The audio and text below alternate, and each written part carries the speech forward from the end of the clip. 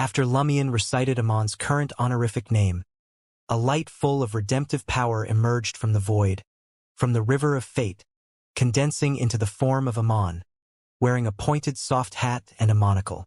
Amon glanced left and right before smiling and saying, "So, have you concluded your negotiations? Or would this be settled with a duel? You hunters really have patience." This matter, which should have been discussed last September, dragged on until now. As he spoke, Amon lightly clapped his hands in mock applause for the patience of the two hunters. Red Angel Medici sneered, "You've changed pathways, yet you're still cawing like a raven. Let's begin. Don't waste any more time." Stealing the highest sequence Beyonder characteristics from another wasn't a simple task. Even if the target stopped resisting and actively cooperated, the process would still take significant time and carry a notable risk of failure. Moreover, it required an exceptionally high level of authority. After urging him on, Red Angel Medici sat back down on his iron throne, leaned against the backrest, and crossed his right leg, assuming his usual arrogant posture. His expression showed neither fear nor despondency, only a hint of emptiness in his gaze, as if reminiscing. "What's on your mind?" Amon asked with a smile. Red Angel Medici chuckled. "About things that happened before you were born." Amon shook his head and adjusted the monocle clasp to his eye socket with his right hand. His left hand produced a red apple, which he brought to his lips, taking a crisp bite. "I've waited a long time for this day," Amon said with a smile, as the monocle on his face suddenly gleamed. He extended his right hand toward Red Angel Medici, his wrist rotating slowly and heavily. Red Angel Medici was abruptly set ablaze, engulfed entirely in bright violet flames.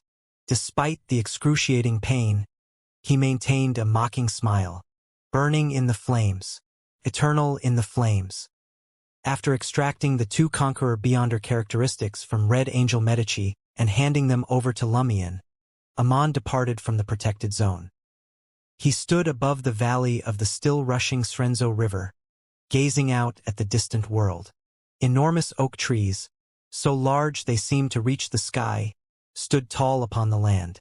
Verdant green blanketed the remnants of human civilization, and intermittent cries of wah, wah, wah echoed, accompanied by the sound of flocking movements. Suddenly, a figure staggered out from the faint grayish-white fog. The figure had a handsome appearance and wore formal attire with scarlet eyes, a sanguine of a not insignificant sequence. Yet, once outside the protected zone, the sanguine's body rapidly mutated. He collapsed into a mass of flesh and blood, sprouting numerous reproductive organs, some male, some female, and some belonging to peculiar creatures. These interacted with one another and with the surrounding stones, wood, and vines, giving birth to strange new life forms. Amon watched this with interest for a moment, then raised his right hand and flicked forth a nearly invisible and formless flame.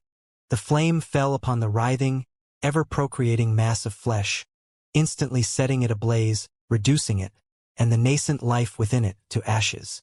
Amon's gaze then turned toward the edge of the gray-white fog, where three sanguine were watching him. Leading them was Mr. Moon Emlyn, wearing a silk top hat. Amon smiled faintly before turning his attention back to the towering oaks. Tonight he was on watch duty. Emlyn, who had come to clean up the mutants, observed Amon for a moment before stepping out of the gray-white fog. Enduring the pain of the crimson moonlight, he retrieved the severely corrupted Beyonder characteristic.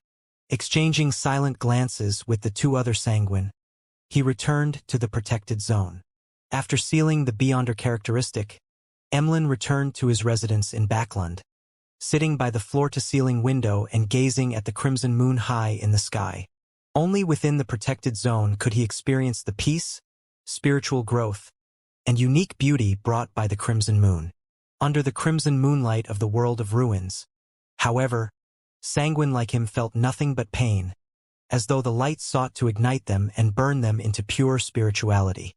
Reflecting on his recent experiences, the once confident Emlyn couldn't help but feel weighed down. In the past, he often proclaimed his ambition to be the Messiah of the sanguine, full of drive and determination. But that was when the prophecy of the Sanguine's end of days was distant, and their ancestor still existed. Now the end of days had truly arrived, and was unfolding before his eyes.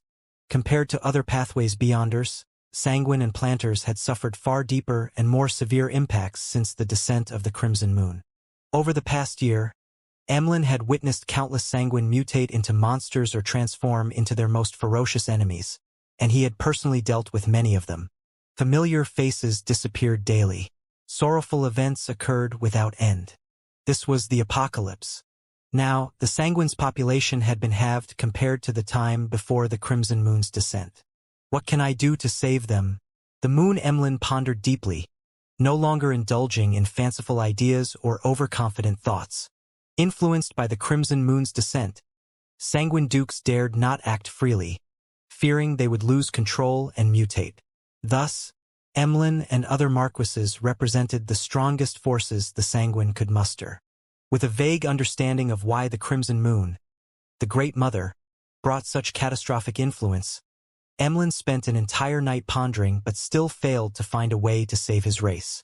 When the sun rose and daylight arrived, he drew the curtains, lay on his bed, and drifted into slumber, hoping his active spirituality might offer some insight through dreams. Amid his grogginess, a familiar female voice suddenly reached him. "Emlyn, Emlyn." Emlyn looked in the direction of the voice, dazed, and vaguely saw a voluptuous, graceful figure. Instinctively, he called out, "Ancestor." The voice spoke with a slightly ethereal tone. "There is something I need to entrust to you." In the past, such words would have filled Emlyn with joy, pride, and self-satisfaction, as it signified him becoming the Messiah of the Sanguine. But now he felt only a heavy weight on his shoulders, as though his body could no longer bear the burden. After a few moments of silence, he answered in a low voice, "Yes, Ancestor." The voluptuous and graceful figure, radiating maternal warmth, said gently, "I will give you a beauty goddess beyond her characteristic, containing my spiritual imprint and residual self-awareness. Safeguard it. Someday I may be able to be reborn through it. It also contains an extra life-giver beyond her characteristic, which I will pre-separate for you. Afterward, retrieve supplementary ingredients from the treasury and strive to complete your advancement in a short time. When the apocalypse arrives, protect the remaining Sanguine as best as you can." Emlyn felt no joy but instead asked in confusion and concern, "What about you, Ancestor? Why make preparations for rebirth and resurrection?" The voluptuous and graceful figure said with a smile, "Some things must be done. Some hopes must be fought for." Emlyn froze, hearing the resoluteness hidden in Ancestor Lilith's tone. Without further explanation, the voluptuous figure spoke in a motherly tone. "My child, as long as all of you survive, as long as my bloodline remains unbroken, and as long as someone remembers my name, I will live forever." Her voice gradually faded, disappearing into the dream. The voluptuous and graceful figure emerged from the starlight-woven dreamlike gate, arriving at a majestic and ancient palace enveloped in gray-white fog. Seated at the head of the bronze table was the fool, wearing a half-silk top hat and a black trench coat. It was an avatar, a mere projection of his true self. "So this is Sci-Fi Castle?" The beautiful woman radiating maternal brilliance asked as she sat in the chair at the far end of the mottled table. She was Earth Mother Lilith, the external manifestation and extension of Sci-Fi Castle. Mr. Fool replied in a calm tone. "You reached out to me through your dream while asleep. What is it you need?" Lilith cradled an imaginary infant, her smile soft yet firm. "I wish to ask you to kill me." "What is the purpose?" Mr. Fool asked, neither hurried nor slow. Earth Mother Lilith's smile remained gentle but resolute. "The Mother Goddess of Depravity has leveraged my act of stealing Omabella's identity and destiny, using symbolic manipulation to trap me in this undead state. However, we can turn this against her. Since I am symbolically equivalent to Omabella, killing me will also kill the true Omabella. As she is the link between the Mother Goddess of Depravity and the brood hive, Severing this connection would significantly delay the mother goddess of depravity's progress in accommodating the brood hive, buying us more time. The mother goddess of depravity can use symbols, and I believe you, Mr. Fool, are fully capable of doing the same. As the master of fooling, you are undoubtedly a master in this domain. The equivalence of your symbolic identity to Omabella does hold, Mr. Fool acknowledged with a slight nod. But killing Omabella now would turn the brood hive against us, prompting it to rejoin the mother goddess of depravity. To the brood hive, Omabella is the first child it bore after attaining self-awareness, its mystically significant eldest daughter, just as the mother goddess of depravity is the firstborn of the original creator. The brood hive values Omabella deeply. Before Earth Mother Lilith could respond, Mr. Fool tapped the edge of the bronze table with his fingers. This can be exploited, but the timing is not yet right. Earth Mother Lilith's smile appeared once more. Good. At least I can still serve some purpose with my death. I will await the correct moment. With that, Mother Earth stood, leaving the area above the gray fog in measured steps. At the bronze table, in the seat belonging to the chariot, light surged and solidified into Lumien's figure, bearing 3 heads. He looked toward the head of the modeled bronze table and said, Mr. Fool, I've obtained the remaining Conqueror Beyonder characteristics from Red Angel Medici. I'd like to go to Morora as soon as possible. Mr. Fool gently nodded and replied, You may go anytime. I will provide the necessary assistance. Lumien understood that the help Mr. Fool referred to wasn't about entering Morora but rather offering necessary aid in handling 0-01. Considering Mr. Fool was already maintaining the outer barrier in the astral world, reinforcing the celestial worthy's seal, and hiding the protected zones to sustain human society tasks nearly impossible without the 3 Mysteries Pathways ability to divide attention, Lumien carefully added. I'll do my best to handle it myself, but for that, I'll need to visit the forsaken land of the gods first. When the time comes, unexpected events may occur, so I'll need you to keep an eye on things in advance. No problem, veiled in gray fog, Mr. Fool calmly assured him.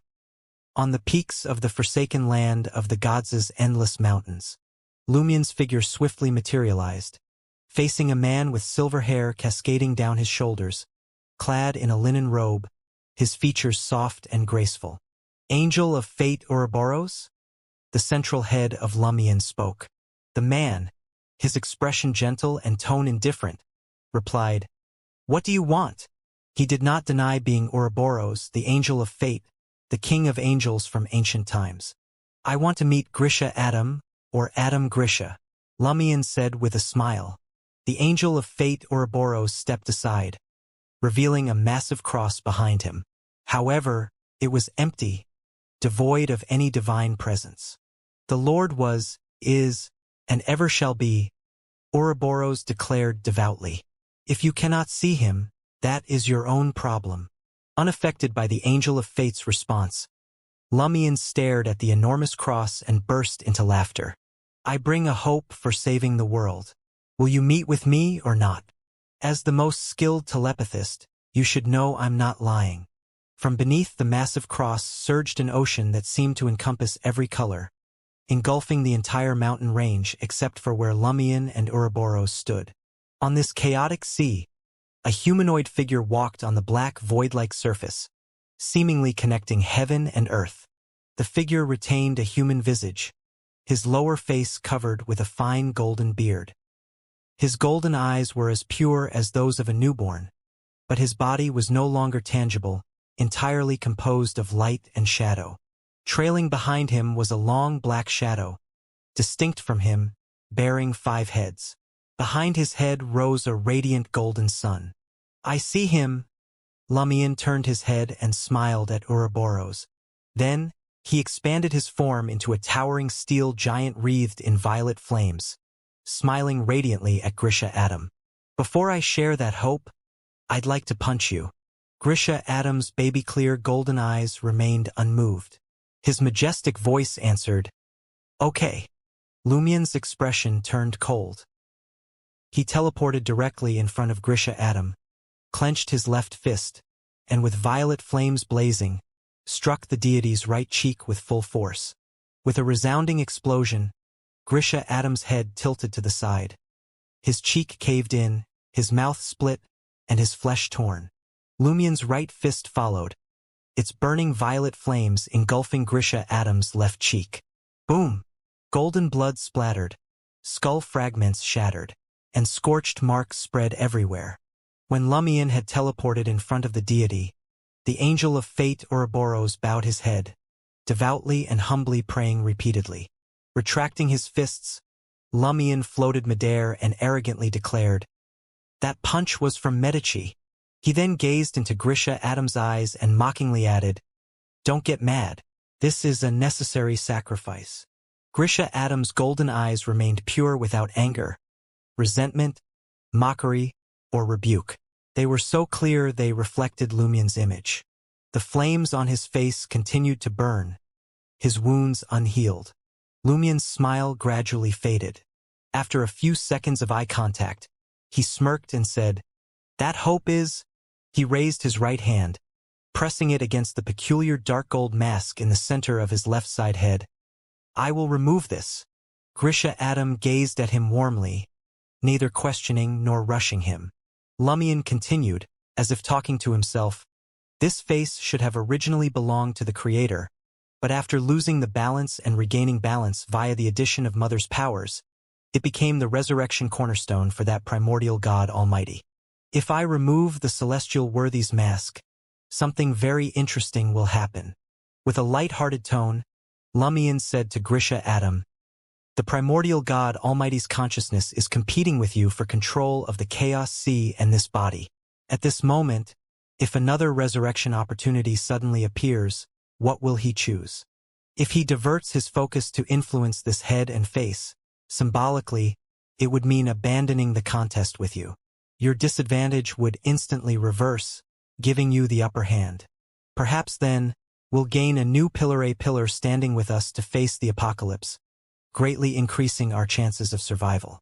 If the primordial God Almighty refuses to retreat or give up, the revival of this head and face will stagnate. Yet, their unique qualities will remain intact, and I can accomplish much with them. Hope for saving this world will arise from that. Well, maybe, just maybe." Looking into Grisha Adam's golden eyes again, Lumien grinned. "I look forward to the primordial God Almighty's decision." Without hesitation or delay, he pressed against the mask and pulled it off. From the mask's depths emerged a door of light tinged with faint bluish-black hues. It quickly detached and disappeared into the grayish-white fog that had unknowingly spread across the sky. In the next moment, Lumien removed the peculiar dark gold mask. Beneath it was a vortex-like face, no eyes, nose, or mouth, no bones, composed entirely of a chaotic liquid embodying every color. Lumien eagerly observed the face, waiting for further changes.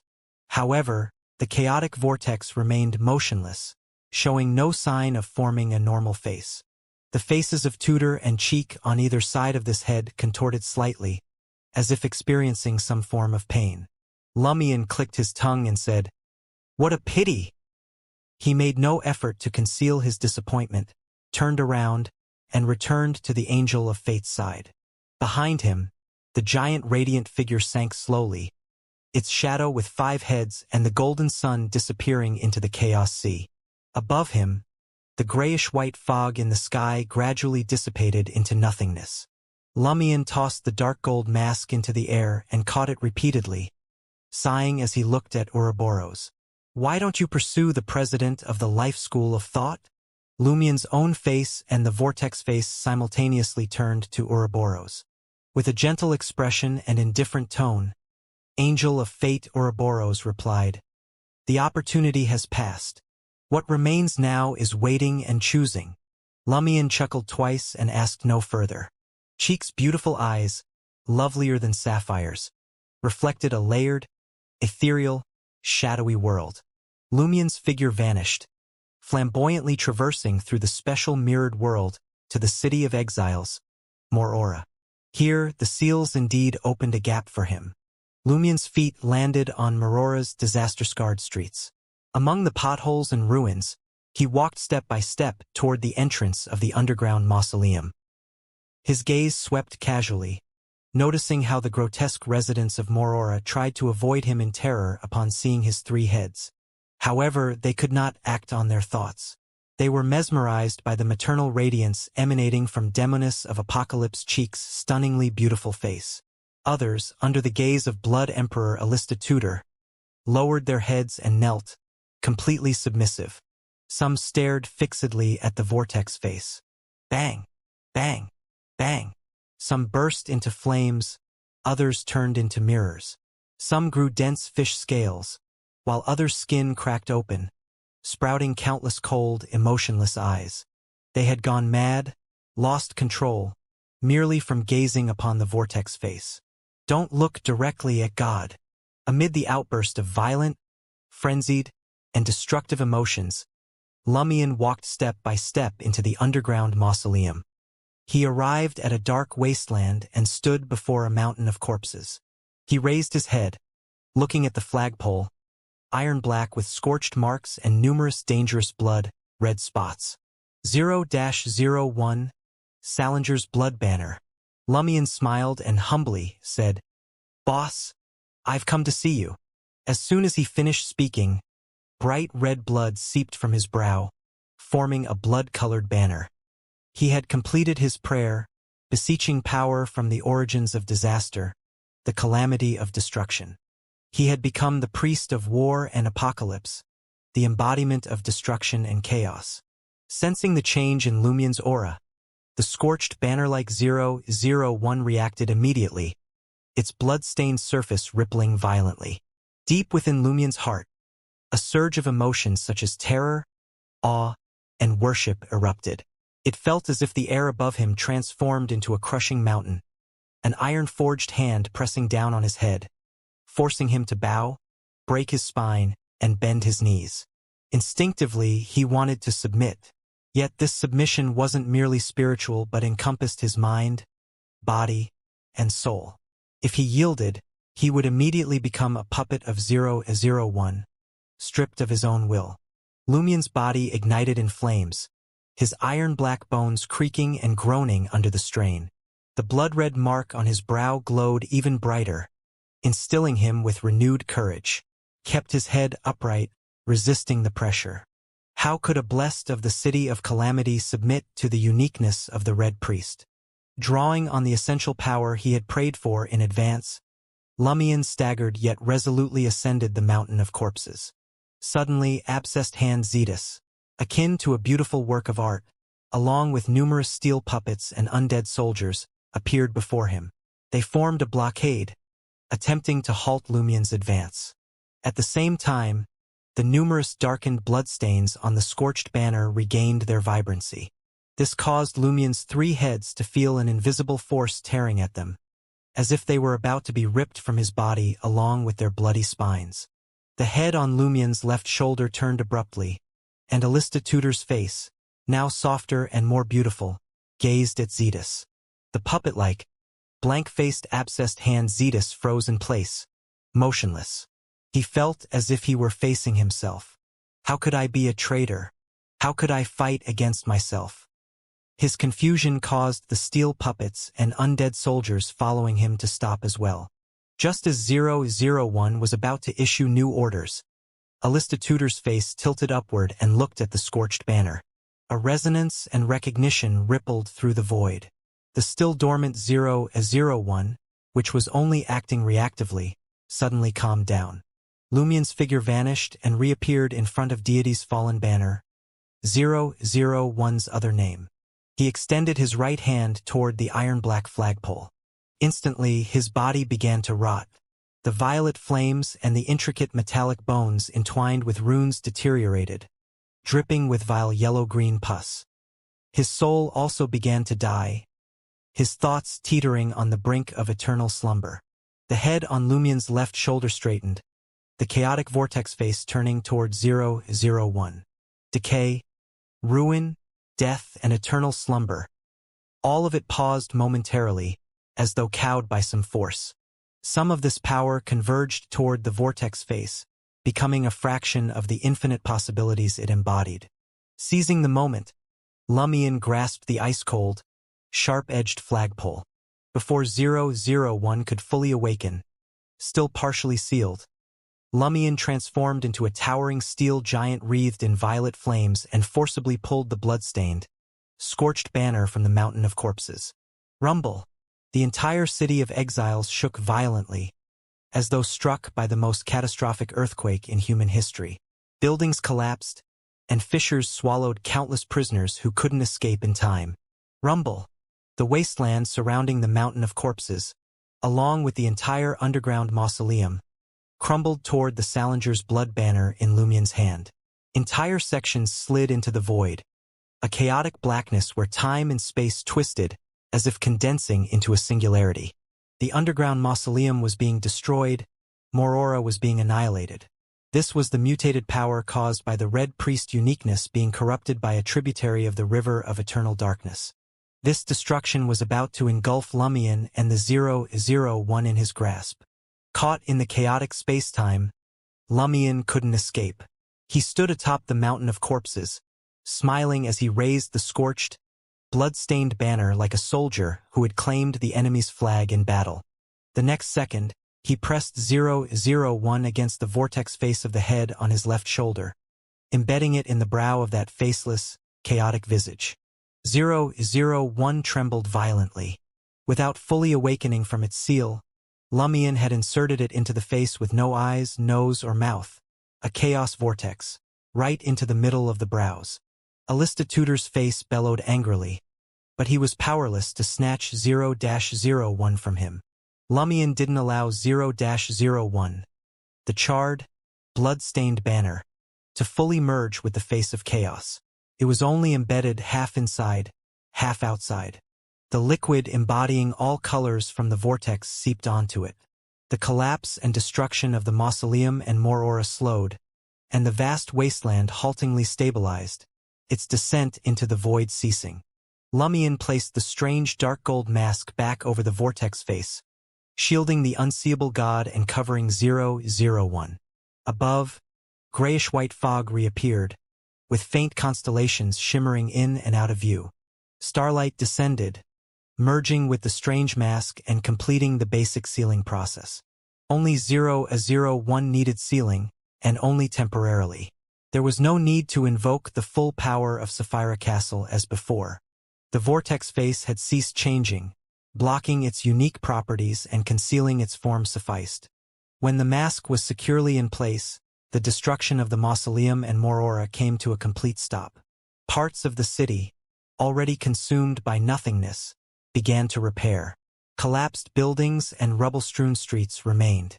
Once time and space stabilized, Lumion teleported away from the mountain of corpses. Zetus and the other soldiers of 001 were sealed there, awaiting the day Lumion became the Red Priest to return to their ranks. Lumion appeared on a relatively intact street in the city of exiles, Morora. Surveying his surroundings, he broke into a smile. High above, meteors streaked across the sky, blazing as they rained down upon the city. Rumble! Morora faced utter devastation. Its condemned prisoners finally met their apocalypse. Amid the thick dust and smoke raised by the falling meteors, Lumion's figure vanished. Trier inside the luxurious villa. Lumion's figure materialized in the center of the living room. Did you get 001? Franca, who had been waiting, asked with both concern and curiosity. Lumion chuckled. An item that was already sealed? Wouldn't it be easy? I doubt it was that simple. The Church of Knowledge couldn't effectively use it. They could only seal it. You must have prepared extensively to succeed, Franca said skeptically. Lumion sank into a single-seater sofa, looking at Franca, Anthony, and Ludwig. A bit.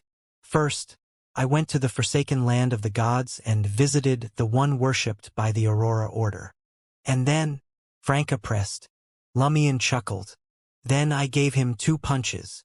How is that preparation? Franca exclaimed, caught between shock and amusement. He really went and punched him twice? One punch was even on behalf of Red Angel Medici. Lumion responded with a smile. Don't ask about the rest.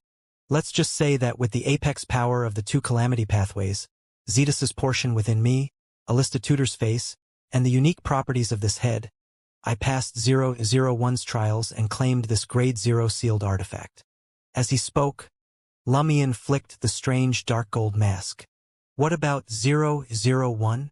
Franca finally remembered to ask. You didn't accommodate it already, did you?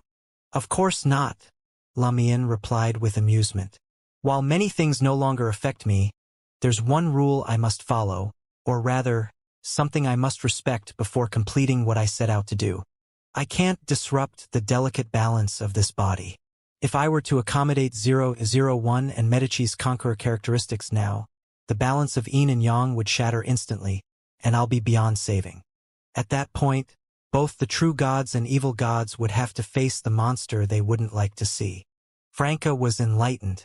You'll need to find Primordial Demoness Cheek first and acquire her uniqueness and sequence one beyond her characteristics.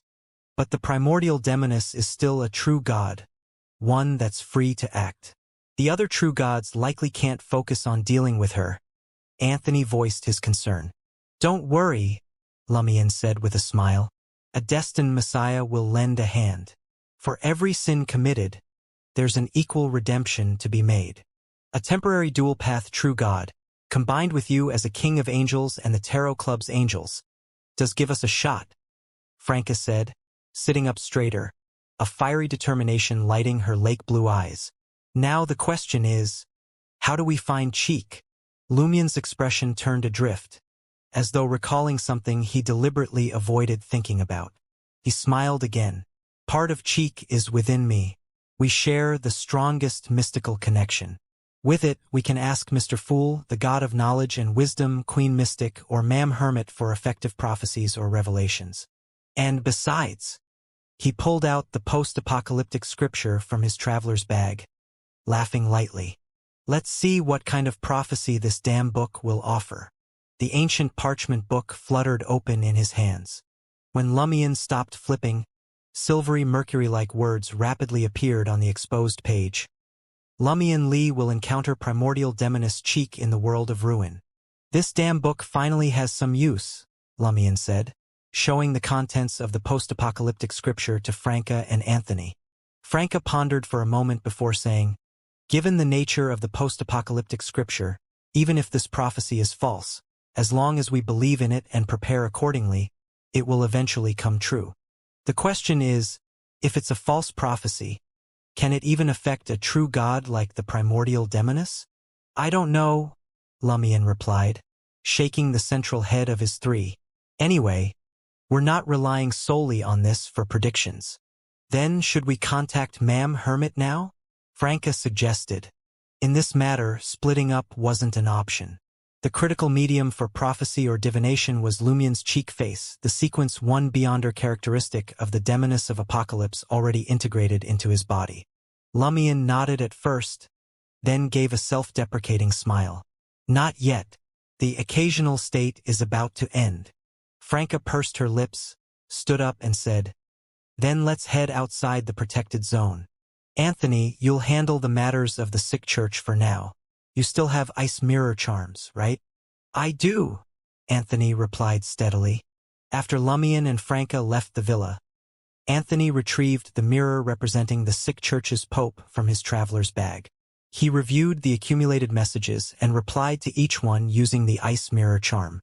Meanwhile, Ludwig sat on the sofa, eating roasted sweet potatoes while casually watching Anthony work. After a while, just as Anthony was about to put away the mirror, Ludwig suddenly asked, is human life always full of suffering? Anthony lifted his head, looked into Ludwig's brown eyes, and nodded. Yes, Ludwig continued. If you had a chance to start over, would you still choose to be human? Probably, Anthony said with a small smile. After all, I have no experience being another species. But if human life is so full of suffering, why would anyone want to be human? Ludwig asked, puzzled. Anthony thought for a moment before answering. Most of humanity's suffering comes from the brevity of life and the frailty of our existence, from constantly thinking about these things. But if we stopped thinking, our existence would lose all meaning. Perhaps it's precisely because life is short and fragile that we always want to do something, to create something. We have no choice but to rely on and help others. We huddle together for warmth, dream together, and create fragments of beauty. And because of that, we suffer. A poet once said, I don't know who, but it wasn't Emperor Roselle. I wholeheartedly agree with what he said. If I have never felt pain in life, it means I have never truly loved my life. Ludwig's face was filled with confusion. Anthony added calmly, pain comes from love and desire. Words like beauty, hope, and yearning are like flames. They make humans feel pain. Yet they also make us like moths drawn to the flame, burning brightly for a moment before turning to ashes. Franca once told me that the fundamental tone of the universe is darkness. We short-lived humans exist to create moment after moment of light, generation after generation. Ludwig, chewing on a roasted sweet potato, earnestly summarized, I still don't understand why. Anthony laughed. Honestly, neither do I. If someone claims to truly understand humanity and life, it means they don't understand it at all. Perhaps it's precisely because we don't understand that life is so intoxicating. With that, he stood up and walked toward the edge of the living room. Ludwig didn't ask where Anthony was headed. He remained on the sofa, quietly repeating two words to himself. Beauty, pain. The young boy seemed to be pondering some philosophical question, muttering to himself, these things aren't unique to humans. After finishing his roasted sweet potato, Ludwig shook his head and picked up an Intis general education textbook from the coffee table. Flipping through it, he muttered, inefficient method of transmitting knowledge. Outside the villa, Anthony strolled aimlessly along the shadowed streets, basking in the bright sunlight. For now, he had no main task. He was responsible for two things. First, managing the sick church's affairs when Franca was busy. He was effectively the Pope, though he could tell Franca hadn't truly come to terms with Jenna's death. She still held onto the hope that Jenna might one day return, which made her reluctant to officially pass on the title of Pope. Second, assisting the official Beyonders in identifying corrupted humans or latent anomalies via monitoring the sea of collective subconscious. The symbols and powers of the Great Mother had broken through the barrier. Even though she wasn't currently focused on the protected zones, her influence naturally caused sporadic mutations, especially among Beyonders of the planter and apothecary pathways. As Anthony walked, he noticed a street musician performing in a small square. Many Trier citizens had gathered to listen, some even dancing joyfully. Anthony gazed at the scene, his expression turning adrift. He decided to treat himself better. The time to enjoy life before the apocalypse was growing shorter. He sat at an outdoor table at a cafe, ordered a strong cup of Intis coffee and a pork sausage, and let his thoughts drift while enjoying the music in the square. Occasionally, he'd cut a piece of sausage to eat or take a sip of coffee. The bright sunlight carried the heat of summer. Just as Anthony was about to leave, an elderly man in a worn blue military jacket and white trousers approached. The old man glanced around and saw that Anthony's table was the only one with an empty seat. Without hesitation, the man sat down and ordered a glass of Nepos liquor with tomato juice, a drink commonly referred to as harlot in Trier's bars and dance halls. The white-haired man looked at a barricade in the corner of the square and said to Anthony, as if they were old acquaintances, "Don't you think Trier has changed? It's not as lively as it used to be." "What makes you say that?" Anthony, while already understanding his meaning, played along. The old man tapped his cane on the ground and said, "In the old Trier, there wasn't a year without some ambitious fellow planning a riot. No year without chases over barricades, gunfights, and thrown projectiles. And now, the young people today have no vitality. They only dare to sneak around and pickpocket. This has to do with the unique nature of the protected zones. An individual's outburst might implicate thousands, so every individual in the protected zones has their subconscious minds subtly influenced, providing them guidelines on what and what not to do. But this can only decrease the Great Mother's influence, the frequency of mutations, but can't eliminate them entirely." Anthony answered inwardly. "Did you participate in those street riots?" Anthony asked. The old man snorted. When I was in the military, I was responsible for suppressing those riots and demonstrations. Overnight, they'd build up barricades and resist with everything they had: Molotov cocktails, makeshift weapons. Later, I left the army, suffered injustice in Trier, and became a demonstrator myself. The man reminisced about his past, speaking at length. Anthony didn't show the slightest impatience, treating it like reading a biography. After the man finished and began sipping his Nepos liquor, mixed with tomato juice, Anthony asked, "Why did you join the military in the first place?" The old man laughed. "For wealth, women, and becoming an officer, of course. I came from a poor background. Whether as a farmhand, shepherd, factory worker, or laborer, I couldn't make a living, let alone get rich. Joining the military at least gave me a chance, be it earning merits or looting corpses. At worst, I'd die early." The man looked at Anthony. "You were a soldier too, weren't you? You have the air of one." "Yes," Anthony admitted. The old man grinned. "And why did you join? Surely it wasn't for wealth and women?" Anthony shook his head and redirected his gaze to the musicians and onlookers. He didn't answer, draining his coffee before the man could ask further. Anthony stood up. Suddenly, a four-wheeled carriage stopped near the cafe. The carriage door opened, and an elderly man in a black suit with a dark tie and a half-height silk top hat stepped out. His neatly trimmed white sideburns framed a face with sharp features and icy blue eyes. Anthony immediately recognized that this elderly man had come for him. "Excuse me, are you Monsieur Anthony?" the man asked politely. His icy blue eyes were surrounded by faint but visible blood vessels. Anthony carefully replied, "I am. Who might you be, and what business do you have with me?" The elderly man smiled and said, "You may call me Narration." Narration? The suspected incarnation of one of the ancient gods' devil monarch? Anthony was taken aback. He recalled Lumion mentioning that Nabaritusly's true body resided on Hanth Island, protected by Earth Mother to prevent full corruption from the Mother Tree of Desire. However, with Earth Mother now dormant, it was unlikely she could provide the Devil Monarch's avatar any further assistance. Lumion had speculated that Nabaritusly might have been dragged into the abyss and destroyed. Yet here he was, alive and seemingly well, in the protected zone. The icy blue-eyed elder who self-proclaimed to be Nabaritusly smiled and explained his purpose. "I wish to meet Monsieur Lumion Lee, inside the luxurious villa where Lumion and his companions resided." Anthony openly observed Nabaritusly, who was seated on the sofa diagonally across from him. He appeared exceptionally calm, neither anxious nor impatient, sipping his coffee gently. This was unlike the devil pathway beyonders Anthony was familiar with.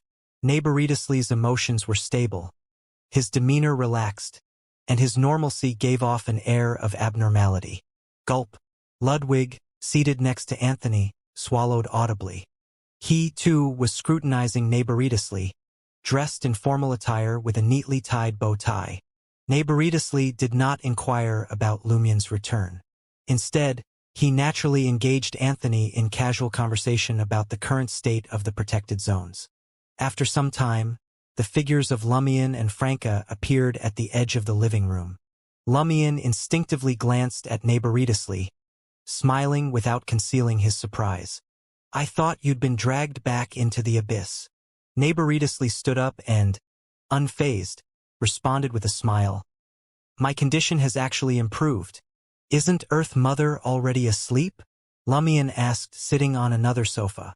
Franca sat close beside him, her expression tinged with curiosity. The ice-blue-eyed demon Nabaritusly sat back down, his tone calm as he explained, "Before the descent of the Crimson Moon, another major event occurred. One you should remember. The consciousness of the primordial god Almighty stirred, and his spirit became active." "What does that have to do with your improved condition?" Franca asked inquisitively. Nabaritusly smiled but gave no answer. Lumion glanced at Franca and then shifted his gaze toward Anthony and Ludwig. The others understood and tactfully left. Franca heading to the second-floor studio, Anthony to the kitchen, and Ludwig to the living room to handle matters of the sick church. Only then did Narration smile and speak to Lumion.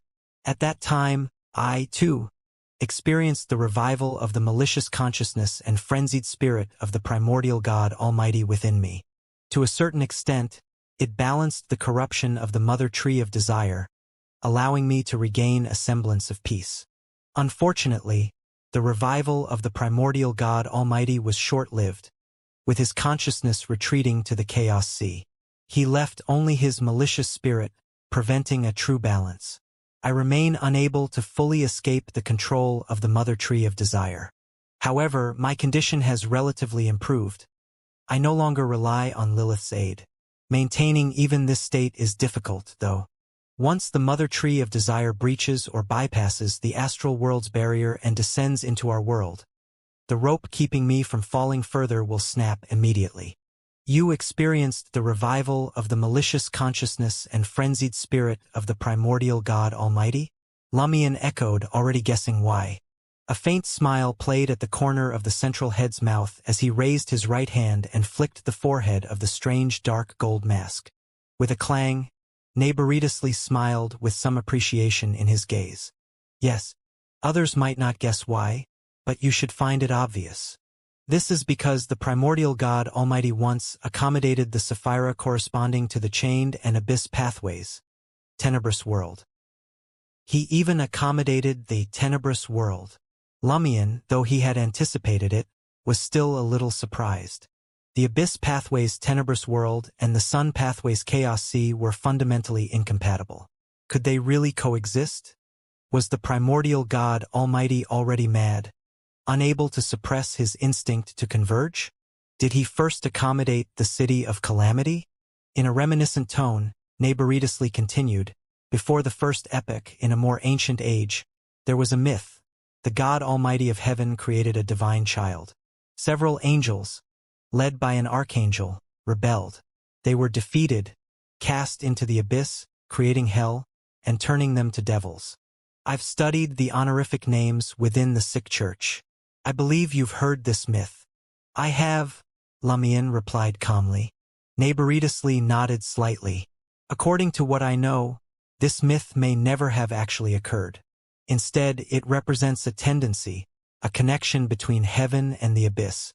Thus, when instinct drives convergence, that deity might prioritize such associations. This is also consistent with mysticism. The phrase, the degenerate nature of all living things, is undoubtedly familiar to you. The abyss has two entrances, one in the sunken continent of the real world and another within the depths of every human heart, in their propensity to degenerate. No wonder your condition improved after Earth Mother fell asleep, Lumion said with a slight nod. Then he asked, are you also a remnant of a previous epoch? Franca had speculated about this before, noting how many of Farbodi's aliases resembled the names of great devils in ancient myths. Narration smiled and said, suddenly, it was all gone. Suddenly, only darkness. When I recovered fragments of thought and memory, I was already a great devil. Those fragments were soon drowned out by madness and bloodlust, only returning near the end of the first epoch. The old age was utterly destroyed, leaving only us remnants. Haha, for me that was actually a good thing. I lived for thousands of more years. I ruled the abyss and the land, enjoying everything denied to me in the old age. Narration laughed with wild abandon, unabashedly revealing his desires and malice, entirely different from his earlier calm demeanor. Perhaps this was his true nature. Lumion wasn't surprised. He waited for the devil monarch to finish laughing before asking, what do you want from me? Narration returned to his calm state and spoke earnestly. I'd like to ask for your help. If successful, my sealed abomination avatar will die, and you may claim its resulting beyonder characteristic as your own. After the Crimson Moon's descent, most of the southern continent's inhabitants were also drawn into protected zones, including Abomination Farbodi hidden in the Dream Festival's grave. The Indulgence faction of the Rose School of Thought and the adherents of the Primordial Moon mostly remained outside the protected zones, especially those with the corresponding pathways beyonder characteristics. Any cultists forcibly brought into the zones were eventually purged. Quite generous. What's the matter? Lumion smiled at Narration. Narration took a sip of coffee before answering. I intend to accomplish something on the Western continent before the Mother Goddess of Depravity accommodates the brood hive and the astral world's barrier completely shatters. Currently, only the fool and you can help me. Me? I can't help you bypass the celestial worthies seal, Lumion questioned. Even Mr. Fool can't do that right now. To protect the Western continent, he's strengthened the seal. Sending you through would require waiting for an opportunity, when the seal can be temporarily undone. Narration smiled and said, thanks to Alista Tudor and Cheek's mad attempt, the secrets of the City of Calamity are now known. In your current state, you can perform a deep secret deed without relying on their special corpse wax candles. That's equivalent to establishing contact with the Western continent. What I need you to do is this. When you next perform a deep secret deed, projecting your spirit and consciousness into the City of Calamity, take my mental imprint with you. You're bound to engage in a deep secret deed again, given your intention to accommodate the City of Calamity. Take your mental imprint. What's the point of that? Lumion asked. He didn't refute Naration's last statement. Narration patiently explained, I need to establish a preliminary connection with the tenebrous world. Normally, this would be impossible. But the primordial God Almighty once accommodated the City of Calamity. The two have mutually corrupted each other. Through the tenebrous world's corruption within the City of Calamity, I can establish an initial connection. This would benefit you as well. My mental imprint, fused with the tenebrous world's corruption, would mitigate related risks when you accommodate the City of Calamity, reducing potential dangers to some extent. Would this let you become an above the sequences? Lumion asked thoughtfully. Narration shook his head. No, I lack the necessary uniquenesses, and my current condition doesn't permit it. He calmly added, however, I would be able to help the tenebrous world manifest greater power. Lumion nodded slightly, then smiled and asked Narration, do you think I'll agree? Allowing a great devil's mental imprint into one's own mind and spirit is extremely dangerous. A secret deed involved the union of consciousness and spirit with specific entities, unrelated to the physical body. Thus, in secret deed experiences, all items originated from the projection of one's spirit, not their actual counterparts. This meant Narration could only participate in the secret deeds by placing his mental imprint within Lumion's soul, mind, and consciousness. Narration met Lumion's gaze and replied with a smile. I think you will, because you and I are the same. In madness we're most normal, and in clarity we're most insane. Lumion laughed, and his laughter lingered for a long while. Finally, he restrained his smile and said to Narration, all right, I agree. I'll inform you before I next perform a deep secret deed. Narration stood, satisfied, and extended his hand. Pleasure working with you. Pleasure working with you. Lumion casually shook his hand. Taking his silk top hat, Narration placed it atop his head and asked with a smile, aren't you worried about creating such a devil could harm human society? Lumion smiled and replied calmly, if we don't survive the apocalypse, there won't be any human society for you to harm. If we do survive and I'm about to perish, I'll drag you down with me. If neither of those scenarios happens, either I or Mr. Fool will deal with you in the end. By killing, sealing, imprisoning, or banishing you. Narration wasn't surprised by this response. He smiled and sighed. Thank you for your honesty. With his silk hat securely in place, he left the luxurious villa at a steady pace. As Narration departed, Franca descended from the second floor, immediately asking Lumion, what did he want from you? Self-preservation, Lumion replied succinctly. Franca's thoughts raced as she speculated aloud. You're not connected to either the abyss or the chained pathways. How could he use you to save himself? By leveraging my deep secret deed with the peak powers of the calamity pathways. Lumion answered, the central head on his shoulders smiling. Don't ask for details. I get it. I'm not an angel yet, Franca quipped, self-mocking. Looking at Lumion, she mumbled, honestly, Do I really have to wait for the final showdown to find the opportunity to complete the ritual to advance as a demoness of catastrophe? No alternatives in the meantime? Lumion considered this seriously before answering. The advancement ritual is to create a disaster that affects an entire continent as a participant and advance amidst it. The word participant means you don't need to be the instigator. Contributing to a small part of the disaster is enough. Affecting an entire continent is a vague description.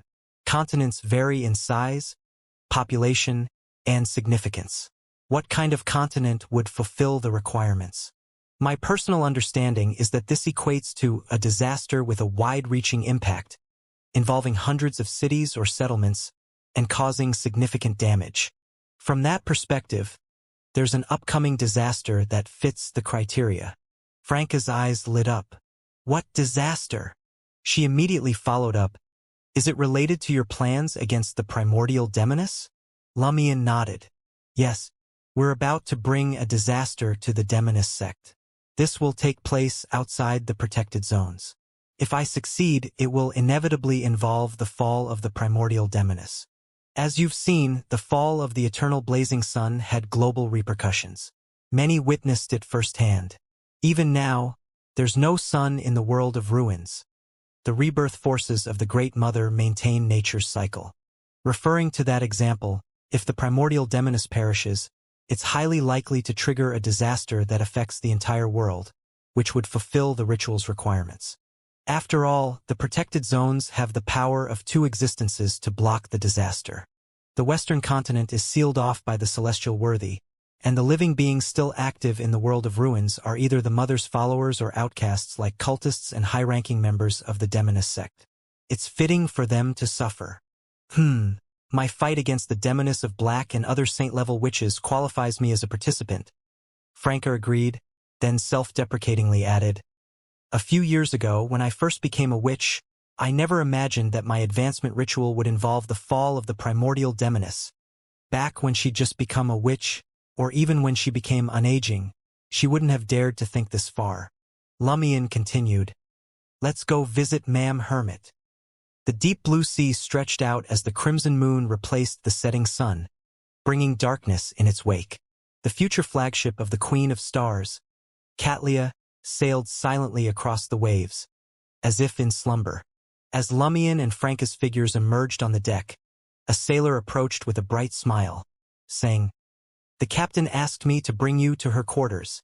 She foresaw our arrival? Franca asked in surprise, glancing at the dark gold mask on the head over Lumion's left shoulder. Wasn't it said that true gods and most great existences couldn't foresee this head's actions? The sailor, still smiling, responded to Franca's question. The captain foresaw your arrival. Fine, that's on me, Franca muttered inwardly. Only then did she notice something peculiar about the sailor. A massive red and white mushroom grew on his head, large enough to serve as an umbrella. The mushroom's roots seemed to pierce into his scalp and skull, while two tentacle-like appendages dangled from the mushroom, resting on the sailor's shoulders. Suddenly, a name flashed through Franca's mind. Lee Keiji. No, in the outside world, he was respectfully known as the Great Druid Frank Lee. Is that the latest type of mushroom? Lumion asked, pointing to the sailor's head as they followed him toward the cabins. The sailor beamed. Yes, its tendrils can extract moisture from the air and turn it into milk.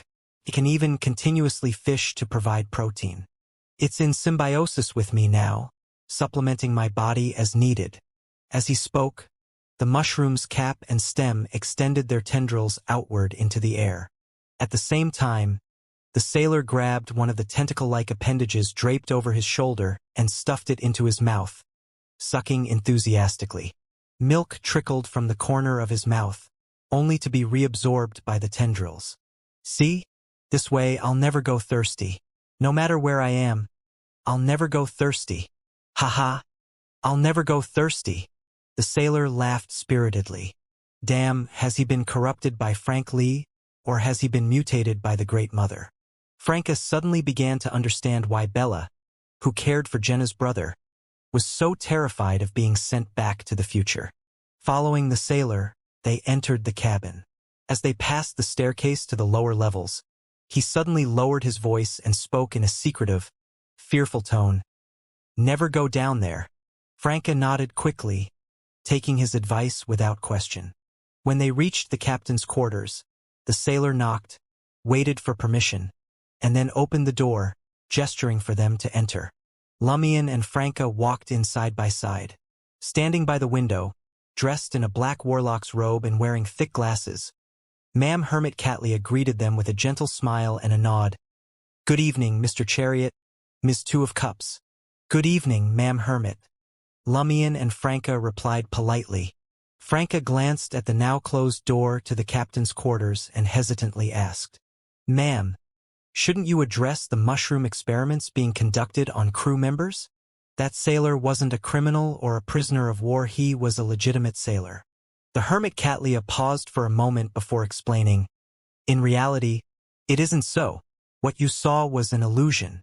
"An illusion?" Franca asked in surprise. "In the protected zone, certain wild, unrestrained ideas can influence those nearby, creating surface-level abnormalities. In reality, that sailor doesn't have a mushroom growing on his head." Ma'am Hermit explained before adding, "Even for criminals and prisoners of war, unless they're beyond redemption, I don't let Frank experiment on them. At most, they're required to observe his experiments periodically." "Well done." Franca wanted to applaud Ma'am Hermit. Understanding the nature of the protected zones, she found it easy to grasp Ma'am Hermit's explanation. With a smile, Lumion said, "Ma'am, I'd like you to use Cheek's face on my left shoulder to divine her whereabouts."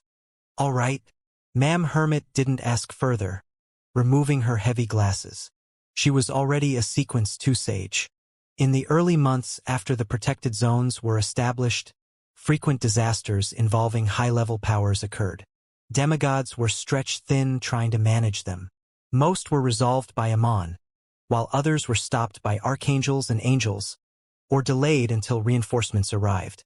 These conditions had given Catlia the opportunity to complete her ritual. She wasn't particularly happy about it. She would have preferred no such opportunity, for humanity to continue living normal lives outside the protected zones.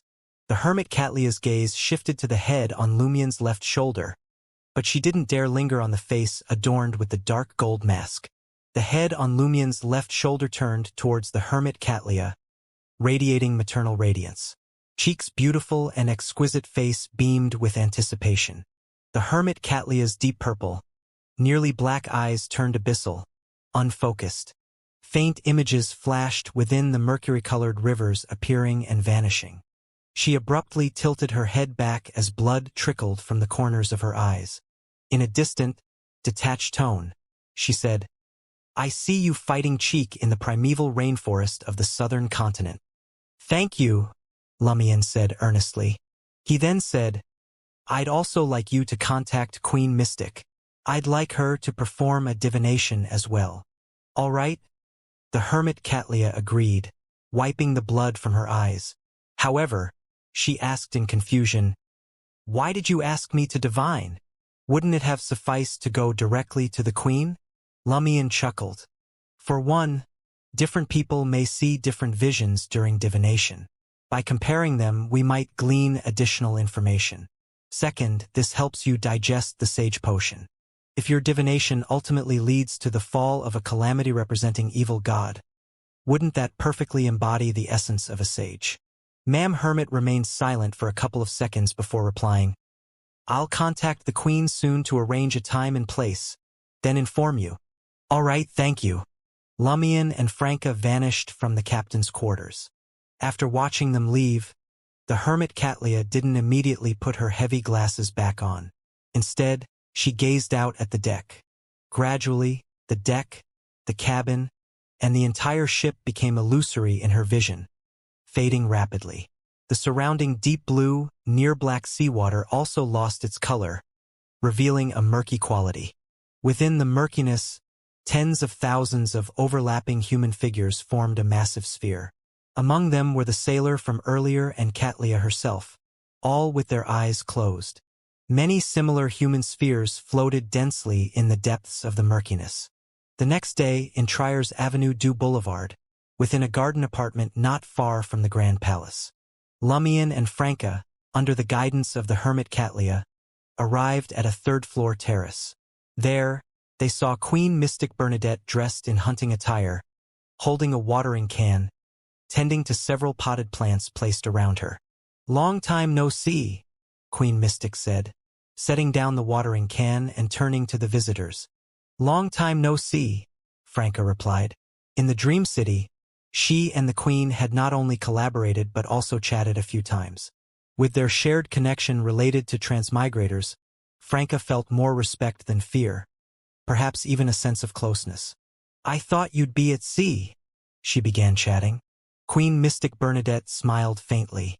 "Before the apocalypse, I prefer to stay in Trier. Moreover, as a sage and former princess of Intis, I feel it is my duty to protect the citizens here, prevent various disasters, and maintain stability and order. This environment is particularly conducive to digesting the sage potion, especially in the first couple of months." As she said this, Bernadette glanced at the hermit Catlia, seemingly imparting a lesson. "Ah, that makes sense." Franca nodded in understanding. "So, are you almost done digesting your sage potion?" "Almost," Bernadette replied succinctly. She turned to Lumion. "You want me to divine the whereabouts of the primordial demoness?" "Yes, please help us," Lumion said sincerely. Queen Mystic Bernadette's eyes grew deep, like the sea before a storm, boundless and unfocused. Faint, blurry images flickered across her vision, as if mercury-like rivers emerged and vanished. 2 streaks of crimson tears trickled down Bernadette's cheeks as her detached, ethereal voice sounded. "I see the primordial demoness smiling, an abyssal mirror world, and a crimson full moon." Crimson full moon. The phrase sent a shiver down the spines of not only Lumion and Franca but also the hermit Catlia. To be aware of the protected zone's truths, the crimson full moon was like a trauma etched deep into their consciousness. Its mere mention brought it vividly to mind. This prophecy differs significantly from Mam Hermit's, even containing contradictions. Clearly, consulting multiple high-level individuals skilled in divination and prophecy would allow me to piece together more useful revelations. It's like the story Aurora once told about blind men piecing together the image of an elephant. Each by touch alone can only describe a part, and the complete truth requires combining their perspectives. Lumion's central head nodded slightly in acknowledgement. He began considering the connections between the 3 prophecies. The post-apocalyptic scripture claims I will encounter Cheek in the world of ruins. That could be false, but treating it as true and preparing accordingly might make it true. The variable is whether it can influence a true god. Mam Hermit's prophecy points to the primeval rainforest of the southern continent, aligning with the post-apocalyptic scripture's basic premise. Queen Mystic's prophecy doesn't clarify if it's in the protected zones or the world of ruins. However, if a crimson full moon rises in the world of ruins, things will become troublesome, gravely so. At best, it means the mother goddess of depravity has turned her gaze upon us. Lumion shared the prior prophecies, hoping to see how the former clairvoyants, now sages Bernadette and Catlia, would interpret them. Somewhere in the world of ruins mirror world, or perhaps within the special mirror world, Queen Mystic speculated. The hermit Catlia added, "The features there reflect the primeval rainforest of the southern continent. The crimson full moon may also be a product of the mirror world's reflections. For now, its symbolism remains unclear." Lumion nodded and said to Franca and Mam Hermit, "Mr. Fool has entrusted me with something to discuss with the Queen. Though now an angel," Catlia didn't assert, "there's nothing I can't hear." Instead, she led Franca to a small lounge on the first floor to enjoy tea and snacks. "What does Mr. Fool need?" Queen Mystic Bernadette withdrew her gaze from the terrace's exit and inquired of Lumion. She had not foreseen this request but now carried some guesses. Lumion smiled. "Mr. Fool wants me to relay a message to Jeannie." Bernadette nodded slightly, extended her right hand, and traced numerous starlit words in the air. These words intertwined into strange symbols, opening a secret door to an unknown location. The door swung open swiftly, and a howling gale emerged, coalescing into a figure. A man with his head wrapped in white cloth, his upper body human-shaped, and his lower body composed of flowing air currents. "Magic wishing lamp," Bernadette addressed in her usual tone. The man respectfully retrieved an object from within his wrapped layers. A gold, intricately patterned vessel resembling a small lamp. 0-05, Magic wishing lamp. Bernadette ran her fingers over the lamp's golden surface and called its name, Genie. The lamp's wick ignited with a flash, releasing a thick, golden radiance akin to viscous liquid. The light hesitated, reluctant and resistant, before forming a hazy, distorted figure with a blue-white interior and a faint golden outer layer. The resilience of a great old dominator is truly amazing. Even after losing their Sapphira, uniqueness, and beyonder characteristics, reduced to mere consciousness, spirit, and status, he has recovered enough within a year after suffering severe trauma to respond. Though feeble, he is far from permanently comatose or deeply asleep, Lumion thought wistfully. Genie surveyed the room, ready to utter some perfunctory remarks before retreating back into the magic wishing lamp, but Lumion interrupted. "If I were you, I'd hear what Mr. Fool has to say. It concerns your future, perhaps even your end." Genie's grand, majestic voice replied, "My future is already determined unless he chooses to break his promises." Lumion detected the undeniable frailty in Genie's voice and smiled. "Mr. Fool will undoubtedly honor his promise, but that time hasn't arrived yet. Isn't that so?" He posed a scenario. What if he perishes before that time comes? In matters of fulfillment, this is considered force majeure, and his successor might be someone you wouldn't want to see. Someone for whom breaking promises and deceiving rules is as effortless as breathing. Lumion paused briefly before continuing. "Let's consider another possibility. If the great old ones breach the barrier before we can respond adequately, killing Mr. Fool, Grisha Adam, and other true gods, might one of them target the Nation of Disorder? Although they can no longer accommodate Sapphira Castle or the Chaos Sea, proximity might allow them to accommodate the Nation of Disorder. At that time, what attitude would the successful one adopt toward a weakened you? If they freed you from the magic wishing lamp, would you dare emerge? No, by then, the magic wishing lamp might no longer be capable of protecting you. Eventually, they would pursue the uncertain mist, completing the sun of chaos. Your spirit may indeed persist, but only to wail eternally within their belly, enduring perpetual torment." Genie remained silent. Lumion smiled and continued, "You know Mr. Fool's credibility. As long as he lives and the world endures, he will fulfill his promise and return you to the cosmos." Seeing Genie about to respond, Lumion added, "No need to argue with me or twist my ideas. I'm merely the messenger for Mr. Fool, not the decision-maker." After several seconds of silence, Genie's majestic voice reverberated. "What does he wish to say?" Lumion smiled. "Mr. Fool hopes you can offer some advice for the impending apocalypse. He knows you're currently weak and unable to grant wishes or accomplish much, but your status and insight remain." Genie gazed at the head on Lumion's left shoulder for a while, then spoke grandly. 3 hints.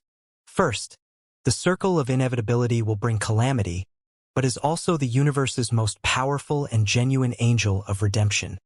This seems to suggest utilizing the godhood and symbolism of the circle of inevitability.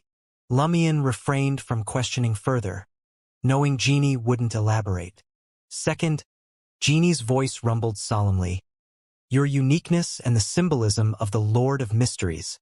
Lumion watched Genie silently, awaiting further exposition.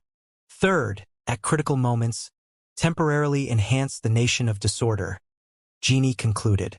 Hearing this, Queen Mystic Bernadette frowned ever so slightly. Genie's voice carried a trace of amusement. "This advice indeed benefits me to some extent, but you may choose to ignore it. Make haste. My elder sister will accommodate the brood hive faster than you think." With that, the faint golden figure retreated into the magic wishing lamp. In his weakened state, Jeannie had no desire to remain exposed for long. Bernadette mulled over the message briefly before telling Lumion. "I understand Mr. Fool's intentions now." Lumion nodded, smiling as he took his leave. Lenberg's capital Azhara. In front of the side gate of the grand and magnificent White Tower, Lumion was greeted by a demigod from the Church of the God of Knowledge and Wisdom, someone he had seen before. After his experiences in the Dream City, Lumion easily recognized her. She was Edwina Edwards, formerly the Pirate Admiral, Vice Admiral Iceberg, and now a high-ranking deacon of the Church of Knowledge. Dressed more like a professional teacher than a pirate or clergy member, Edwina gestured invitingly without saying a word. Lumion refrained from asking questions, silently following her through the door and into a dimly lit hallway lined with numerous gas wall lamps. After walking in silence for a long stretch, Lumion suddenly asked, "Does knowing more, possessing greater knowledge, make one suffer more?" Edwina replied with her usual calm expression, "I would rather suffer from knowledge than find happiness in ignorance." Gazing at the seemingly endless corridor, Lumion changed the subject. If humanity were to acquire enough knowledge, what could it achieve without relying on beyonder powers? Edwina glanced at Lumion and said, "Knowledge in mysticism is also knowledge." After a brief pause, she continued, "If you exclude that, then perhaps one day in the future humanity could find other ways to influence the rules and touch authority. But beyond that, it would be impossible unless mystical elements were incorporated. My research focuses on enabling humanity to use beyonder powers with less risk." "That's nice," Lumion remarked wistfully. After another moment of silence, they stopped at the end of the corridor, standing before a pair of brass doors. Lumion turned his head to study Edwina for a moment before asking thoughtfully, "Would you want to return to being Vice Admiral Iceberg?" Without hesitation, Edwina shook her head. "I prefer my current life, where I can learn something new every day and make discoveries." Lumion did not press further. Under Edwina's gaze, he pushed open the double doors. Inside was a bright and clean library filled with numerous brass bookshelves. For a moment, Lumion felt as though he had returned to his first visit to the city of exiles, Morora. He stepped inside, and the brass doors slowly closed behind him. From behind a towering bookshelf emerged Heraberg, dressed in a plain white robe embroidered with brass threads and holding two books. His amber eyes remained warm and clear, showing no sign of cloudiness. Seeing Heraberg did not surprise Lumion. He smiled and bowed slightly. "Your Grace, we meet again." Heraberg gave a slight nod. "Your current state is very research-worthy, but time is running out." He made no effort to conceal his regret, nor was he worried about the emotional damage it would cause Lumion. He spoke plainly, as if discussing an ordinary breakfast. "Indeed, time is running out," Lumion agreed. Heraberg observed the head on Lumion's left shoulder for a moment before speaking calmly. "I had made a prophecy. You will encounter Cheek in the near future."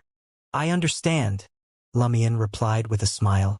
He looked around the library and suddenly felt a pang of nostalgia. "Your Grace, did you ever foresee my current state?" Heraberg looked at him and spoke with deliberate cadence. "If I were to say I foresaw your future entirely, that would be a lie.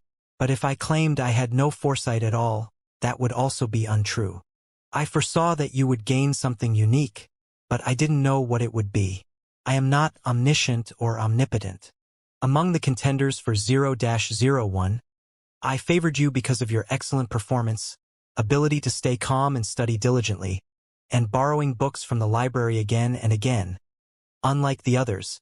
As he spoke, Heraberg shook his head.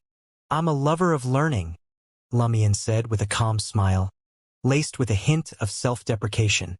Heraberg said with relief, "If you truly grasp the allure of knowledge and understand the joy of learning, even a long life will not be plagued by emptiness or torment. Knowledge embraces everything. Knowledge is everything." His tone was patient, as though genuinely attempting to guide Lumion toward a fulfilling future. Lumion listened quietly, not interrupting, though he knew it wasn't particularly important. When Heraberg finished speaking, Lumion asked gravely, "Would you ever willingly give up your current life?" Child, our will may be free, but we are not alone in this world. Often, life is about choosing between the bad and the worse. There's no better option. In similar situations, some would choose to give up entirely. But I am greedy. I wish to keep living. The ocean of knowledge is boundless, and the pursuit of it is full of joy. I am not ready to die yet. This is the fundamental reason behind many of my decisions. Now, there are only a few options left before me. Since I still wish to live, I must choose the relatively less bad one. Wanting to live is not shameful. Looking into Lumien's eyes, he concluded, "These are my thoughts and experiences.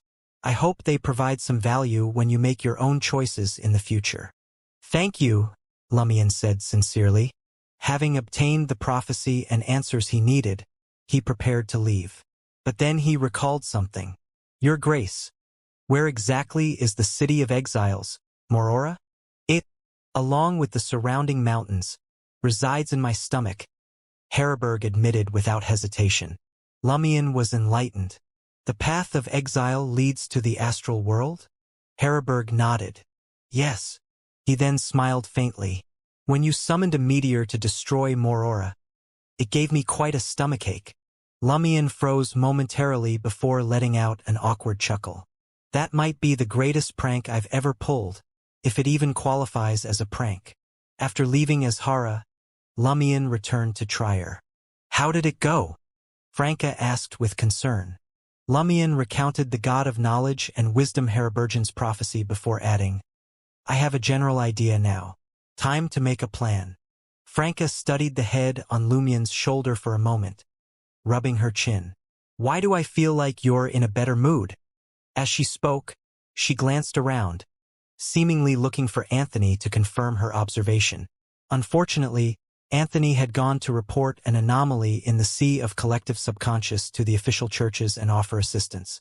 For the past year, spectator pathway demigods like Anthony had been monitoring, observing, and assisting without rest. Any slight oversight could lead to disaster, leaving the task of quelling anomalies and calamities to other high-ranking beyonders. However, in emergencies, such distinctions would be disregarded. As for unofficial mid- to low-sequence beyonders and ordinary humans, they remained unaware that the southern and northern continents had been destroyed and that they were in protected zones. Continuing their normal lives, singing, dancing, and working, was the greatest help they could offer to the official organizations and true gods. In the current situation, the anchors must remain stable. Even false happiness was preferable. Smiling, Lumien replied, "I just listened to an elder share his life's wisdom." "Sounds good," Franca said without probing further. Eagerly, she said to Lumien, "Let's start planning how to bring catastrophe to the demonist sect." For nearly a year, Franca had waited patiently to exact vengeance for Jenna and Lumien. She could barely hold herself back anymore. She was no gentleman. She wished for swift retribution.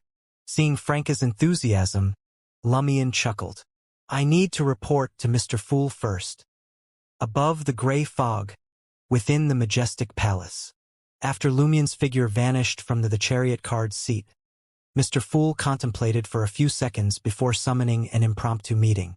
In an instant, beams of light surged upward, transforming into different figures seated in various positions. They were the major arcana card holders, Madam Justice, Madam Magician, Mr. Star, and others, everyone except Lumien. "The chariot intends to bring catastrophe to the demonist sect. You are to assist him," Mr. Fool commanded. "Yes, Mr. Fool." The major arcana card holders responded in unison, rising from their seats. Mr. Fool nodded lightly, signaling them to sit back down. Then he addressed the Sun Derek. "I hope you will uphold your justice in this matter, fully digest your potion, and become an angel as soon as possible." After the fall of the eternal blazing sun, under Mr. Fool's protection, Derek had obtained the Lightseeker Beyonder characteristic. Once the sun responded, Mr. Fool turned to the Star Leonard. "You and Palez will both participate. Apply to the Church of Evernight for temporary use of a sealed artifact. During this operation, Aim to acquire a Grade 0 sealed artifact or the Demoness of Catastrophe Beyonder characteristic. Then, exchange it with the Church of Evernight for the Servant of Concealment Beyonder characteristic. Bring fear to the high-ranking members of the Demoness sect. Through this, you will fully digest your potion. The star Leonard discerned that the last two lines were not instructions or reminders but blessings from Mr. Fool. Feeling a wave of emotion, Leonard stood and bowed. Yes, Mr. Fool. The Fool then turned to Madame Temperance. You and Rionette will also participate. The Indulgence faction may attempt to sabotage the Chariot's actions. Temperance Madame Sharon raised a pre-written card. Understood, Mr. Fool. After issuing instructions to all the major Arcana card holders, Mr. Fool concluded the impromptu gathering. Cathedral of Serenity, Church of Evernight Headquarters. The Star Leonard met with the current Pope, Saint Debamaki. Your Holiness, I wish to apply for temporary use of a Grade 0 sealed artifact. Leonard drew a star sigil on his chest, making 4 sequential points. Which one? Debamaki, an elderly man with white hair and beard and a serene countenance, asked gently. The Star Leonard replied in a deep voice, 0 to 17. Another day began, and Lumion departed from the fog-shrouded protected zone. The world of ruins had no sun and was perpetually cloaked in night. However, the temperature wasn't particularly cold. Illuminating the surroundings was crimson moonlight, evoking a spring-like atmosphere with a climate that alternated between warmth and chill. In the sky, the full moon was nowhere to be seen. The stars were dim, and the darkness was tinged with crimson.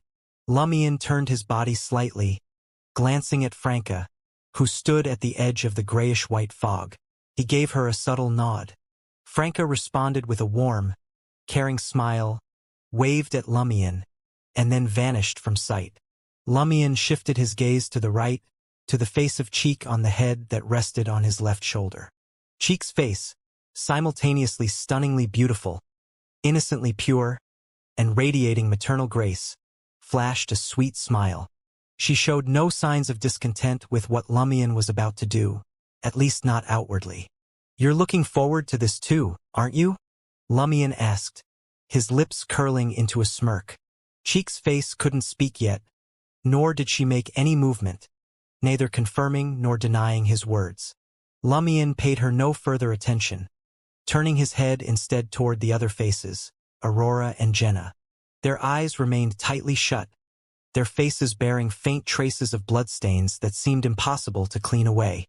Lumion let out a slow breath, striding toward the edge of the ruins of Trier, in the direction of the green domain dominated by towering oaks. He wandered aimlessly, allowing the law of Beyonder characteristics convergence and the mystical connection between the main body and an avatar to work naturally. This was the direction the previous prophecies had pointed toward. The further he ventured beyond the ruins, the more deathly silent the surroundings became.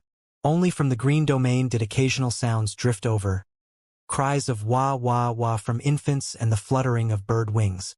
Suddenly, Lumion spotted a group of lively wild deer emerging from behind rows of abandoned buildings. Their nimble steps carried them under the crimson moonlight. Every now and then, they paused to nibble at the green plants covering the houses and the fruits growing on them. Thud! One deer collapsed to the ground. Its body began to decay rapidly, as if consumed by countless microscopic organisms. Within seconds, it had completely returned to the earth, including the pale white bones, leaving behind no traces. Thud! Thud! More deer fell to the ground. Yet the remaining deer displayed neither panic nor fear. They continued leisurely eating, while simultaneously giving birth to blood-soaked fawns one after another. By the time the herd moved out of Lumion's sight, only the newborn fawns remained, growing at an astonishing pace. There's no way civilization can develop like this, Lumion suddenly thought. He wasn't sure whether this was a deliberate act by the mother goddess of depravity or simply the natural environmental influence of her state. What came to his mind, however, was something Madame Magician had once mentioned. She had wandered to a distant planet in the depths of the cosmos, where the inhabitants worshipped the mother goddess of depravity. Yet their rulers weren't even angels but rather three divine offspring birthed from the union between the mother goddess of depravity and the planet itself in ancient times. Despite their extreme reverence for motherhood and reproductive organs, they had managed to develop a unique civilization. Perhaps like the world of ruins, the mother goddess of depravity's true domain is like this, devoid of civilization but teeming with mythical creatures. On the other hand, planets worshipping her elsewhere might still foster civilizations. Lumion pressed onward. After walking a while longer, an expansive forest of colossal oaks unfolded before him. At that moment, four figures emerged from the oak forest. The four carried a heavy, unpainted coffin made of raw wood.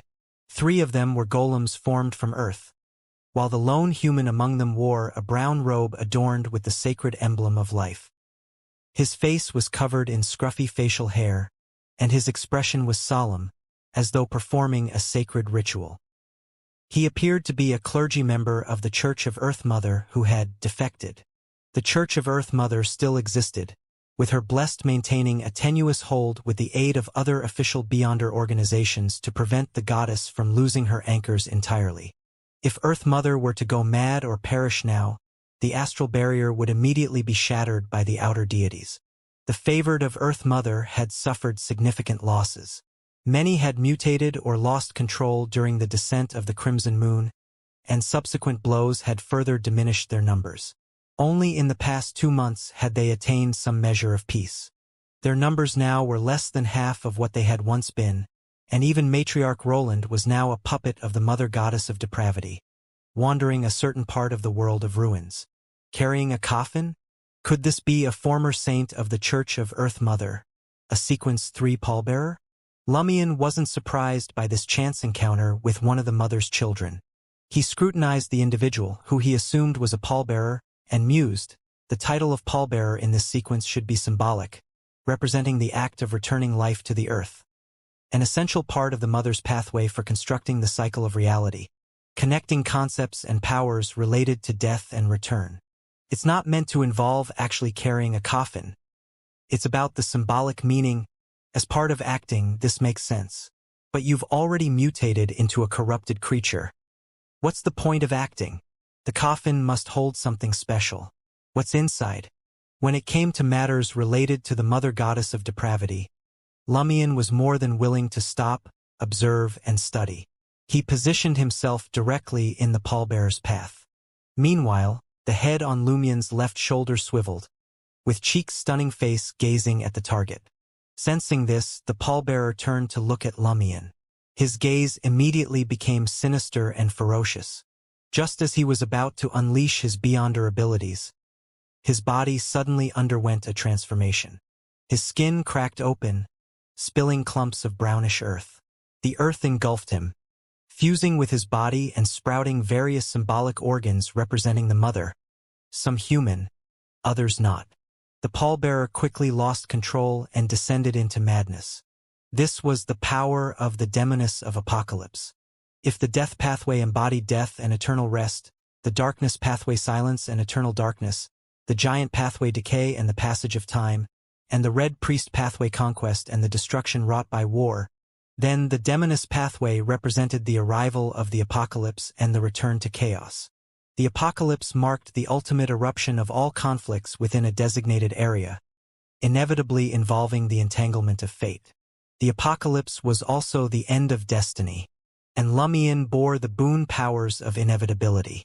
The pallbearer had already been teetering on the edge of losing control due to his corruption. With the arrival of the apocalypse, this inner conflict naturally erupted under the influence of fate. However, his transformation into a monster didn't prevent him from attacking Lumion. He threw aside the coffin and charged at Lumion with his earth golems. The surrounding greenery, even several young oaks, instantly withered and turned yellow, drained of life. After just 2 steps, the pallbearer's body was suddenly coated in grayish white. In mere seconds, he froze in place, transformed into a stone statue. His 3 earth golems met the same fate. Without a sound, the ground beneath them split open, spewing forth molten lava that swallowed them completely. The lava was followed by the collapse of the entire surrounding area. Earth, plants, abandoned buildings, and the melted statues all vanished into the dark void. The localized apocalypse that Lumion had targeted at a specific region had arrived in full. Seeing deep brown, nearly black light gradually condensing in the void, Lumion stepped toward the raw wooden coffin, which he had deliberately spared from the effects of his influence. With a single kick, he sent the coffin's lid flying off. Inside was a mass of rotting flesh, resembling an unformed fetus or the corpse of a small animal. It didn't seem to have a physical form. As soon as it was exposed to the crimson moonlight, it began to evaporate rapidly into wisps of black-brown gas. Lumion filled the area with dense fog of war, cutting off the crimson moonlight, but the rotting flesh continued to vaporize, accelerating as it did. The face of Alista Tudor, positioned on Lumion's left shoulder, turned toward the coffin. His eyes pitch black and commanding, compelling submission. The black-brown gas slowed its ascent but strangely fused with the surrounding environment, dissipating quickly. Lumion hesitated for a moment but didn't remove the dark golden mask covering the central face on his left shoulder.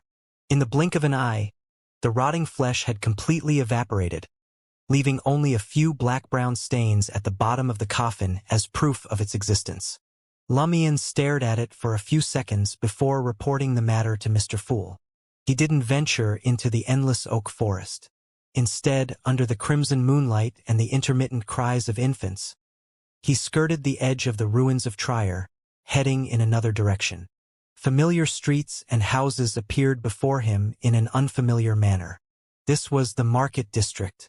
This was Rue Anarchy. Lumion buried his hands in his pockets, as though returning to his past. He didn't expect to encounter primordial demoness Cheek directly but felt it likely he would cross paths with a high-ranking demoness. For demonesses to survive in the world of ruins, they couldn't do so without the protection of the primordial demoness. This required them to gather in one place or a few limited locations. Encountering one would mean encountering a group. "I thought you'd come straight for me to fulfill your dream." Lumion turned his head slightly, addressing Cheek's face. That face responded with a sweet smile but nothing more. As he walked, Lumion suddenly stopped. He realized it had been a long time since he had heard the cries of infants or the fluttering of birds' wings from the oak forest. The entire ruins were unnaturally silent, deathly still. Faced with such an anomaly, Lumion smiled. He withdrew his right hand from his pocket and continued walking forward. As he proceeded, the buildings on both sides, including the Auberge du Coq d'Or, began to twist and writhe, growing upward into swaying, grotesque trees. These trees pointed toward the sky, resembling the primeval rainforests of the southern continent. Raising an eyebrow, Lumion stopped in his tracks. "So proactive are we?" he remarked with a smile, glancing toward Cheek's face on the head resting on his left shoulder. At that moment, the crimson moonlight in the sky, the dim stars, and the dark night all began collapsing and spinning toward a single point, quickly merging into a chaotic vortex that encompassed all colors. From within the vortex, a figure wearing a bone-white dress emerged, descending from the heavens. The figure grew larger and larger, like an asteroid traveling across the boundless cosmos, and scathed by atmospheric friction. The enormous figure had cascading black hair, slightly thick and waterfall-like, sapphire-like eyes gleaming with brilliance, and features both exquisite and dignified. On first glance, she appeared breathtakingly beautiful. Upon closer inspection, her purity and grace stood out. She was none other than the primordial demoness, Cheek. She did not reveal her mythical creature form. Apart from her immense size, her beauty defied belief, and her charm was so overwhelming that even abstract concepts seemed unable to resist her allure. She appeared as a normal human woman. As she descended, the trees of the primeval rainforest shed their hard exterior, bending in various directions. At this moment, they were no longer trees but thick, slick, black hair with distinct black and white eyeballs embedded within. The hair swayed, turning the scene into one of surreal abstraction. As primordial demoness Cheek descended, She smiled affectionately at Lumion and said, "I knew you'd come to find me." Hidden in the darkness and trailing Lumion from nearly 10 kilometers away, Franca relied on more than just subtle traces he had left behind, a mirror substitution he had entrusted to her, and the unique connection among their team members. She also relied on the mystical link they had established through their roles as Malady God and Malady God's companion. Franca had initially decided to include the title Malady God's companion in her honorific name, hoping to anchor Lumion, who often succumbed to madness, with a corrupted connection. This would enable him to instinctively recognize that, in the mystical and beyonder sense, they were companions, partners who supported one another.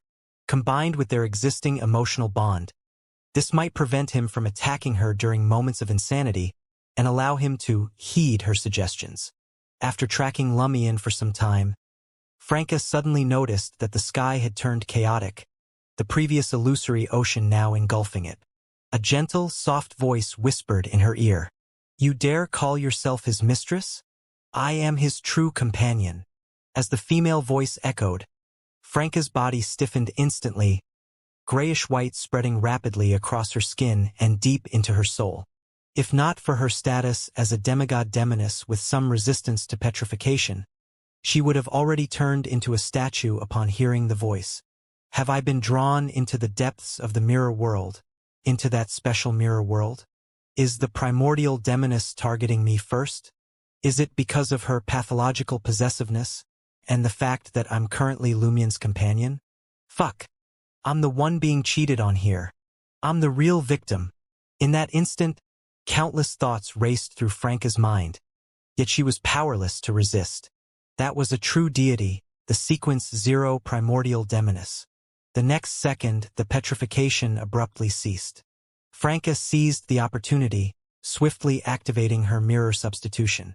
With a crackling sound, she escaped her current position, gray-white stone shards scattering, and reappeared in another corner of the ruins now transformed into a primeval rainforest.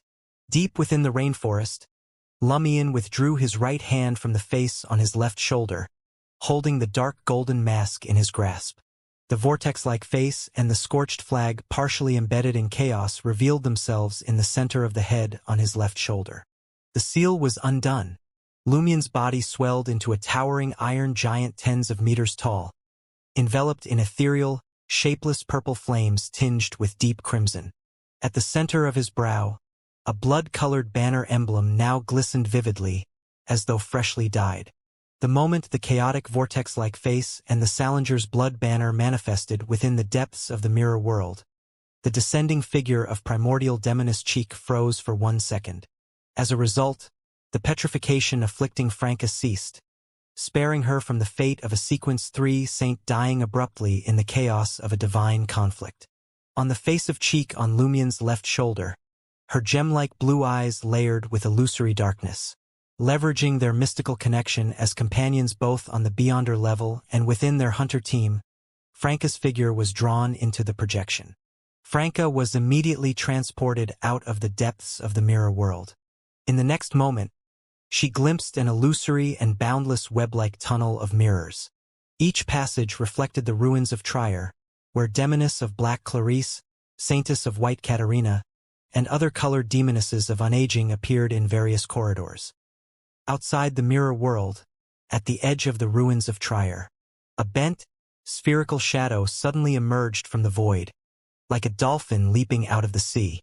The shadow quickly unfurled, and the magician Furs, dressed in a black robe adorned with silver stars, along with Justice Audrey and other members of the Tarot Club, instantly exited their concealed states. Objects not reflected in the mirrors could not be forcibly drawn into the mirror world. Furthermore, the one who had drawn Lumion and Franca into the mirror world did not want subsequent events to be disrupted. Silver stars on the surface of the magician's black robe lit up, creating a dreamy starry sky. In the starry expanse, the stars shifted, forming a brilliant key. The key pointed toward a specific location within the mirror world, forcibly opening a gateway. The Sunderic was immediately sent inside. Dressed in a simple white robe, his entire being radiated pure, brilliant, and wholly golden light, like a sun descending upon the dark region where Franca was besieged by the demoness of black and other saints, illuminating the darkness.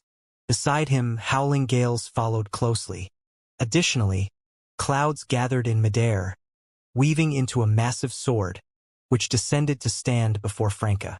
Justice Audrey did not enter the depths of the mirror world.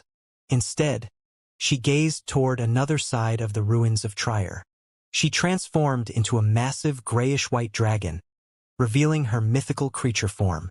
On the far side of the ruins, a figure quickly materialized, mature, stunning, and clad in an aged gray robe.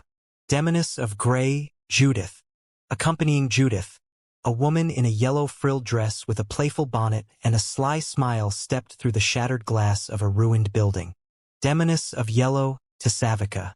As Madame Justice revealed her mind dragon form with grayish-white scales, another version of herself wove itself into existence behind her, dreamlike and illusory. This newly woven Audrey, clad in a white dress, lowered her head and began reciting an honorific name in ancient Hermes.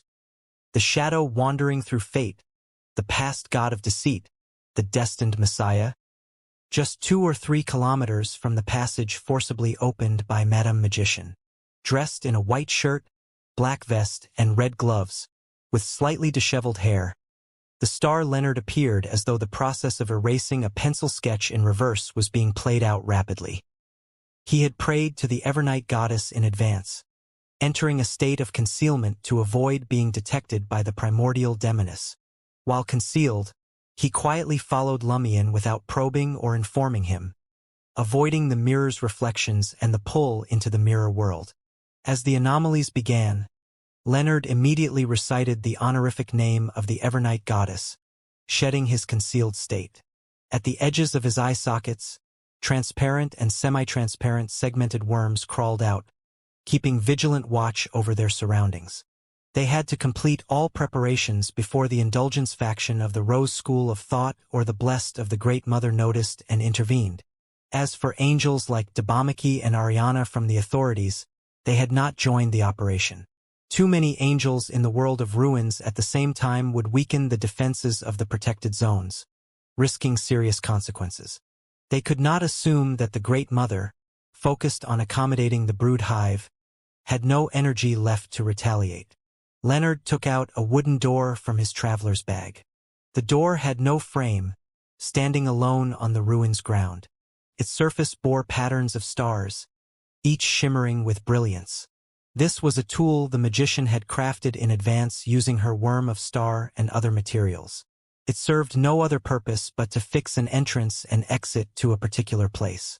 In other words, opening this door would reveal, not the surrounding environment, but another location. The chamber ceiling 0 to 17.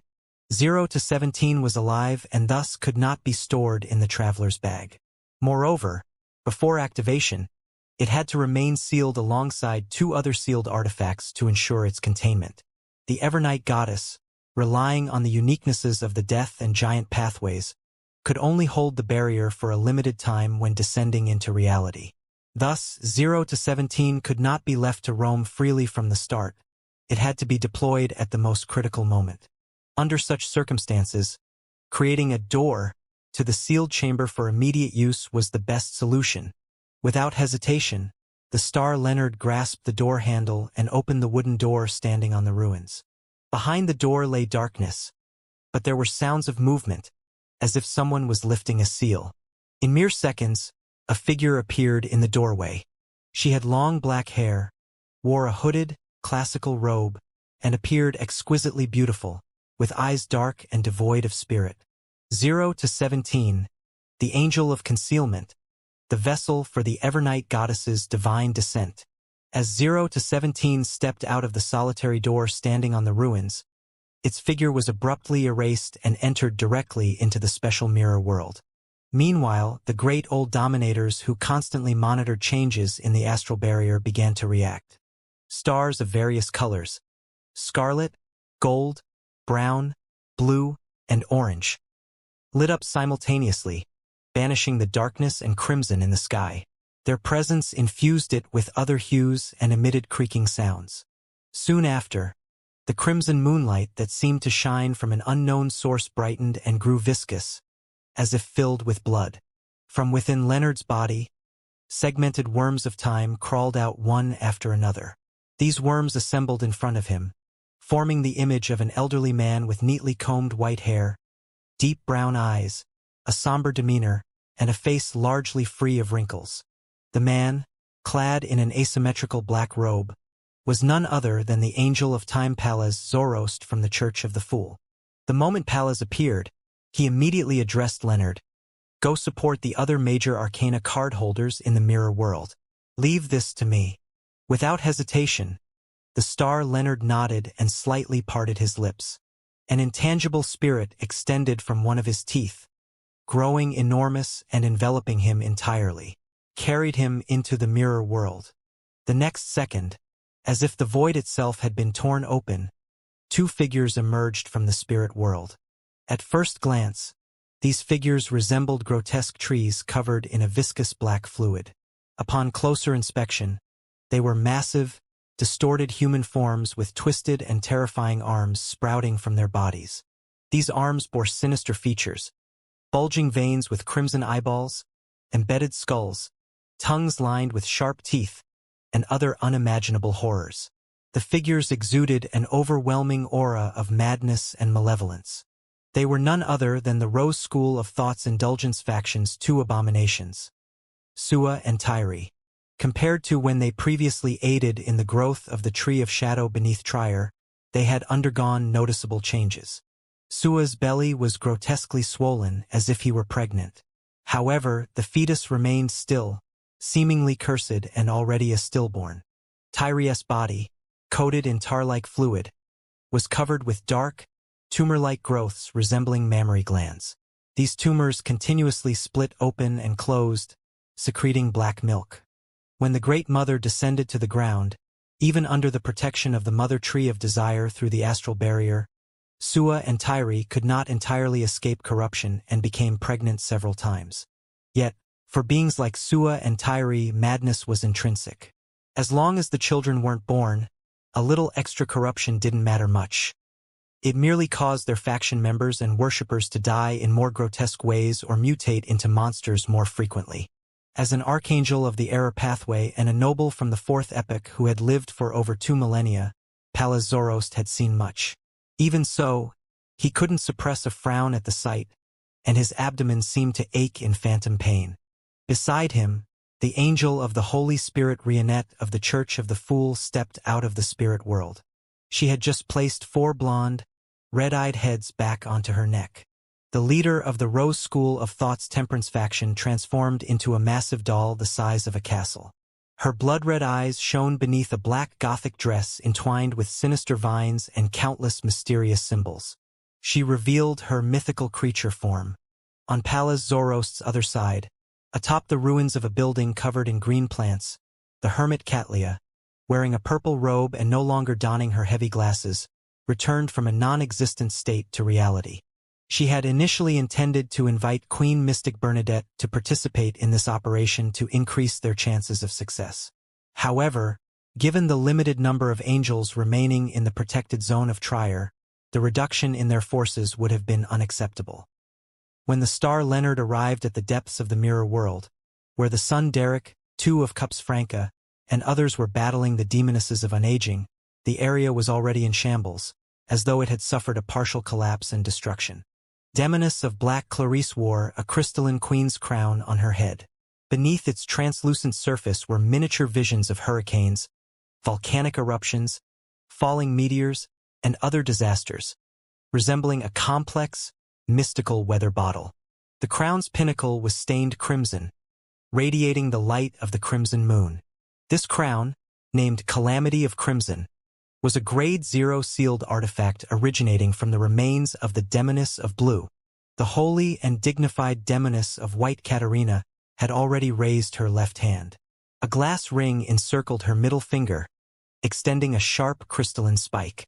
This was Love's Dread, a Grade 0 sealed artifact belonging to the Demoness sect, corresponding to a Demoness of Catastrophe.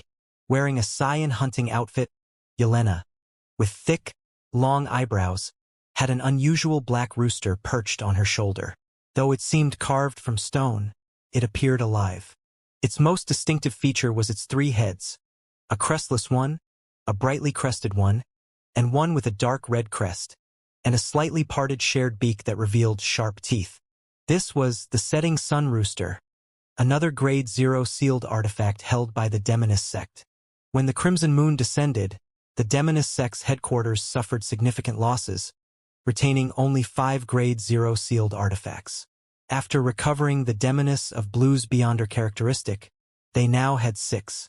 Currently, these artifacts were wielded by the Demonesses of Black, White, Cyan, Gold, Crimson, and Orange, among whom 2 had nearly killed Franca moments earlier. Only through her status as a Demoness of Unaging, her numerous mirror substitutions, and having merged with her mirror self through reconciliation, did Franca survive the first wave of attacks and await reinforcements. Silver, Green, and Brown were Demonesses who had advanced after the Crimson Moon descended. They replaced the titles of the completely deceased and lacked the qualifications to wield a grade 0 sealed artifact. They could only use grade 1 sealed artifacts that synergized with them. The colored Demonesses, who had already digested the Unaging potion, couldn't use the Calamity of Crimson and Love's Dread to advance due to their inability to complete the ritual. They could only use them as sealed artifacts. Facing such overwhelming forces, the Star Leonard drew a black staff embedded with gemstones from his traveler's bag. 0 to 62, Staff of the Stars. It was bestowed by Mr. Fool prior to the current events with added seals. The moment he gripped the Staff of the Stars, Leonard allowed his thoughts to scatter and emptied his mind. The sun Derek donned a crown that seemed to coalesce from dawn's light. Its ancient design exuded splendor, majesty, pride, and resilience. This was the Proof of Glory, a grade 0 sealed artifact belonging to the City of Silver, once worn by the ancient god, Giant King Ormer. It had originally been used to seal the gift of the land. Not long ago, Mr. Fool had temporarily sealed the latter, enabling it to be lent out. The holy and glorious light gathered more and more, forming a pure and solid barrier in the front and around. This both protected the companions and prevented the targets from escaping. Madame Judgment, Xiodericha, had just spent nearly a year filled with chaos digesting the Chaos Hunter potion. She had not yet had the chance to complete the ritual to advance to a neighboring pathway, Duke of Entropy, but this did not stop her from using the severely asymmetrical black and gold mask that caused discomfort upon sight. She placed the Solomon's mask on her face. She and Franca would alternate in assisting Mr. Sun in utilizing the Proof of Glory. This grade 0 sealed artifact required 2 saints to wield. The Moon Emblem had already received the sequence 1 Beauty Goddess Beyonder characteristic of the Moon Pathway, along with the separated sequence 2 Life Giver Beyonder characteristic, bestowed by Ancestor Lilith. However, he did not dare to take the former out of the protected zones, fearing it might provoke an abnormal reaction from the Great Mother and introduce unknown risks. He used his Life Giver Beyonder characteristic as collateral to borrow a grade 0 sealed artifact, the Robe of Divine Blood, from the treasury of the Sanguine. He now had it draped over himself. Madame Temperance Sharon held a 3-layer jewelry box in her hands, its surface silver black and embedded with various gemstones. This was 0 to 61, Box of the Great Old Ones, borrowed from the Abraham family through Madame Magician. This sealed artifact would randomly cause its holder to disappear, die suddenly, or undergo aberration. To counter this, Madame Temperance Sharon specifically visited the Angel of Fate Will before the operation and received his blessing. Will was currently in the protected zone in the southern continent, maintaining stability and eliminating anomalies alongside Azek and other angels.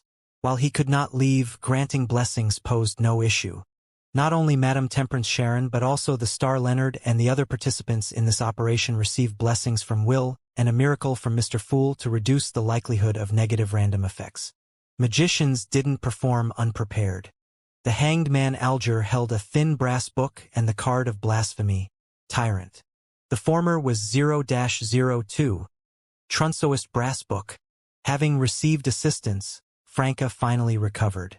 From the traveler's bag Lumion had entrusted to her earlier, She retrieved an ancient book bound in parchment.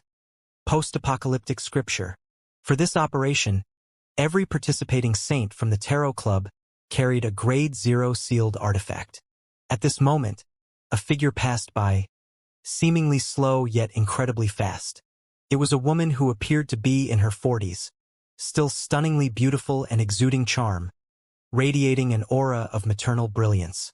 Upon seeing this figure, the Moon Emlen's gaze froze instantly. It was Roland, the former matriarch of the Church of Earth Mother. Roland appeared normal, her upper body bare, but numerous bird-clawed infants hung from her chest, covering the pale skin and constantly drawing nourishment. She wore a faint smile, radiating crimson moonlight, as she passed through the battlefield and walked toward the special mirror world. In the grayish-white cavern-like special mirror world, only the strands of black hair, as thick as rainforest trees, retained their original color, either shooting toward the sky or wrapping around Lumion from all directions. After being gazed upon by primordial demoness Cheek, Lumion's body suddenly petrified. A large swath of grayish-white swiftly spread over the central and right heads on his shoulders, turning them into stone sculptures. The next second, the petrification abruptly halted, stopping just before it reached the chaotic vortex face embedded with 0-01, which no longer wore the dark gold mask. The petrifying power fused into the vortex without any effect. "Ha! This head is indeed useful."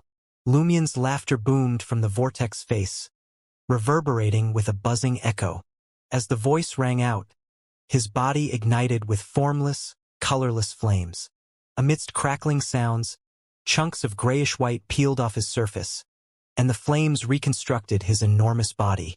Lumion raised his right hand and pulled Salinger's blood banner, embedded in the vortex's forehead, free. As he did, the left head on his shoulder turned, and the softened features of Alista Tudor's face came into view, gazing upward. His expression seemed dissatisfied, almost chastising, as if silently questioning primordial demoness Cheek, clothed in a bone-white dress. "Why do you resist? Why not surrender willingly? Isn't our union something you've always desired?" Utilizing Blood Emperor Alista Tudor's face, Lumion wielded the dangerous banner that matched his fiery giant body and swung it at primordial demoness Cheek, whose blue eyes glimmered with reluctance to fight to the death, her allure rendering her opponents unable to strike. Invisible, formless flames surged into the air, roaring as they raced toward their target. Within the flames, figures of blazing humanoid fire emerged one after another. These entities possessed a degree of intelligence, obeying Lumion's commands. They surrounded primordial demoness Cheek from all directions, cutting off any escape routes. Acting as Lumion's soldiers, they shared his spirituality, power, and abilities like teleportation. This was an extension of the Conqueror's ability to transform lifeless objects into soldiers, amplified by sealed artifact 0-01. Primordial demoness Cheek watched with a radiant smile, as if admiring the performance of a lover, without immediately reacting. She raised her right hand, clenching it gently as the formless, colorless flames and the countless fire soldiers approached. At her center, a vortex suddenly appeared remarkably similar to the chaotic vortex embedded in Lumion's left shoulder.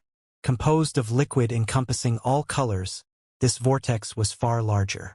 The formless, colorless flames, along with the innumerable fire soldiers, were sucked into the vortex, shredded into fragments, and dissolved, becoming part of the myriad unrealized possibilities. Within the nearly sky-filling chaotic vortex, primordial demoness Cheek draped in her black hair and white bone dress emerged once again. She remained dazzlingly beautiful, an irresistible sight that stirred even the surrounding grayish-white stones to agitate in her presence. This was a manifestation of one of the demoness' authorities. Honorific titles like the female body of the primordial god Almighty, the mirrored original creator the oldest one, and the true successor of the original creator were labels that Cheek herself had added after merging with the Blood Emperor Alista Tudor, discovering and utilizing the hidden features of the catastrophe pathway. However, the sequence O Demoness of the which pathway being named Primordial Demoness or Chaos Demoness predated her deification and was recorded on the second blasphemy slate. This referred both to the feminine aspect of a demoness as an extension of the primordial God Almighty and to one of the demoness' authorities, the authority over the return of all things to chaos and the primordial state. This was a branch of the symbolism of destruction and endings, distinct from death, eternal darkness, decay, ruin, slaughter, or fragmentation as methods of finality. It, along with authorities like femininity, charm, the mirror world, and dark magic, was a core authority of the demoness and an elevated concept encompassing apocalypse and catastrophe. Thus, the demoness was a demoness who wielded chaos. The primordial God Almighty was unaware of the setup and contingency plans left by the original creator to stabilize existence when accommodating the city of calamity. The reason this was the first Sapphira to be accommodated must have been due to a mystical connection, an instinctive tendency that had long existed. Primordial demoness Cheek emerged from the chaos with a charming smile, causing even Lumion, whose heart was burning with rage and hatred, to momentarily lose focus. The face of Alista Tudor was filled with madness, driving the scorched banner of 0-01 to rise. On the banner, the ominous blackened bloodstains revealed their original colors, radiating an aura of conquest so overwhelming that even deities might bow their heads. Primordial demoness Cheek paused for a moment, as if reminded of the past. At this moment, the figure of 0-17, clad in a hooded black robe adorned with silver stars, appeared in the high sky where the chaotic vortex had receded. Above her was a scene of brilliant constellations reflected from the mirror. With a delicate face and dark, deep eyes, 0-17 wielded a phantom black scythe, swinging it toward the primordial demoness as though culling the wheat of life. A dense, profound, and silent darkness surged forth, following the trajectory of the scythe and rapidly engulfing the target. Wherever the darkness passed, the projections of brilliant stars were submerged, one after another extinguishing their own radiance. Primordial demoness Cheek raised her right hand once again. Around her, the vortex of chaos, embracing all possibilities, became prominent and rapidly expanded, colliding with the darkness brought forth by the scythe. In an instant, Lumion's vision lost all light, his hearing fell silent, and his spirituality ceased its perception. It was as if the world had reached its end in an apocalypse, welcoming the final conclusion and return. Before Lumion could form any thought, a sudden burst of light erupted. This was because the special mirror world had not yet fully collapsed or been destroyed. Primordial demoness Cheek was very pleased with this outcome. She cast an alluring glance at 0-17, momentarily delaying her next move. Corrupted by the primordial God Almighty, her control over chaos naturally surpassed normal levels, allowing her to better unleash the might of this authority. Moreover, she knew that the Evernight goddess could not maintain the descent through 0-17 for too long, whereas she, as a true sequence O deity with freedom of movement, could wield her power indefinitely and sustainably. Time was on her side. At this moment, the shaky special mirror world suddenly accelerated its self-repair process. Lumion blinked, and the world returned to its original stability. The former matriarch of the Church of Earth Mother, Roland, whose upper body was adorned with bird-clawed infants sucking nourishment from her breasts, stepped into this place, bringing rebirth. Her face bore a faint, maternal smile, and her gentle gaze fell upon Lumion, primordial demoness Cheek, and 0-17. Behind her, a crimson full moon slowly rose. In the depths of the mirror world, after the disappearance of Roland, the former matriarch of the Church of Earth Mother, another figure emerged. It was a woman wearing a gold crown inlaid with jewels, her chestnut hair cascading down her shoulders. She had blue eyes, slightly thin lips, and a mature allure. Her figure was voluptuous, her features enchanting. It was the mirrored Emperor Roselle, now an angel serving the ruler of the special mirror world. As Empress Roselle arrived, a flickering figure appeared in front of her. It was the magician Furs, clad in a silver star-black robe. While jointly fighting against the demoness of Grey Judith and the demoness of Yellow Tassavica with Madame Justice, Furs also participated in the Mirror World battle. This was the characteristic of a planeswalker. The Demoness sect was not unfamiliar with this phenomenon. On the one hand, Madame Magician had been one of the most active members of the Tarot Club in recent years, naturally drawing attention. On the other hand, the Demoness sect itself possessed a relevant Grade O sealed artifact. It was called Tamara's Ever-Changing Card, and was currently wielded by the Demoness of Orange. Upon detecting Madame Magician's appearance in the Mirror World, the Demoness of Crimson, who had received prior instructions, used invisible, tough, and resilient spider silk to hoist a blackened stone pillar with a faint bronze hue. This was another Grade O sealed artifact of the Demoness sect, named the Pillar of Severity. As the pillar was lifted, bronzed letters emerged upon its surface. The battlefield shall be divided.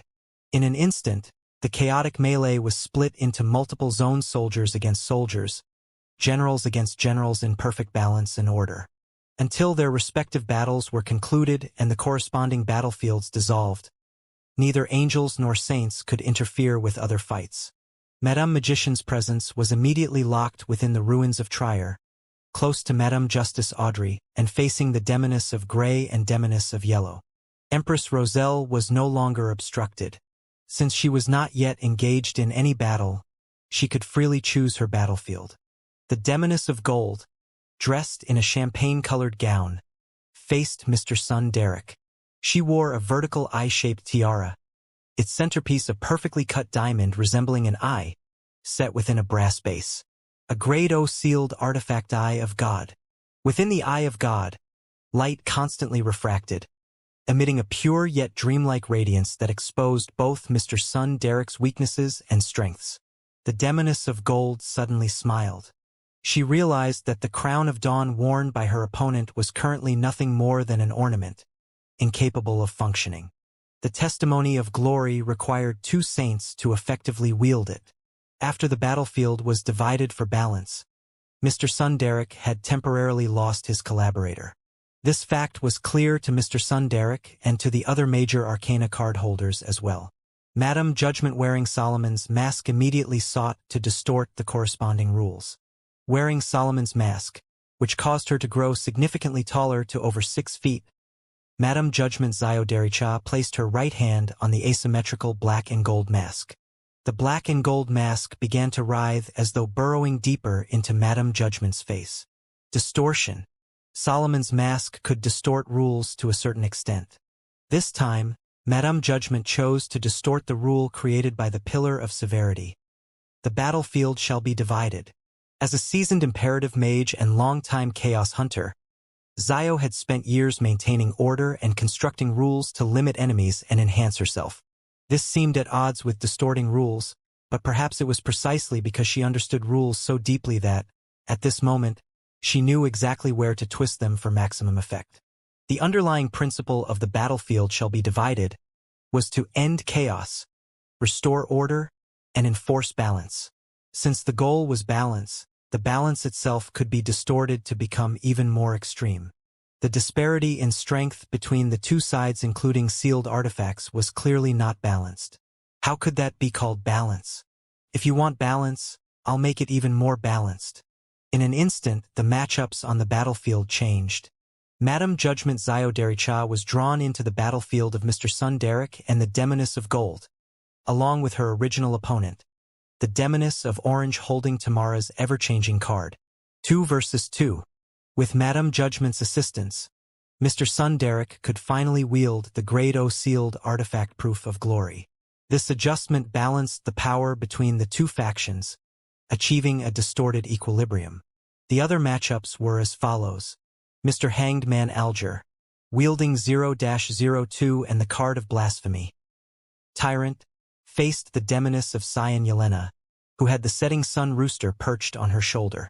Mr. Moon Emlyn, clad in the robe of divine blood, opposed the Demoness of White Katarina, who wore the Love's Dread Ring. Mr. Star Leonard, holding the Staff of the Stars, was matched against the Demoness of Crimson, the wielder of the Pillar of Severity. 2 of Cups Franca equipped with the post-apocalyptic scripture and the face of the arcane fought against 3 demonesses of unaging silver, brown, and green, who were armed only with Grade 1 sealed artifacts. Madame Temperance Sharon, holding the box of the Great Old Ones, faced both the demoness of Black Clarice, wearing the calamity of crimson, and the true angel, the mirrored Roselle Gustave. In this distorted equilibrium, it seemed that the box of the Great Old Ones needed to contend with both an angel and a Grade O sealed artifact to maintain balance. This was likely because the third layer of the box contained something incredibly dangerous and terrifying. Realizing the unfavorable situation, Madame Temperance Sharon couldn't help but shudder internally. However, she had long been accustomed to controlling her emotions and desires, avoiding panic or anxiety. Without hesitation, she opened the top layer of the silver-black jewelry box. Empress Roselle watched coldly.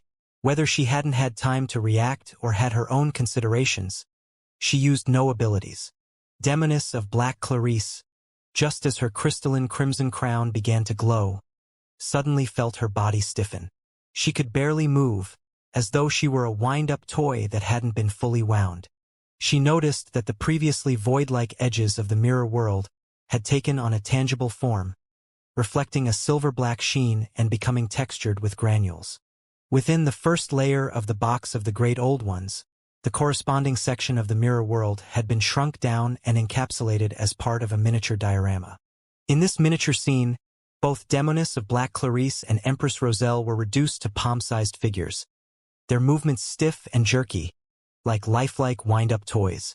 The next moment, crimson light flared, and the entire toy house collapsed, dragging both the Demoness of Black and Empress Roselle into layer upon layer of annihilating void. Catastrophe descended. Suddenly, an illusory torrent of complex information surged upward from the void, spilling out of the still-open first layer of the box of the Great Old Ones. The torrent swiftly reassembled into the mature and beautiful form of Empress Roselle. Madame Temperance Sharon was prepared. Her sapphire eyes reflected the image of the reformed angel. She abruptly reached out with her right hand toward her own eye, plucking out the eyeball that had locked onto Empress Roselle's form. Came out bloodily. As a Sequence 3 disciple of silence, her use of the ability source of curses no longer harmed herself.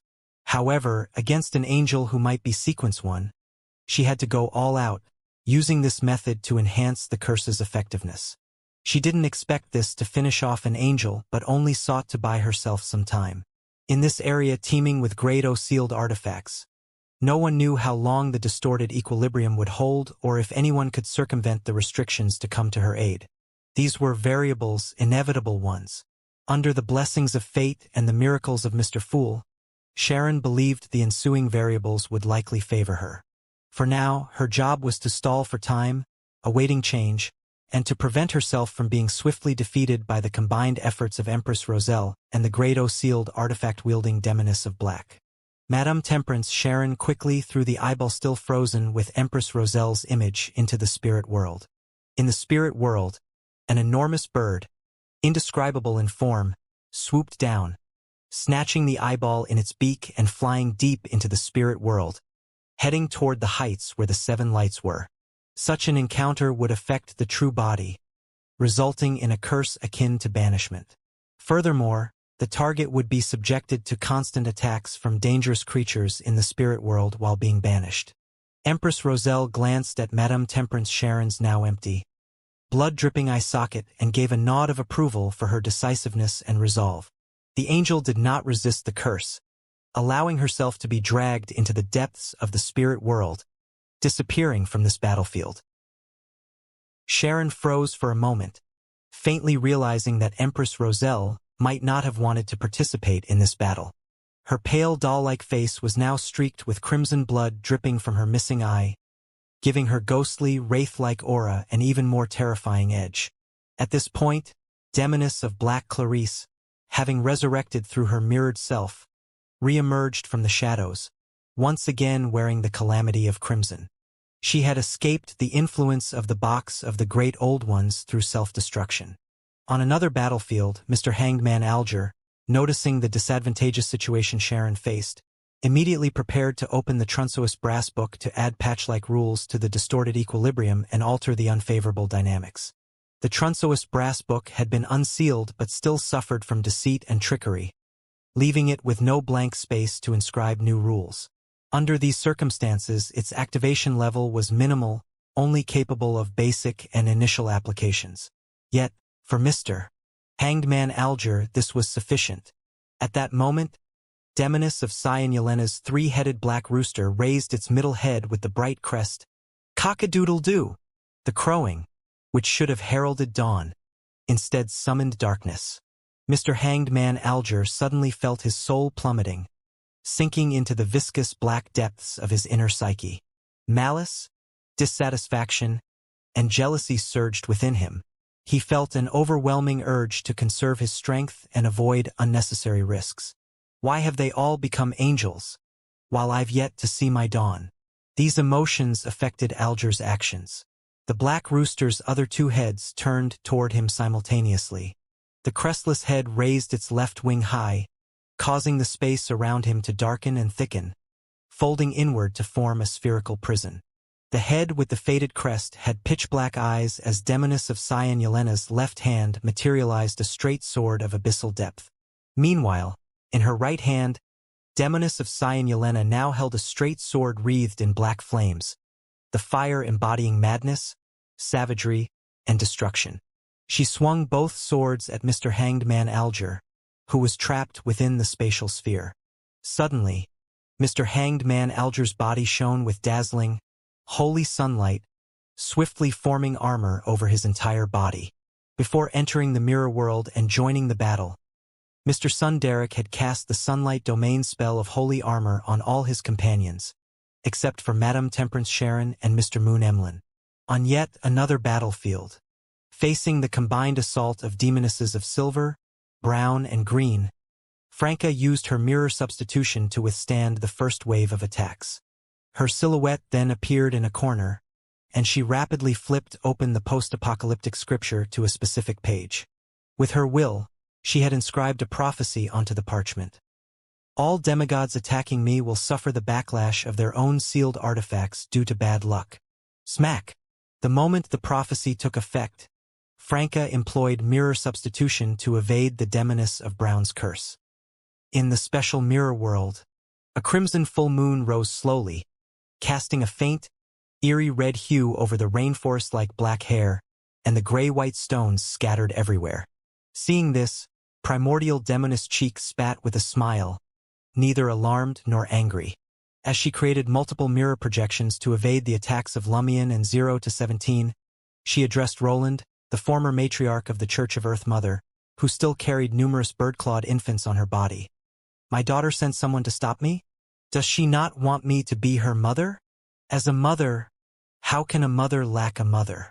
Or is she waiting for me and Alista to unite again and give birth to her anew? Hearing this, Matriarch Roland, whose expression had been kindly and loving, suddenly turned grim. As Matriarch Roland's expression shifted, the tree-like black hair bathed in the crimson moonlight stretched toward the airborne primordial demoness. The hair seemed to gain life and intelligence, turning against its original owner.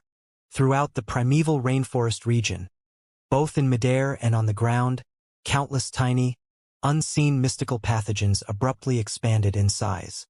Some resembled fluffy spheres, others were clawed monstrosities, and some wore bizarre crowns. They varied widely in form and effect, embodying the authorities of disease and plague capable of eroding even deities. At this moment, these mystical pathogens, secretly spread by primordial demoness Cheek, gained enhanced power and turned against her, targeting her true body, Lumion, and 0 to 17. All things have a spirit. Primordial demoness Cheek chuckled softly at the sight. This laugh stirred an itch in the hearts of Lumion, 0 to 17, Matriarch Roland, the black hair, and even the mystical pathogens, slowing their actions. Then, the primordial demoness unveiled her mythical creature form. She became enormous, still clad in her white, bone-made dress, her visage growing increasingly beautiful yet exuding different temperaments from various angles. Pure, elegant, majestic, delicate, pristine, and decadent, her black hair, as thick as pythons, exuded an eerie slickness. Some strands rose and rotated, their black and white eyes spinning. Others extended forward, sprouting serpent-like heads that flicked their tongues, and others coiled at her feet, forming a vortex of snakes. Whether one gazed directly at the primordial demoness or not, everything within the primeval rainforest reacted instinctively to her presence. The right half of Lumien's body swelled at the chest, while Cheek's face on his left side flushed seductively, the chaotic whirlpool-like visage subtly turning, resisting the mesmerizing allure. The lifeless black eyes of 0 to 17 began to flicker faintly, betraying a hint of infatuation and intoxication. Matriarch Roland's brown eyes turned tender and watery. Her lips parted to exhale a breath of turbid air. The bird-clawed infants attached to her upper body ceased seeking milk and turned toward the sky in longing. The males among them even grew unfamiliar organs while their existing ones retracted, transforming them into girls. The black hair that constituted the primeval rainforest also transformed into the hair of young girls, while the rebellious mystical pathogens became girl-like as well. All of them fell hopelessly under primordial demoness Cheek's spell. Suddenly, Cheek's figure disappeared, flickering through the special mirror world to reappear around Matriarch Roland in various positions: high, low, left, right, in front, and behind, each leaving behind a mirror projection. Each projection spoke in soft tones, sometimes laughing, sometimes weeping, their voices overlapping. My daughter doesn't want to acknowledge me as her mother, but she truly was born from the original creator. And I am the man destined to become the original creator's feminine aspect. If she seeks my help, I would offer it willingly. That is a parent's duty. But she cannot stop the birth of her father and mother. The primordial demoness' true body returned to the sky. She clenched her right fist. With this motion, all the mirror projections surrounding Matriarch Roland collapsed into vortices composed of an illusory liquid encompassing all colors and possibilities. These dozens of chaotic vortices rapidly expanded and merged into a single mass, swallowing Matriarch Roland, the clawed infants, and the crimson moon rising into the sky. It heralded an apocalypse, a return to the primordial state. Within the massive chaotic vortex, the crimson moon and Matriarch Roland floated intermittently, resisting complete disintegration and assimilation, struggling against the pull toward the primordial. At this moment, a giant sword wreathed in black flames of destruction descended from the sky, striking the crimson moon and Matriarch Roland. The sword, which embodied madness and destruction, was wielded by Lumien, splitting the crimson moon and Matriarch Roland apart. Next, a spectral, abnormally shaped scythe, cloaked in profound silence and darkness, arrived, cleaving into the split crimson moon and Matriarch Roland's form. At this critical juncture, both Lumien and 0 to 17 prioritized burying Matriarch Roland and the mutations she brought forth. Lumien's sapphire eyes met primordial demoness Cheek's gaze, as if to say, "This is our battle to resolve." The primordial demoness returned a sweet, approving smile. With the participation of the Sword of Destruction and the Silent Darkness, the chaotic mass binding the crimson moon and Matriarch Roland began to change. It swallowed the two, collapsing violently and condensing into a deep, human knuckle-sized black dot. The black dot lacked something crucial, preventing it from further compression. In an instant, the unstable black dot swelled and exploded, releasing a violent burst of light and heat. The region of the special mirror world regained substance, gradually stabilizing, but it no longer resembled the original primeval rainforest. In the sky, the bright stars reappeared, and the crimson moon had not completely vanished. Instead, it became distant and dim, as though separated from the battlefield by layers of barriers of destruction and eternal darkness temporarily preventing its return. Primordial demoness Cheek withdrew her gaze from the distant crimson moon, smiling at Lumien and 0 to 17. Time is running out. It's your turn now. As she spoke, shadows enveloped 0-17's delicate features, as if plunging her into deep, silent darkness. This signified that the descent of the Evernight goddess was nearing its end. The barrier that had to be maintained and 0, 17's limitations as an angel placed a cap on how long she could continue the divine descent. In the depths of the mirror world, on another battlefield, Demoness of White Katarina, upon the battlefield's rebalancing, immediately activated the Love's Dread ring worn on her left middle finger. The crystalline spikes on the ring's glass band emitted a soft illusion.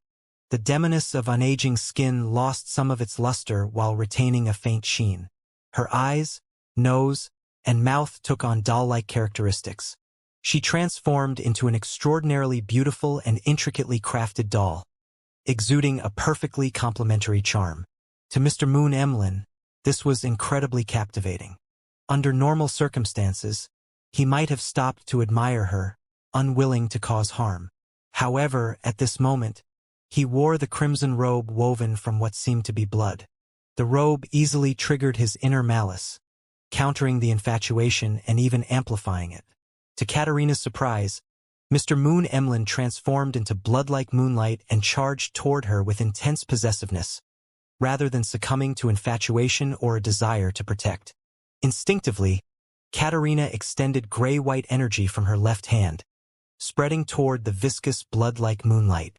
Simultaneously, indescribable ravings echoed in her ears, as if her innermost malicious emotions and desires were singing in unison. Her hair lifted, thickened, and became slimy, about to sprout black and white eyeballs. She showed signs of losing control. Blood flowed from her nostrils, ears, mouth, and eyes. Her heart nearly stopped, and her blood seemed to ignite. Crack! Katarina shattered, activating her mirror substitution ability. The surging crimson moonlight turned gray-white and solidified into stone. However, the unaffected portion of blood and light abruptly retracted, reforming into Mr. Moon Emlyn clad in his crimson robe with bat-like wings. The Demoness of White's figure appeared in a corner of the battlefield, and she prepared to unleash catastrophe upon the area using the Love's Dread ring. In the mirror world, catastrophe equated to fragmentation and collapse. On another separated battlefield, after confirming her opponent as Leonard, the Demoness of Crimson promptly revealed the second rule on the surface of the Pillar of Severity, suspended by invisible threads. Teleportation is prohibited here.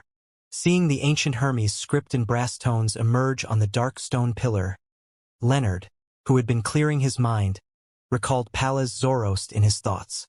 The Angel of Time's form appeared through the staff of the stars, manifesting before Leonard as an ancient wall clock, taking on the impact of time. Clang! A distant chime echoed, and the hands of the clock face marked by blue and black froze. The Demoness of Crimson and the Pillar of Severity were immediately suspended in time.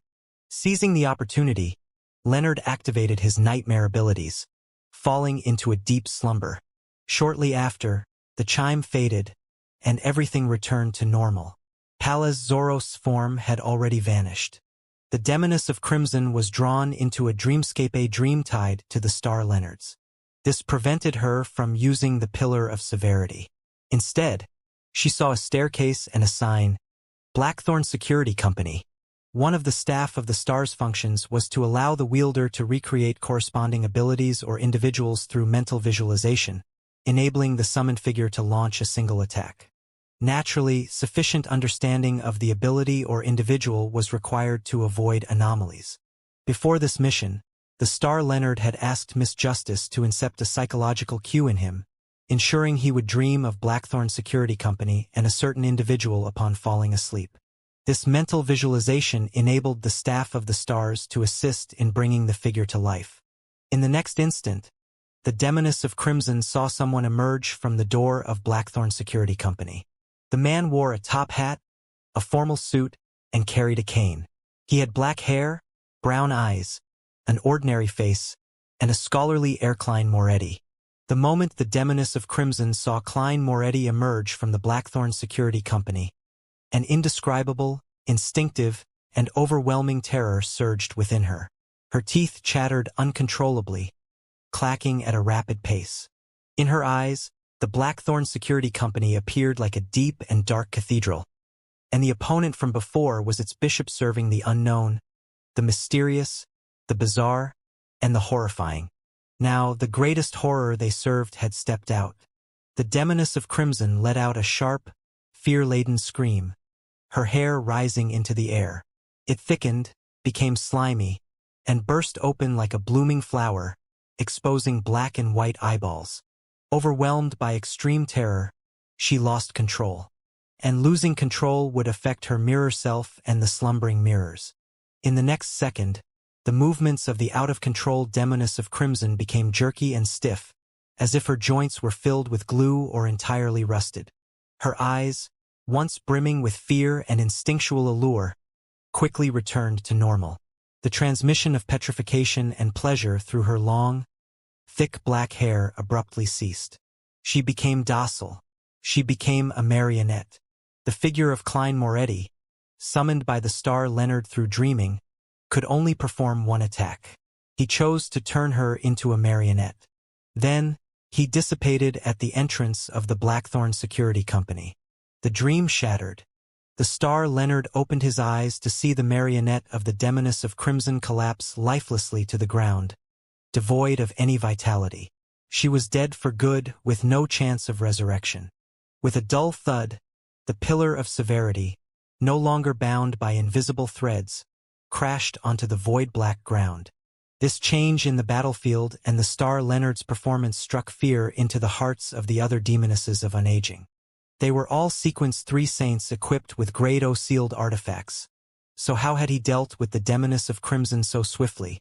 Moreover, the demoness of crimson was a demoness of unaging, notoriously hard to kill and adept at resurrection. If Leonard took a little more time to seal the pillar of severity, the battlefield partitions would be invalidated, and he and the planeswalker would gain the freedom to join any other battlefield. The demoness of orange felt an increasing sense of urgency. Before her floated a card inlaid with what seemed to be shattered diamonds, radiating a brilliant light. The card's face constantly shifted between characters and scenes, producing a variety of effects directed at Mr. Sun and Madame Judgment. But for now, none of these effects could break through the divine barrier created by the Crown of Dawn, nor could they allow the demoness of orange to bypass it and blink directly to her targets. The demoness of orange could only hope that the demoness of gold, with her eye of God, would quickly unravel the divine barrier's mysteries, weaknesses, or flaws and launch a targeted attack. This urgency wasn't solely due to how quickly the battlefield of the demoness of crimson had been resolved, which filled her with dread about the rapidly shifting tides of battle. It was also because the longer she used Tamara's ever-changing card, the more likely one of its negative effects would manifest upon her. As the characters and scenes on the card's face shifted continuously, the fixed pattern on Tamara's ever-changing card's back would gradually change, producing various effects that acted upon the cardholder herself. The demoness of orange glanced at the demoness of gold from the corner of her eye, noting the beads of sweat on her companion's forehead, which made the vertical eye on her forehead ornament gleam even more brilliantly. Clearly, the Eye of God was not easy to use. Meanwhile, having relied on Madame Judgment's help to activate the Glory Crown and create the Divine Barrier, the Sun Derek finally caught his breath. Looking at the demonesses of gold and orange beyond the barrier, as well as the other battlefields and the dark, illusory mirror world, he found himself momentarily dazed. He remembered what Mr. Fool had said to him at the temporary gathering. "Go and pursue your justice. What is my justice? What is the core justice that I am willing to cast everything else aside for?" Once again, the Sun Derek felt the doubts that had plagued him for years. After leaving the City of Silver and stepping out of the forsaken land of the gods, he had witnessed normal ways of living and been exposed to a greater variety of values. Good and evil, right and wrong, wealth and poverty, oppression and resistance. These were all aspects of justice that the Sun Derek had contemplated and practiced in his daily life. But he always felt that none of them represented his core principle of justice. Something else was more important. This confusion had prevented the Sun Derek from summarizing the final acting principle, leaving him unable to completely digest the potion of Justice Mentor. In a flash of thought, considering the significance and purpose of this operation, scenes suddenly unfolded before Derek's eyes. The crimson moon piercing through barriers, descending to the ground, the sky becoming perpetually dark, illuminated only by moonlight and starlight. Humans piling into spheres, floating amidst the murk. The forsaken land of the gods, distinguishing day and night by the frequency of lightning strikes. The chief pushing open the door to the giant king's court, letting sunlight pour in. The sun Derek's body moved, as though transported to the past. He understood what justice he most wanted to pursue. It was light, it was the sun, it was the existence and continuation of humanity as a species. For that, he was willing to abandon everything else. The proof of glory atop Derek's head suddenly radiated brilliant light, and the immense power was directed toward the second saint present, Madame Judgment, Zio Dericha. The asymmetrical black and gold mask on Madame Judgment's face wriggled again. She withdrew the divine barrier, allowing a silver-white rapier to appear and pierce into the demoness of Orange's body. Magnify, using Solomon's mask, Madame Judgment amplified the silver-white rapier imbued with power from Mr. Sun. Inside the demoness of Orange, the silver-white radiance exploded. It brimmed with destruction, yet it was also sacred and resplendent. On another battlefield, the sacred armor adorning the hanged man Alger temporarily suppressed his malicious thoughts, preventing him from succumbing to the corrupted influences of the demoness of Cyan Yelena. Her cull of spiritual flesh could not easily bypass the armor's defenses. However, the cull of spiritual flesh, combined with a sword of destruction, eventually tore through the pure armor formed by divine sunlight, annihilating it completely. At that moment, a new rule appeared on the brass book in Mr. Hanged Man's hand. Normal beings may have one and only one head. All others must die. The three-headed black rooster perched on the demoness of Cyan's shoulder suddenly trembled, as though sensing its impending doom. Plop, plop. Two heads, one bare and the other with a dark red comb, fell off, their severed necks unnaturally clean, as though sliced by a blade. Yet no blood spurted from the wounds. Instead, the severed heads fused with flesh and bone, wriggling as they attempted to grow new heads. However, an invisible force suppressed them, preventing success. With Mr. Hanged Man freed from his dangerous predicament, Franca's situation shifted as well. Franca had been biding her time, anticipating the backlash from the sealed artifacts used by her three opponents after making the prophecy. Yet, as she observed the demoness of silver and the demoness of green, she noticed their subtle infatuation with her intentional display of charm. Franca realized a possibility. The original demonesses of silver and green might have died after the Crimson Moon's descent. The current ones were newly advanced demonesses of unaging. Since the digestion of the unaging potion usually took a century, these newly advanced might still be in an emotionally and lustfully unstable state for several years, perhaps even a decade or more, making them vulnerable to the allure of demonesses of the same tier. And it had been less than a year since the Crimson Moon's descent. Realizing this, Franca deliberately gave the demonesses of silver and green a seductive smile. Full charm. Even if her guess was wrong, Franca figured using charm wasn't a poor choice. There was little to lose in trying. The demonesses of silver and Cyan's gazes turned enamored, longing to kneel before Franca's boots. The demoness of brown was similarly affected, but thoughts of her current lover helped her break free from the horrifying allure. Beyond all the battlefields on the dark periphery of this region, the figure lay in wait. He had white hair and wore a black robe. His eyes were deep and lightless, marking him unmistakably as miracle invoker Zeradal. Zeradal had followed the orders of the Great Mother and arrived long ago, yet he hadn't joined the battle immediately. Instead, he remained hidden, patiently waiting for the right moment, the opportunity to convert everyone into marionettes and claim a bounty of grade-sealed artifacts. That moment had come. In the nearby shadows, Zeradal's current marionettes were ready, each capable of using his abilities to create more marionettes. Suddenly, Zeradal felt an intense sense of danger. It was as if something was burrowing into his body. He quickly attempted to switch places with one of his marionettes. It was futile. Not only were all his marionettes similarly infiltrated by something, but his attempt to exchange places had inexplicably failed, as though the very thought had been stolen from him. A figure appeared before Zeradal, wearing a pointed soft hat and a monocle. Amon. Amon's monocle reflected a glimmer of light. With a smile, he addressed Zeradal. I'm a bit late, but I felt there was still enough time, so I waited outside for any potential dessert to arrive. Quite the coincidence. As he spoke, Amon lifted his head to gaze upward and added with a smile. I know this body of yours is merely a historical projection, but for the error pathway, if a historical projection is parasitized, doesn't that mean the original was also parasitized? If your past self is parasitized, how could your present self possibly avoid it? It's inevitable. A flicker of desperation flashed in Zeradal's eyes, yet the arrangements beyond his historical projection needed time. Just a second or two later, his pupils seemed to dilate, carrying a hint of relief. Then he smiled. He accepted the monocle Amon offered and placed it on his right eye. Having eliminated Zeradal through sheer rank suppression and a surprise ambush, Amon glanced at the ongoing battles deeper within the mirror world. He chose not to interfere and vanished, leaving behind Zeradal and his marionettes. In one of the battlefields, returning from the shadows, the demoness of Black Clarice swiftly utilized the mirror world to create multiple mirror projections across different locations, a mix of real and false images. This was to evade the Transmigration curse from the opposing Disciple of Silence.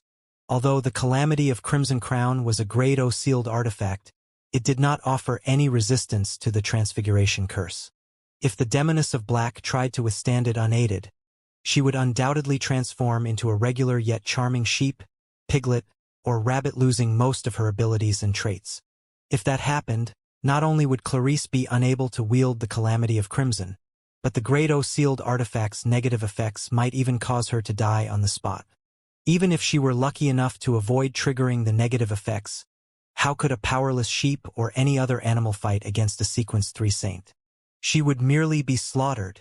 More critically, the Demoness sect, with its stronghold in the southern continent, had significant experience dealing with the Transfiguration curse due to frequent encounters with the Rose School of Thought. The Demoness of Black was acutely aware that the curse would target not only her true self but also her mirror self. The transformation was symmetrical. Moreover, as a defenseless animal, she would be easily captured. Through the connection between her body and her revival arrangements, the enemy could uncover all the hidden dormant mirrors she had isolated in secret. Such an outcome would mean the complete death of the notoriously resilient and difficult-to-kill Demoness of Unaging. The Demoness sect's strategy for countering the Transfiguration curse was clear. If the enemy was below angel level and could only target a single entity, one should conceal the true body using methods like mirror projections. If the opponent was an angel, however, extreme vigilance was required. One had to be ready to activate mirror substitution preemptively while holding a lethal pathogen in their mouth. If evasion failed and one transformed into an animal, they should immediately commit suicide. Now, the Demoness of Black was employing the first strategy. This was not only because her opponent, Madame Temperance Sharon, was a mere Sequence 3 saint, but also because Clarice sought to curse her opponent in return. Each of the mirror projections created through the Calamity of Crimson carried a portion of power, and could use their eyes as a medium to curse any target they saw. A classic Demoness curse. With so many mirror projections at her disposal, the Demoness of Black was confident at least one would capture the enemy's figure and successfully deliver a curse. Even if the curse did not originate from her true body and could not severely injure or kill the target, it would still have a significant impact, creating opportunities for subsequent attacks. Meanwhile, Black Demoness Clarice allowed the Calamity of Crimson atop her head to glow. She brought catastrophe to the battlefield. The catastrophe manifested as the gradual collapse and disintegration of the corresponding area of the mirror world. This not only limited her opponent's ability to dodge, improving the chances of completing the curse, but also dragged all living beings in the battlefield toward annihilation and oblivion. At that point, the Demoness of Unaging could revive, whereas a Disciple of Silence likely could not. As the disaster unfolded, Madame Temperance Sharon remained expressionless, calm, and composed. All her emotions were tightly controlled. She pulled out the second layer of her 3-tiered jewelry box. This was the second application of the box of the Great Old Ones. This layer contained records of different locations, varied and numerous. It allowed the holder and all living beings within a certain range to be directly transported to the designated location. However, designated was not absolute. In actual use, the target location often changed randomly, making the final destination unpredictable, with only a slim chance of arriving at the intended place. Madame Temperance Sharon now placed her faith in the blessing of the Angel of Fate, Will Ausepton. She believed that her heart's desire would come true. The reason Sharon was entrusted with the box of the Great Old Ones for this mission was not due to random allocation. The Tarot Club members had discussed beforehand above the gray fog which member would best utilize each Grade O sealed artifact to secure a swift victory. The consensus was unanimous. The box of the Great Old Ones was best suited for Madame Temperance. Earlier, Sharon had not used the second layer of the jewelry box immediately, because Empress Roselle was still present, a formidable angel likely capable of interfering with or resisting what was about to occur. Now, as Sharon opened the second layer of the box of the Great Old Ones, she designated a location and activated its power. Just as the Demoness of Black captured her opponent's figure and was about to complete her curse, the collapsing and annihilating mirror world suddenly shifted. Accompanied by her mirror projections, she accompanied Sharon to a barren wilderness. This wilderness was strewn with exposed gray-white rocks and densely packed skeletal remains stretching endlessly. The underworld. The location Madame Temperance Sharon had designated was the underworld. By sheer luck, the box of the Great Old Ones avoided its usual randomness.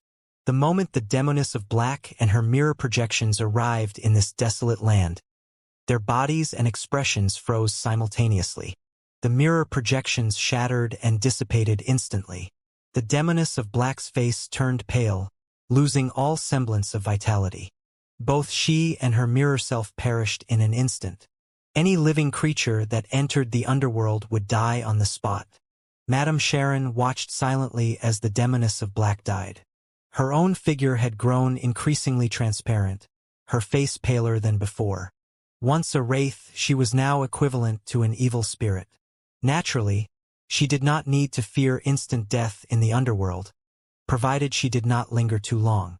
This unique trait was why the Tarot Club believed Sharon should prioritize using the box of the Great Old Ones and the Staff of the Stars. She could move her opponents, whether demonesses or other enemies, to the underworld. Between the two artifacts, Sharon ultimately chose the box of the Great Old Ones due to Mr. Star's unique trait. Looking at the Demoness of Black's corpse, Sharon quietly retrieved the Calamity of Crimson. While the underworld-induced death did not affect the isolated dormant mirrors, making it impossible to permanently kill the Demoness of Black, the revival process would take considerable time. She would no longer be able to participate in the current battle, and she had lost her Grade O sealed artifact. Not only did Sharon face the collapsing and annihilating mirror world, but so did Mr. Moon Emlyn. Clad in the robe of divine blood, he saw the ground collapse and the surroundings fade into nothingness. The malice within him grew increasingly uncontrollable. Spreading the bat-like wings covered in membranes on his back, he transformed into moonlight, directing it toward Demoness of White Katarina, who was also caught in the catastrophe, as though he was dragging her along with him. Seeing the crimson moonlight approaching her, Katarina smiled and allowed the blood-red moonlight to shine upon her. Crack! Her body shattered under the corrosive influence of the blood-red moonlight, reverting to a mirror. Moments later, she reappeared in another section of the collapsing battlefield, smiling as she watched the mirror world's destruction consume both the crimson moonlight and herself. This battlefield soon turned into a void. Seconds later, due to the overall structure of the mirror world remaining intact, boundaries formed within the void, creating new stable regions. Demoness of White Katarina stepped out of the void, fully resurrected. She had indeed perished in the destruction, but through her mirror self outside the collapsed area, she returned. This method was a quick way to resolve matters. After scanning her surroundings and finding no trace of her enemy, Katarina smirked. At that moment, a brazen voice echoed in her mind. It was the Moon Emlyn's. "If I were you, I wouldn't be smiling. You're still alive? Demoness of White Katarina blurted out and instinctively activated her mirror substitution. The mirror left in her place shattered, and Katarina's figure appeared at the edge of the region. Yet Emlyn's voice persisted in her mind. If you had died completely earlier, I would have perished too. But you didn't. Your greatest mistake was assuming resurrection would solve everything after your emotions and desires were first triggered. You didn't try to calm yourself.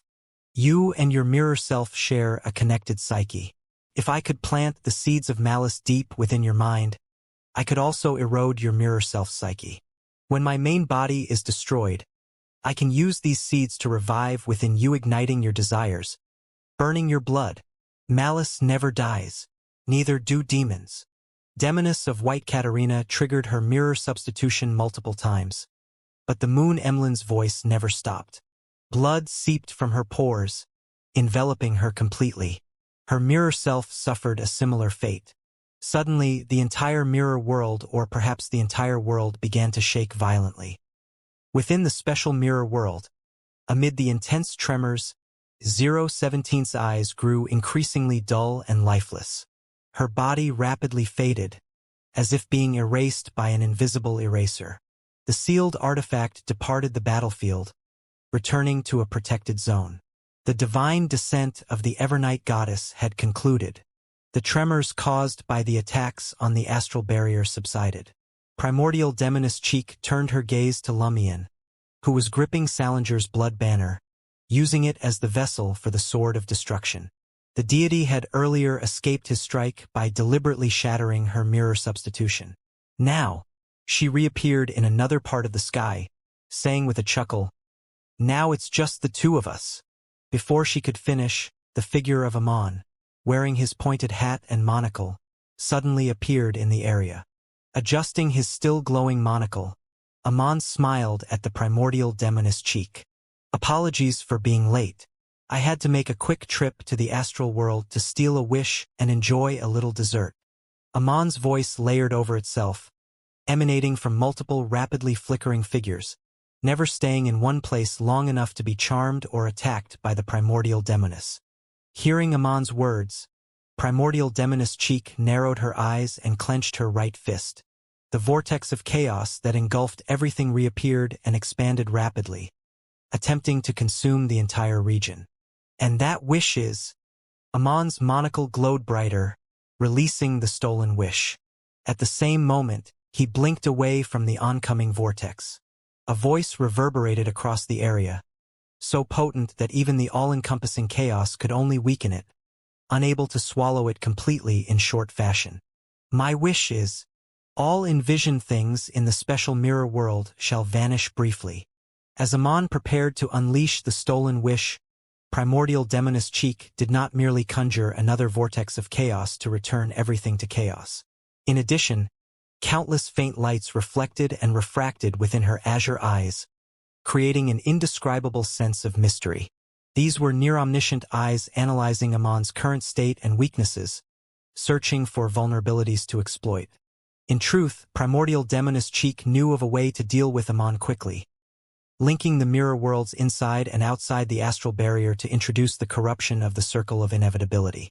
To instantaneously kill a sequence 1 archangel, one needed the corresponding pathway's great old dominator. Unfortunately, the barrier blocks any connection between the inside and outside. Reluctantly abandoning this idea, the primordial demoness focused on utilizing her omniscient authority.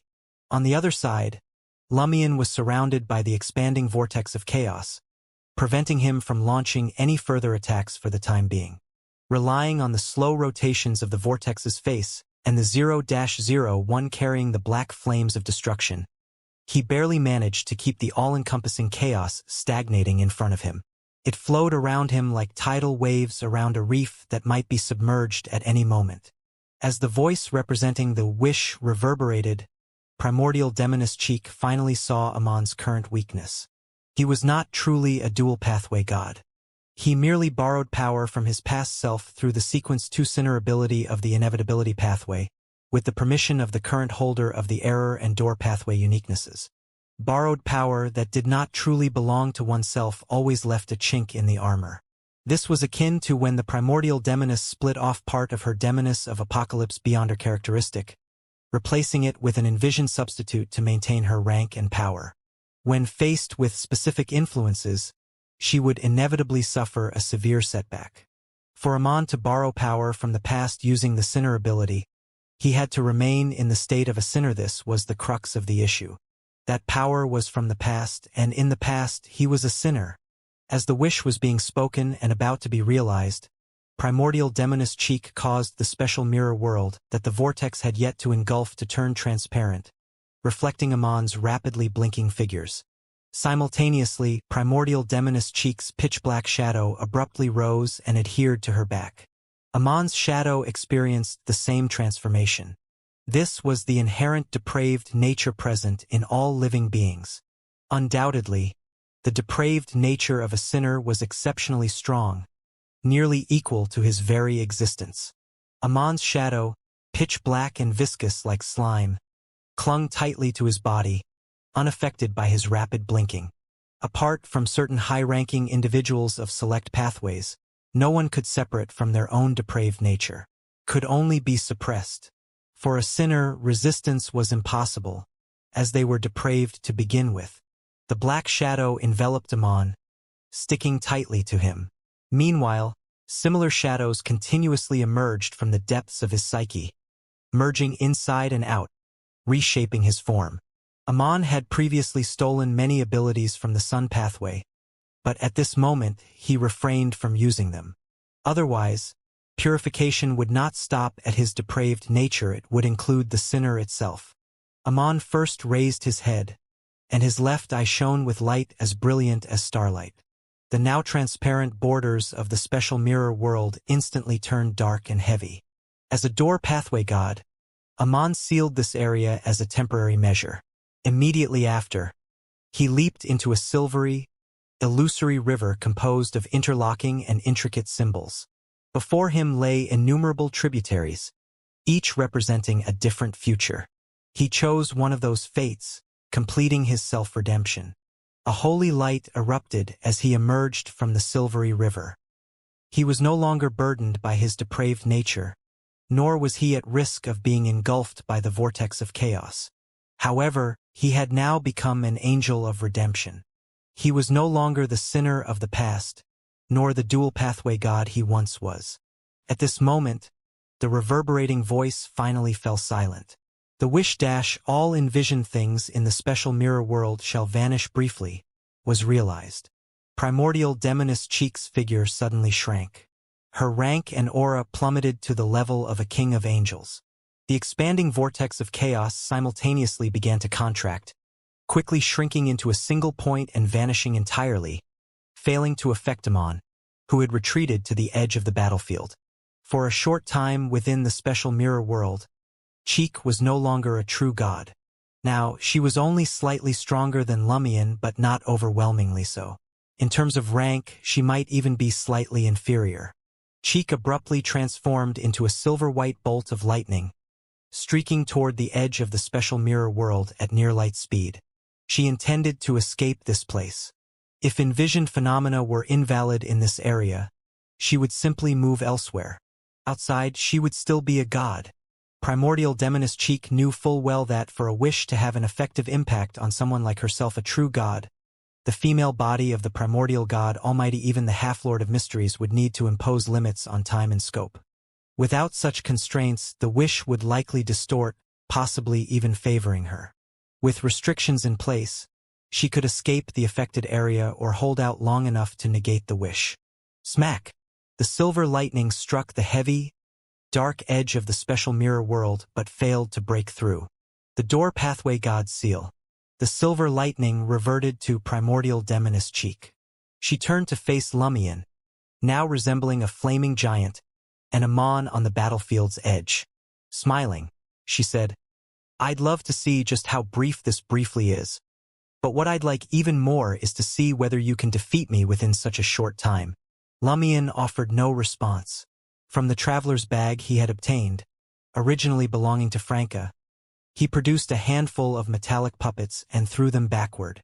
The puppets instantly expanded, each over 10 meters tall, resembling giants forged of steel. Before the battle, each had received boons from Sequence OS of different pathways boons with a time limit. Lumion had waited until Mr. Fool's wish came true before bringing them out. Smiling at primordial Demoness' cheek, he declared, "As a conqueror, how could I not have my own army?" Before he finished speaking, he led the dozen steel giants in a charge against the primordial Demoness. Deep within the mirror world, the Demoness of Silver, her vision dazzled and mind ensnared by Franca's charming smile, felt a sudden pain. Her emotions and desires surged violently. Instinctively looking down, she saw that the skull-shaped sealed artifact she carried was gnawing on her. Her mirror self suffered the same fate. Amidst creaking and cracking sounds, her body rapidly decayed, dragging her mirror substitution and mirror self into ruin along with her. The prophecy of the post-apocalyptic scripture had been fulfilled. Due to the violent fluctuations of her emotions and desires, the maddening obsession to offer both body and soul, the Demoness of Silver suffered a backlash from her own sealed artifact. It seemed rather effective against a demoness. In no time, the Demoness of Silver was reduced to a skeletal corpse with decaying flesh hanging loosely from her bones. Similarly, the Demoness of Green, also entranced by Franca's charm, halted her attacks, unable to tear her gaze away from Franca's face, those sparkling, lake-blue eyes that reflected her very figure like a serene pool. A strong sense of danger struck her. Instinctively, she tried to activate mirror substitution. However, her thoughts had already become sluggish and stalled without her realizing it, preventing her from acting in time. This delay stemmed from the negative effects of the black cloak she wore. Black, quiet, and eerie flames ignited within Franca's eyes, silently enveloping the Demoness of Green's figure. Suddenly, similar black flames erupted within the Demoness of Green's body, inflicting excruciating pain as they burned her soul. A Demoness curse, one that could not be avoided unless mirror substitution was actively used. The Demoness of Green let out an uncontrollable, blood-curdling scream as the quiet flames consumed her soul. Her body collapsed, blood oozing thickly. Her mirror self suffered the same fate. While Franca focused on the Demonesses of Green and Silver, the Demoness of Brown broke free of Franca's charm and unleashed a surge of grayish-white color that swept toward her. Simultaneously, a faint light flickered on the gemstone bracelet around the Demoness of Brown's wrist, as though reflecting starlight. The space in front, behind, above, and to the right of Franca twisted into shadowy barriers, cutting off her ability to travel through the mirror world or evade in other ways. The only exit was to the left, where a tide of grayish-white swept in a color that petrified everything it touched. Even if Franca activated mirror substitution, the space where she would reappear remained within the gray ocean. Franca let out a soft chuckle, producing a mirror and sliding it between the pages of the post-apocalyptic scripture. The next moment, she stepped into the space behind that mirror. Being unable to escape didn't mean she couldn't hide in an existing hidden space or fortify it for protection. The gray tide engulfed the parchment-bound post-apocalyptic scripture, adding a thick layer of stone dust. However, it failed to completely petrify the book, and the mirror tucked between its pages remained unscathed. Seeing that both the Demonesses of Green and Silver were dead, with uncertain prospects of revival and unable to rejoin the battle anytime soon, the Demoness of Brown's heart filled with fear. News of the other battlefields wasn't comforting either. Several other demonesses wielding Grade O sealed artifacts had already been swiftly defeated. With thoughts of her lover weighing on her heart, she was unwilling to lose her life entirely in this chaos. Seeing that the situation was beyond recovery, she disregarded the primordial demoness plans and activated one of the bracelet's gemstones. Her body transformed into abstract symbols and concepts, slipping into the astral world to wander toward her lover's hiding place. However, when she exited the astral world, what appeared before her was not the familiar scene she expected but a dense fog of gray and white. She was lost. The next second, she saw a stream of crimson moonlight flowing through the fog. Suddenly, she felt something inside her stomach, something that tore at her flesh and blood. Seeing that the setting sun rooster now had only one head remaining and could not grow a new one for the time being, Demoness of Cyan Yelena's eyes turned an iron-black hue, reflecting the pale weaknesses on the hanged man Alger's body. She avoided using weakness investigation on the brass book, knowing it was beyond her ability to handle. Amidst her investigation, the single remaining head on the black rooster perched on Yelena's shoulder let out a sharp, malevolent crow. The hanged man Alger immediately felt an invisible force pulling his consciousness and spirit downward, as though he were an irreversible sunset. His facial muscles twitched uncontrollably, forming a grim, hateful expression. Affected by the corrupted voice, he began to succumb to depravity. However, unlike the initial moment when the three heads of the black rooster simultaneously brought different influences, leaving him in a dangerous situation reliant on passive protection, Alger now retained some room for maneuver. Depravity was a process, not an instantaneous event. Having been a Sea King for many years, the hanged man Alger had accumulated substantial high-ranking experience, which helped shape the temperament required of the Sailor Pathway, also known as the Tyrant Pathway. With a stern expression, he resisted the urge to be depraved and, with great difficulty and determination, activated one of his Beyonder powers. At this moment, Demoness of Cyan Yelena had already created several mirror projections of herself, each possessing a certain degree of power, surrounding the hanged man Alger. All of their eyes captured his figure. She was on the verge of completing her curse, a demoness curse fueled by the fire of destruction. Just then, a terrifying visible tornado spiraled into existence around the hanged man Alger, with him as its eye. The vortex expanded outward in rings, swelling in all directions. This was the Sailor Pathway's demigod-level ability hurricane. Yelena and her mirror projections lost sight of their target amidst the palpable, howling winds. The demoness curse she was about to unleash thus lost its medium. Within the terrifying hurricane's eye, the hanged man Alger, while holding the tyrant card to elevate his rank and sense of oppression, used it to dictate the second rule on the Trunsoist brass book. This battlefield is a land of light, a domain of righteousness. All depravity and evil shall find no footing. This was the high-level application of the Judgment Pathway's ability to enact laws and decrees, which allowed multiple prohibitions to take effect simultaneously by defining the environment. In an instant, the dark battlefield, originating from the mirror world, was illuminated by an unknown source of light. The head of the setting sun rooster drooped lifelessly with a snap, unable to utter corrupted words or emanate depravity. Demoness of Cyan Yelena also found herself unable to cast curses or other dark magic. Her heart skipped a beat as she observed the other battlefields through her mirror projections, taking in the overall situation. Without hesitation, Demoness of Cyan Yelena took a step back, preparing to traverse through the mirror world. The moment she formed this intention, the howling hurricane shattered into countless streaks of silvery white lightning, bursting forth with a destructive, violent aura that engulfed the entire battlefield, transforming it into a forest of thunderbolts leading to inevitable destruction. The hanged man Alger left no chance for the Demoness of Cyan to escape the battlefield. After releasing Lightning Storm, now free of the influence of depravity, he broke into a sweat as he laboriously manifested the third rule on the Trunsoist brass book. At this stage, limited by his own rank, even with the support of the Tyrant card, any rules he established had to be derivative of the first two and could not come out of thin air. Facing the area-wide assault of the Thunderbolt Forest, Demoness of Cyan Yelena sketched a radiant smile. Suppressing the use of her mirror substitution ability, she allowed the lightning storm to shatter her body, leaving her flesh charred and evaporating. She deliberately died this way, escaping the battlefield through her mirror self and returning to a hidden location. The demonesses of unaging participating in this battle had all prudently left their mirror selves outside this region of the mirror world, rather than bringing them into battle.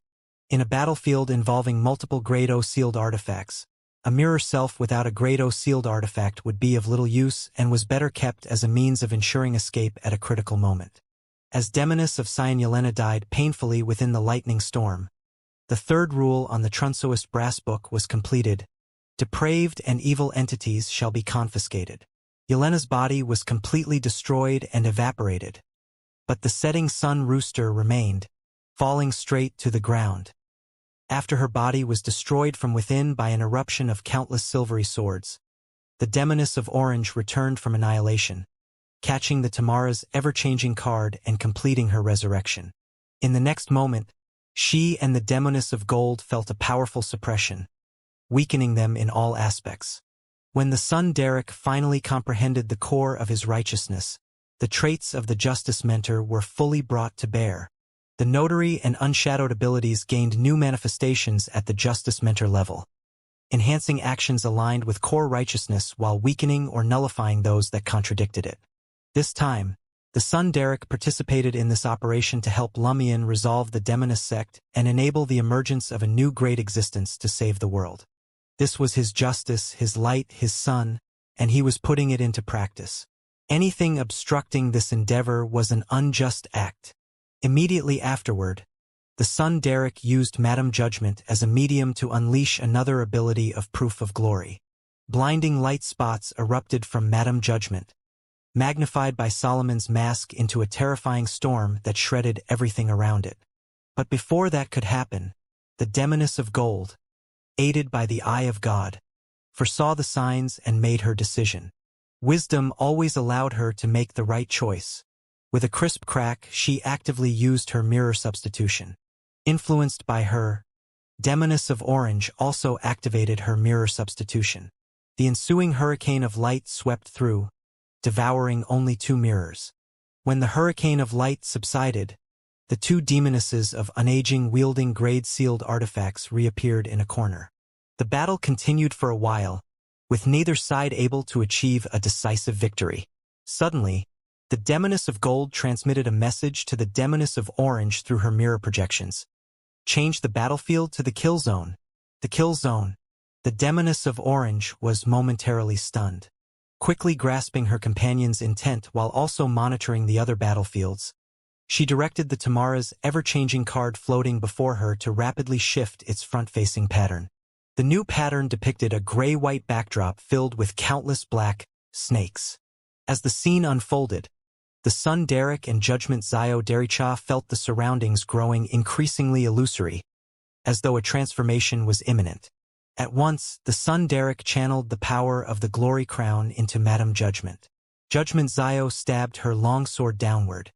Holy and resplendent light surged forth from the void around them, forming a sturdy and pure spherical barrier that shielded the 2 major arcana card holders, rooting them to the battlefield. Simultaneously, Judgment Zio imbued the barrier with distorting power, redirecting the battlefield shift elsewhere. She reasoned that it was unwise to passively follow the demoness's lead to an evidently abnormal location.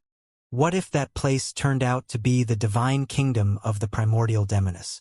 If that were the case, even without a trap, both she and the Sun Derek would be unable to withstand it. Since their primary objective was to support Lumion in devastating the Demoness sect cult rather than to kill anyone specific, it was better to play it safe and regroup with victorious allies from other battlefields to pursue the enemy later. Moments later, the environment around them transformed. The light-formed spherical barrier wavered violently, as though struck by the fiercest of storms, but it remained firmly rooted in the current battlefield. The Demoness of Gold and Demoness of Orange, carrying their respective Grade O sealed artifacts, shifted to the scene depicted on the Tamara's ever-changing card and did not return to the mirror world or face Judgment Zio and the Sun Derek again. They had fled. The wielder of the Eye of God always foresaw shifts in the situation and made the right choices at the right time. Demonesses of Unaging are truly hard to kill, Judgment Zio murmured in quiet admiration.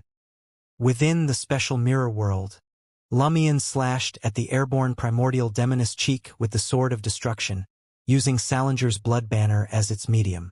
The blade seemed to carry a hint of the river of eternal darkness's corruption, its black flames restrained yet increasingly terrifying. Behind Lumion, his puppet army suddenly scattered. Part moved to the primordial demoness back, part to the area above her, while others flanked her sides and below. This was blink. Each puppet could blink. With 0-01, Lumion could share Beyonder powers among his team. The source of the blink ability was a metallic puppet among them, imbued with an angel-level boon from Mr. Fool himself, a power that could only last 3 minutes once activated. The puppet raised a staff formed of starlight, causing the surrounding void around Primordial Demoness Cheek to warp downward, forming a cage to hinder her escape. Primordial Demoness Cheek smiled faintly at the sight and clenched her right hand. Once again, a vortex of chaos encompassing all colors and possibilities appeared around her body, though it lacked the terror and oppression it held earlier. Although the Primordial Demoness was no longer a true god for now, she still possessed a uniqueness. Her rank was undeniably real. At the edge of the battlefield, Amon observed as Primordial Demoness Cheek once again conjured a vortex of chaos, and a smirk immediately curled across his lips.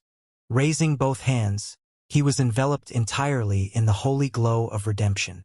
Within the monocle's field of vision, the silvery river of fate corresponding to that region appeared. Every tributary of its future was occupied by chaos, leaving no other possibilities, inevitable destruction. Amon abruptly brought his hands together, clasping them tightly. At that moment, he seemed like someone earnestly praying in the ancient sun god's cathedral. Almost simultaneously, within that silvery, illusory river of fate where the tributaries were about to merge and unify destiny into chaos, a new tributary inexplicably emerged, representing another potential future. In this new tributary, chaos persisted but did not destroy everything in the region. The angel of redemption saving the future by creating something out of nothing. As the river of fate shifted toward this new tributary, the chaotic vortex Primordial Demoness Cheek had created abruptly erupted with a sense of renewal before dissipating entirely. Moments later, the chaotic vortex re-emerged from the area of renewal, once again disassembling and encompassing everything around it. It fell into a cycle-a loop of destruction and creation. This confined it to a small range, unable to directly obstruct Lumien's sword of destruction, which was about to strike. Behind the Primordial Demoness, one of the metallic puppets now wielded a massive, deformed black scythe. The puppet swung its weapon toward the target, carrying with it a silence of unlit darkness. This was a boon from the Evernight Goddess, an angel-level temporary boon. To the Primordial Demoness right, another steel puppet transformed into a massive, featureless serpent adorned with patches of white feathers and enormous wings. This metallic feathered serpent turned into a silent, lifeless white torrent that surged toward its target. This was also a boon from the Evernight Goddess, a temporary angelic power with a very limited duration. On the Primordial Demoness left, yet another steel puppet grew to an enormous size, comparable to Lumien himself. At some point, it had gripped a colossal sword of orange-red light that radiated the aura of approaching twilight and the decay of all things. The orange-red sword also slashed toward the Primordial Demoness. In an instant, Cheek seemed enveloped by twilight, frozen in the orange-red glow. Her thoughts and actions slowed, as if she existed in a different world from Lumien. Her attempt to destroy herself was thus delayed. Twilight had arrived. After these 3 metallic puppets delivered attacks at the Primordial Demoness representing different authorities of endings, they were each destroyed on the spot. Some lost their spirituality, others their sense of life, and others corroded rapidly into rust. They were disposable vessels for carrying those 3 powers, solidified from Lumien's flames. The silent darkness, pale death, orange-red twilight, and Lumien's sword of destruction struck Primordial Demoness Cheek simultaneously. Suddenly, parts of these forces intertwined. These mere angel-level powers tangled into a deep black point, absorbing all light, sound, and matter. The black dot prominently appeared on Cheek's skeletal-dressed body, instantly collapsing her into it, along with all her mirror substitutions. Elsewhere within the special mirror world, Primordial Demoness Cheek's mirror self, a handsome man with a blood-stained face, twisted in expression before vanishing as if evaporated into thin air or erased with an eraser. In various hidden places across the ruins of the northern and southern continents, and within Primordial Demoness Cheek's divine kingdom established in the mirror world, one dormant mirror after another was erased by an unknown power, reaching their end. The next second, Franca, Mr. Star Leonard, and the others fresh from completing their battles in the depths of the mirror world were struck with an inexplicable daze, almost forgetting who they were assisting Lumion against and whom the demonist sect worshipped. Or rather, had such a deity ever truly existed? In the ruins of Trier, demonists of Grey Judith and demonists of Yellow Tassavica nearly forgot they had a true god ancestor. They felt that the demonist sect's deity must have been an imagined, symbolic figure. Struggling to recall the title, Primordial Demoness, and the name Cheek, their expressions changed dramatically as they realized something had gone terribly wrong. These two experienced demonesses of catastrophe immediately created large-scale calamities to prevent Madame Justice and Madame Magician from approaching. Then, without a moment's hesitation, they began self-destruction. Within the special mirror world, the deep black dot lasted only a second before it completely disintegrated and vanished, seemingly incompatible with this universe. The primordial demoness' uniqueness and the two demonists of Apocalypse Beyonder characteristics were not ejected as a result. Suddenly, cheek-clad in her skeletal dress re-emerged from the void. She smiled warmly at Lumion and Amon, saying, "Unless all mirror worlds are destroyed, you cannot truly kill me. Do you still believe you can defeat me before the wish's effect ends?" With that, Cheek's beautiful eyes shifted to Lumion. "Do you wish to surrender?" The primordial demoness was clearly stalling for time. Once Mr. Fool's wish expired, she would regain her status as a bona fide sequence O deity, potentially even surpassing some true gods. Lumion chuckled, tilting his head to glance at Cheek's face on the head growing from his left shoulder. "Since I possess a part of you, how could I not understand your relationship with the mirror world? That earlier strike was just to dismantle your other resurrection arrangements. As for now," Lumion's blue eyes, framed by Cheek's encouraging and sweet smile, grew unervingly vivid. The blood-colored banner between his brows shone even brighter. Primordial demoness Cheek suddenly realized something, and her expression subtly changed. At the same time, black flames of constrained violence and destruction ignited in Lumion's gaze. Curse, a demoness curse, driven by the city of Calamity's power and the fire of destruction. Lumion cursed the cheek face on the head growing from his left shoulder. It was both a part of him and a powerful mystical link to primordial demoness Cheek, making it one of the best curse mediums. Thus, Lumion was cursing both himself and primordial demoness Cheek. Behind him, two steel puppets had already undergone transformations. One appeared to don an illusory black cloak, while the other wore unrealistically dark gloves. Fooling. Loophole. Since the primordial demoness was currently equivalent to the mirror world itself, her demise dependent on its destruction, the inverse was also true. To curse the primordial demoness was to curse all mirror worlds. Instantly, Lumion's entire being ignited, black flames of destruction bursting forth to annihilate all constraints of madness. This caused the iron-black, symbol-etched skeleton of his body to begin melting rapidly. The blood-soaked violet flames within him were assimilated or consumed. Lumion's face twisted uncontrollably in extreme pain. Yet, amidst the agony, he displayed reckless joy, unashamed of his exhilaration. He looked at primordial demoness Cheek and saw the peerless beauty ignited by black flames of fire of destruction, burning her from soul to body.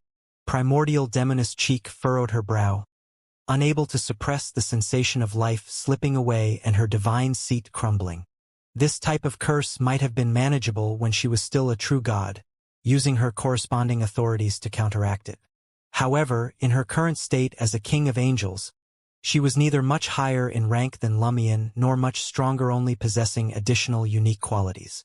As primordial demoness Cheek was engulfed in the fire of destruction, the special mirror world itself was also set ablaze with raging black flames. All mirror worlds within the astral barrier succumbed to the inferno, melting and collapsing en masse. Franca, the hanged man Alger, and others quickly collected their spoils and fled the mirror world, returning to the ruins. One by one, the mirrors Franca carried cracked and shattered. Rather than feeling alarmed, she was delighted. This was Lumion's fire of destruction.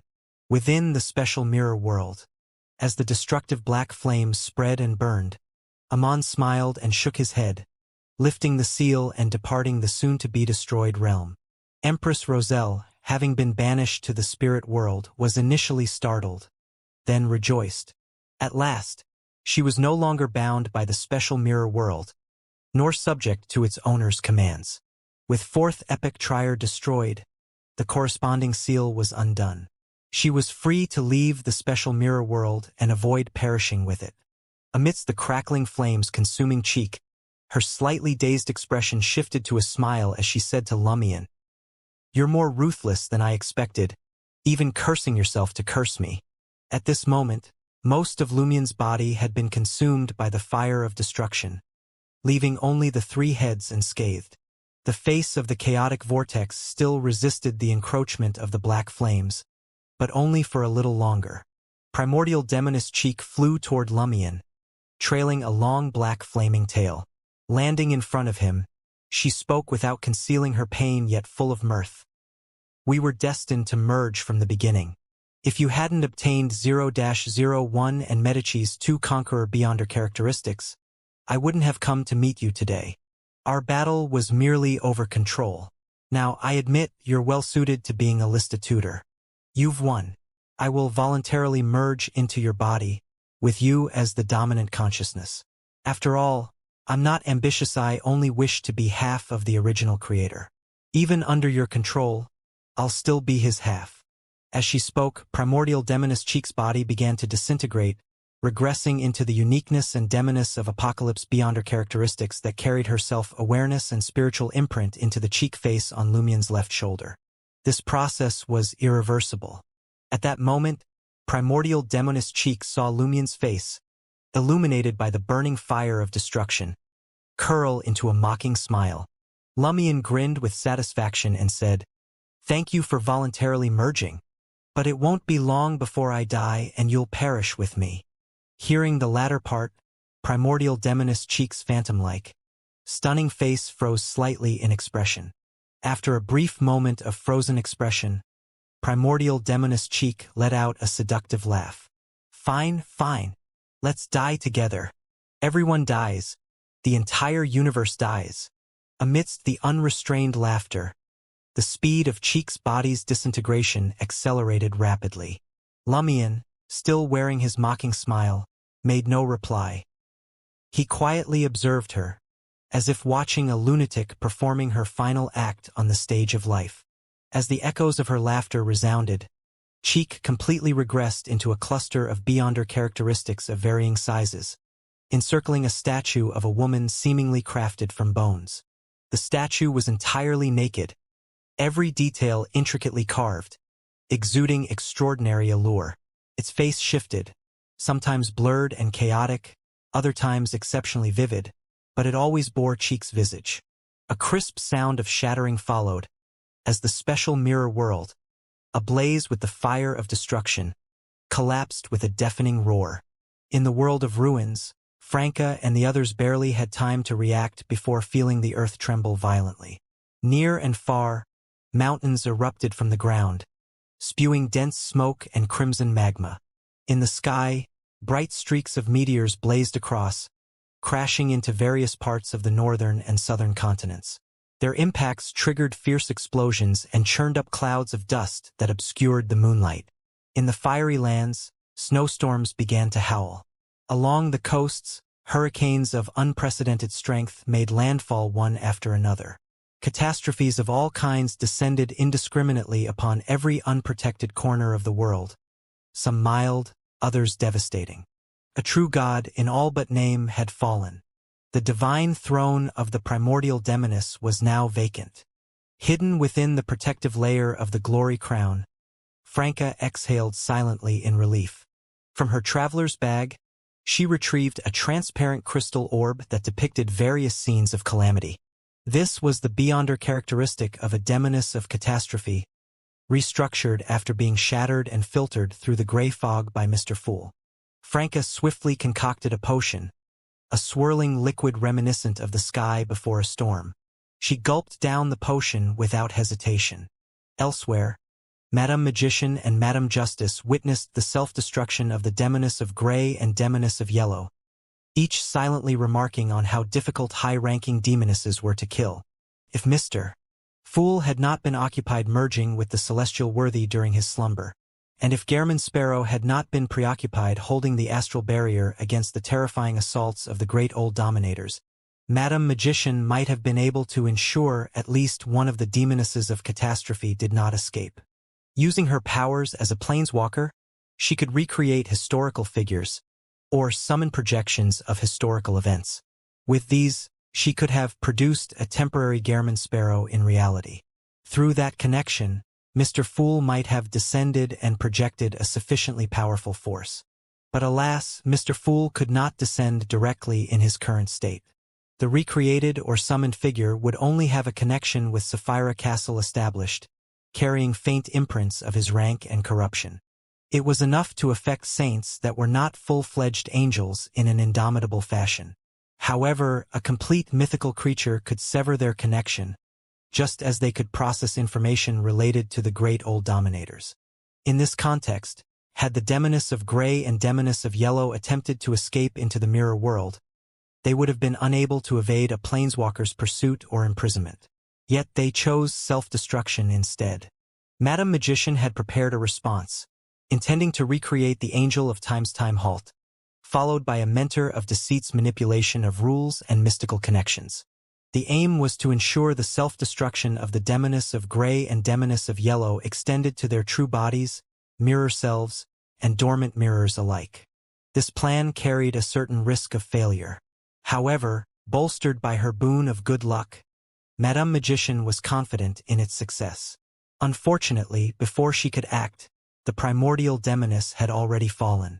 The ensuing disasters accelerated the self-destruction of the two demonesses. Noticing Madame Magician's disappointment, Madame Justice tilted her head with a smile. I secretly planted seeds of spiritual plague in them. Given the twisted psyches typical of demonesses, they will undoubtedly suffer issues later on, perhaps even leading to their demise. Audrey used the term perhaps, as she wasn't sure if the Demoness sect possessed a Grade 1 sealed artifact capable of curing or suppressing such diseases. On another front, Sua and Tyree successfully sought aid from the Chain God and escaped the entanglement of Mam Hermit, the Angel of the Holy Spirit, and the Angel of Time before the arrival of Madame Magician and Madame Justice. They retreated in defeat. In the collapsing special mirror world, Lumion, his face still bearing a mocking smile, gazed at the female statue and the two dark orbs containing the absorbed Beyonder characteristics. Yet he did not allow them to merge with the cheek face on his shoulder.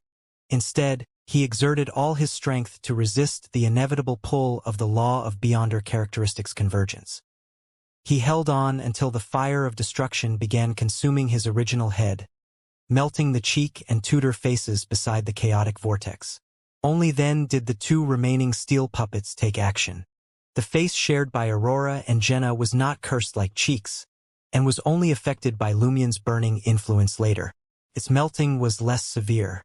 The steel puppet wearing dark gloves extended both hands, extracting the self-awareness and spiritual imprints of Cheek from the two demoness of Apocalypse characteristics. This extraction, limited by the puppet's rank, was temporary and incapable of permanently possessing the entities. If suitable vessels were not found, the extracted consciousness and imprint would soon return to their original characteristics. At that moment, the other steel puppet, cloaked in an illusory mantle, extended its right hand and completed the grafting. It transferred the extracted self-awareness and spiritual imprint to the female statue, the uniqueness of the demoness pathway. As the strongest resonance for Cheek's self-awareness and spiritual imprints, the statue readily accepted them. Even if it hadn't, fooling or deceit awaited to ensure compliance. Once this was done, the steel puppets succumbed to the collapsing mirror world, and Lumion ceased his resistance. He allowed the uniqueness to merge with the melting cheek face. Enduring immense pain, Lumion smiled and plunged 0-01 into the melting tutor face, driving it completely in. Then he swallowed the two blood-soaked crowns. The now purified demonists of Apocalypse beyond her characteristics were guided into the blood-stained faces of Aurora and Jenna. At last, the three sequence one beyond her characteristics and the uniqueness of the demonist pathway reunited within Lumion, becoming whole. Their aggregation intensified, and Lumion's head, along with the fire of destruction from the curse, seemed to collapse into a singularity. Enduring immense pain, Lumion smiled and plunged 0-01 into the melting Tudor face, driving it completely in. Then he swallowed the two blood-soaked crowns. The Red Priest pathway's three sequence one beyond her characteristics and uniqueness were also gathered. Rumble. Thunder rumbled as silver-white lightning struck various parts of the world of ruins. The hanged man Alger and Justice Audrey instinctively looked to the sky. They saw the projections of the crimson moon and the stars ignited by an invisible, colorless flame, bringing light to the world.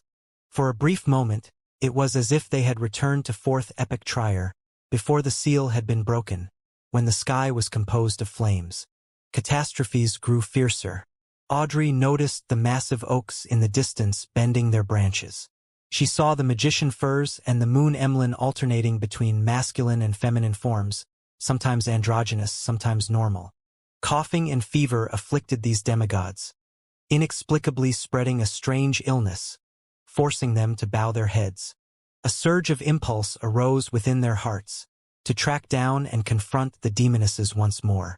Amidst this chaos, the cries of monsters filled the oak forest as they turned upon one another. Simultaneously, as Franca advanced toward becoming a demoness of catastrophe, she sensed fragments of her shattered mirrors forming new domains behind mirrors. The mirror world was reborn. Within the world of ruins, patches of gray and chaos were consumed by flames, leaving nothing behind. In the destroyed, then reborn special mirror world, Lumion's three heads rose slowly as his body reformed. His right side was female, clad in a skeletal white dress, while his left was male, draped in a blood-red robe. The right head bore the purified faces of Aurora and Jenna, clean, brimming with spirituality, though their eyes remained shut, unable to speak or convey consciousness. The left head featured Cheek's face, now less maternal and more alluring, with a captivating smile and slightly parted lips. Tudor's face appeared sharper, with the blood-red flag mark on its forehead protruding slightly. The face of the chaotic vortex continued to absorb the fire of destruction, rotating faintly. Lumion's own head grew more handsome, his long hair the color of blood, his features exuding sharp masculinity. Beneath his left armpit and ribs, additional arms sprouted, holding a scorched, blood-stained banner. On his right, matching arms extended, pale as white jade but empty-handed. A new red priest and chaos demoness had been born. As a god, some uniquenesses manifested as parts of one's body or belongings. Others remained hidden. In the next moment, Lumion raised his three heads, gazing at the crimson moon returning to the region.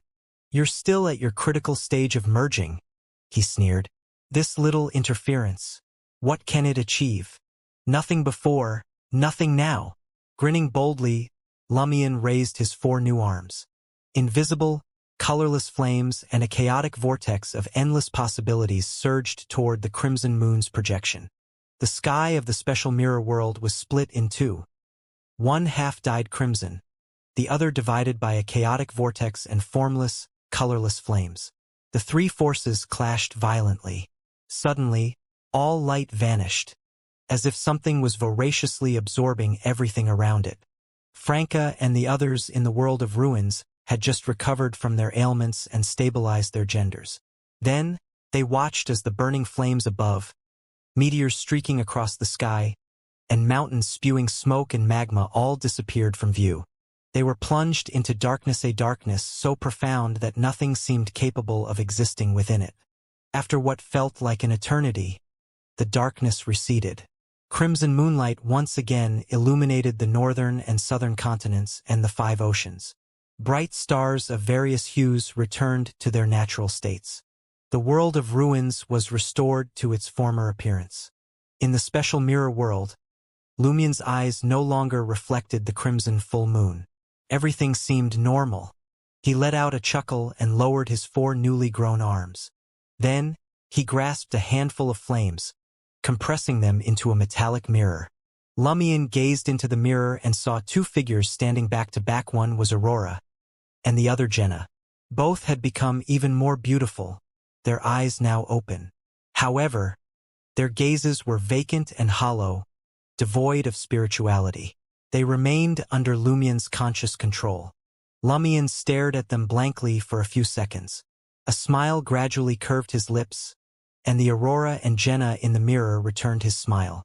Behind them was another indistinct figure, Cheek. On Lumion's left shoulder, the face of Cheek also smiled sweetly and seemed about to speak.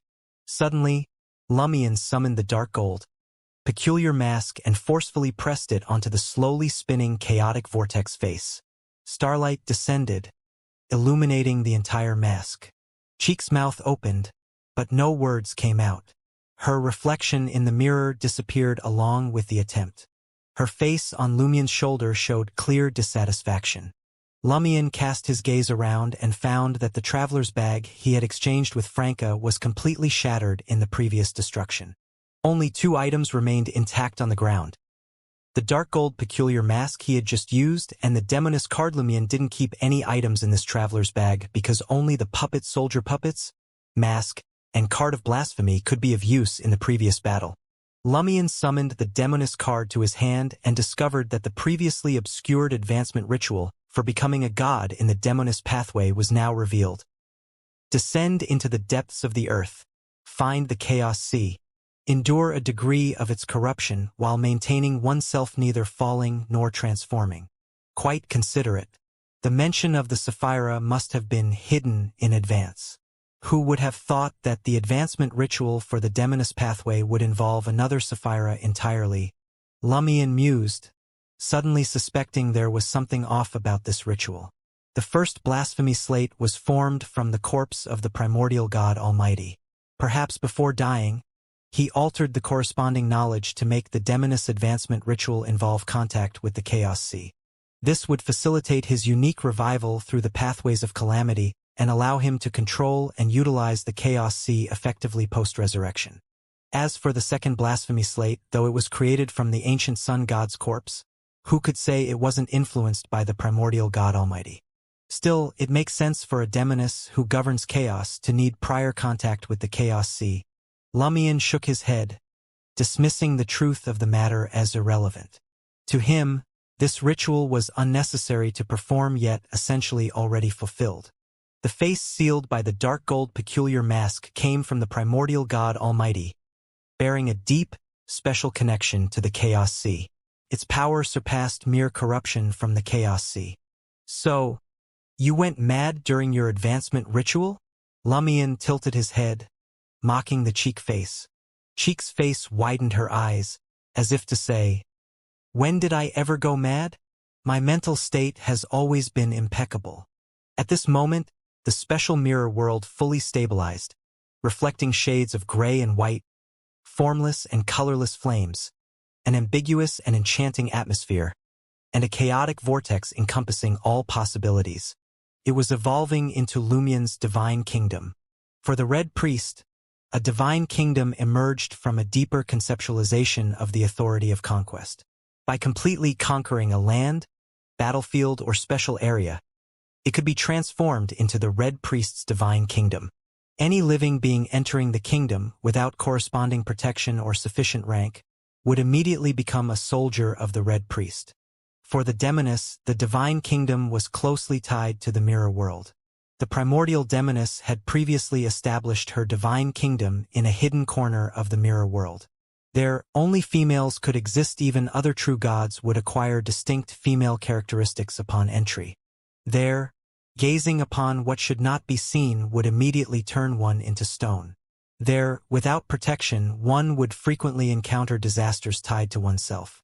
There, extreme pleasure would sporadically manifest, making one reluctant to leave. Lumion could now conquer the special mirror world, transforming it into a divine kingdom that satisfied the needs of both the Red Priest and Chaos Demoness. Lumion surveyed his surroundings and allowed the scenes reflected in the special mirror world to change. They became Corda Village, surrounded by blue skies, white clouds, and lush green grasslands. At the village's edge stood the Rue Anarchy, with Aurora's house built beside Aubaird's Du Coq d'Or. After gazing at it for a moment, Lumion let the scene gradually fade away. He smiled faintly and entered the astral world composed of concepts and symbols before returning to reality. His three-headed, six-armed form nodded toward Franca and Madame Magician, who were looking at him, and said, "Thank you all. The operation is successfully concluded. Let's head back to the protected zone." "All right." Mr. Sun and the others responded one after another. Trier inside the luxurious villa. Franca studied the clean, refreshed faces of Aurora and Jenna with undisguised anticipation. "It really seems like revival is possible if we take it a step further," she said. Hearing this, Anthony cast a subtle glance at Franca. Lumion nodded lightly, smiling self-deprecatingly. "Sometimes it feels meaningless. Other times, I can't help but hope and yearn for it." "Hope is good. Hope is very good," Franca replied, smiling at Lumion. "I'm now a demoness of catastrophe, an angel. Surely I can know certain things now." Lumion couldn't help but chuckle. "Do you have to be so impatient? Stabilize yourself first. Anyway, I need to report to Mr. Fool about this. It's related to future actions. When I return, I'll explain briefly." "All right." Franca didn't hide her anticipation and felt that Lumion seemed in a much better state, having exacted revenge by defeating primordial demoness Cheek. Once Lumion ascended to his room to prepare for entering the gray fog, Franca turned to Anthony and asked curiously, "Why did you give me the look earlier?" "It couldn't be because my allure, still somewhat uncontrollable after becoming a demoness of catastrophe, affected him, right?" When it came to beauty and charm, Lumion's cheek face clearly surpassed hers. Anthony smiled slightly and said, "I was just reflecting on how your mental state is much better than I imagined and how your resilience exceeds my expectations." Franca froze for a moment, then sighed softly after a few seconds. "I have to force myself to stay calm and optimistic. He can be gloomy, he can lose control in madness, but I can't. Although I sometimes fall into gloom, most of the time, I must remain cheerful and optimistic. Otherwise, there's truly no hope." "That's your humanity," Anthony remarked emotionally. "I'm glad Lumion and Jenna met you, and I'm glad to have you as a teammate." Franca let out a somewhat smug laugh, then warily asked, "Why do I feel like you're trying to give me therapy?" "I've never hidden that," Anthony replied with a smile as he turned toward the kitchen area. "It's free, after all." Above the gray fog, within the majestic palace. After recounting the highlights of the battle and the primordial demoness performance, Lumion said, "This time, I've initiated the convergence. With the awareness and spirit of both Cheek and Tutor present, I don't need much time to adapt before mastering the authorities of the demoness and red priest pathways.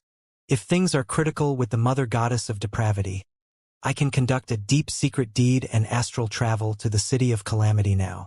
But if there's no immediate urgency, I'd prefer about a month to stabilize myself and strengthen the newly formed balance." Shrouded in gray fog, Mr. Fool nodded and spoke with a faintly ethereal tone. "There is at least 1 month." Before Lumion could respond, his voice softened. "Your three-headed, six-armed form stems from a fundamental transformation. Even I cannot restore you to a normal appearance, only conceal it with illusions. However, once you stabilize your balance and the apocalypse passes, I can use wish and fooling to grant you a second form. This form will allow you to switch freely, turning your spatial three-head six-arms into a temporal one. Your three heads and corresponding bodies will each occupy different time segments of the day, living their own lives but still under your main consciousness's control. The biggest drawback of this form is that you, Aurora, and Jenna will never be able to appear together or meet each other." Hearing Mr. Fool's unhurried words about post-apocalypse possibilities, Lumion suddenly felt a fleeting daze, as if the apocalypse could indeed end and he might truly survive. Lumion didn't say anything pessimistic. He simply listened quietly. Gradually, he understood that Mr. Fool wasn't making a promise or offering comfort, but expressing his own hope, giving heartfelt blessings. He genuinely wished for the apocalypse to end, for Lumion to survive, and for him to live a better life. At that point, your rank will no longer suit being a major arcana card holder of the Tarot Club. This isn't the Rose Redemption after all. But you can have Franca take your place as a major arcana card holder. Just draw a new card. Every major arcana card holder in the Tarot Club already has dual identities, many representing other factions. By the end, Mr. Fool's voice carried a hint of amusement. At some unknown moment, Lumion found himself at peace. He chuckled along and said, "All right, Mr. Fool." Mr. Fool gently nodded and replied, "Then I shall convene an impromptu gathering now." As rays of light rose and solidified into various figures, each completing their greeting to Mr. Fool, the central head of Lumion scanned the room and said, "Thank you all for your help. At the moment, I only possess the post-apocalyptic scripture as an angel-level item, so I can't provide equivalent compensation for everyone. However, if there's anything you need from me in the future, just let me know." Hearing the second half of this statement, the hanged man Alger was momentarily stunned before realizing something critical. This was a promise. And this promise was worth more than any grade-sealed artifact. After all, Lumion was now a dual sequence, O true God. The help promised by a true God surpassed the value of any grade-sealed artifact. Little do I know, a Tarot Club member has already turned into a true God. The hanged man Alger found his thoughts adrift. When the Tarot Club was first established, he had harbored doubts, excitement, and fantasies, but had never imagined witnessing a scene like this.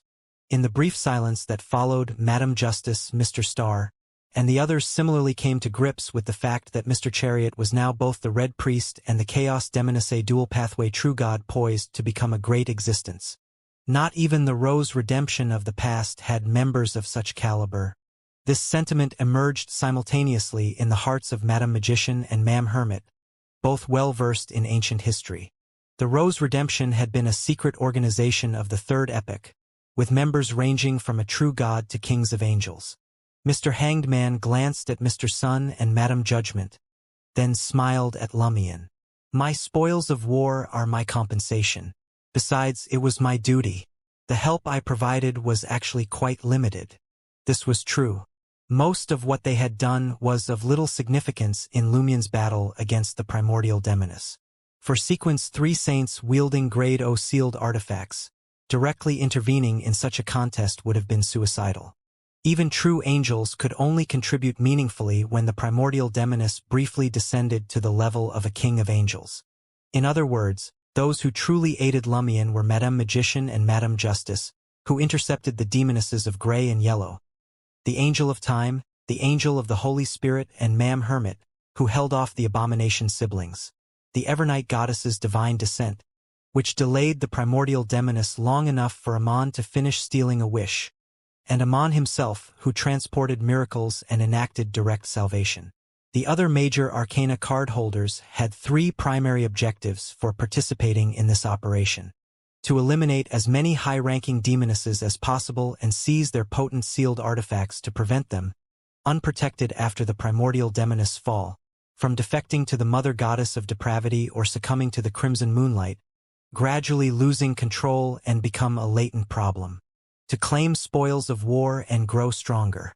Although cruel, the reality was that the more angels and Grade O sealed artifacts in the protected zones, the more prepared they would be to confront anomalies and perhaps even safeguard more of humanity when the apocalypse truly arrived. To assist Franca in bringing a catastrophe upon the demoness sect. Without such help, surviving alone would have been a miracle for her. The hanged man Alger believed Lumion's gratitude was primarily directed at the third point.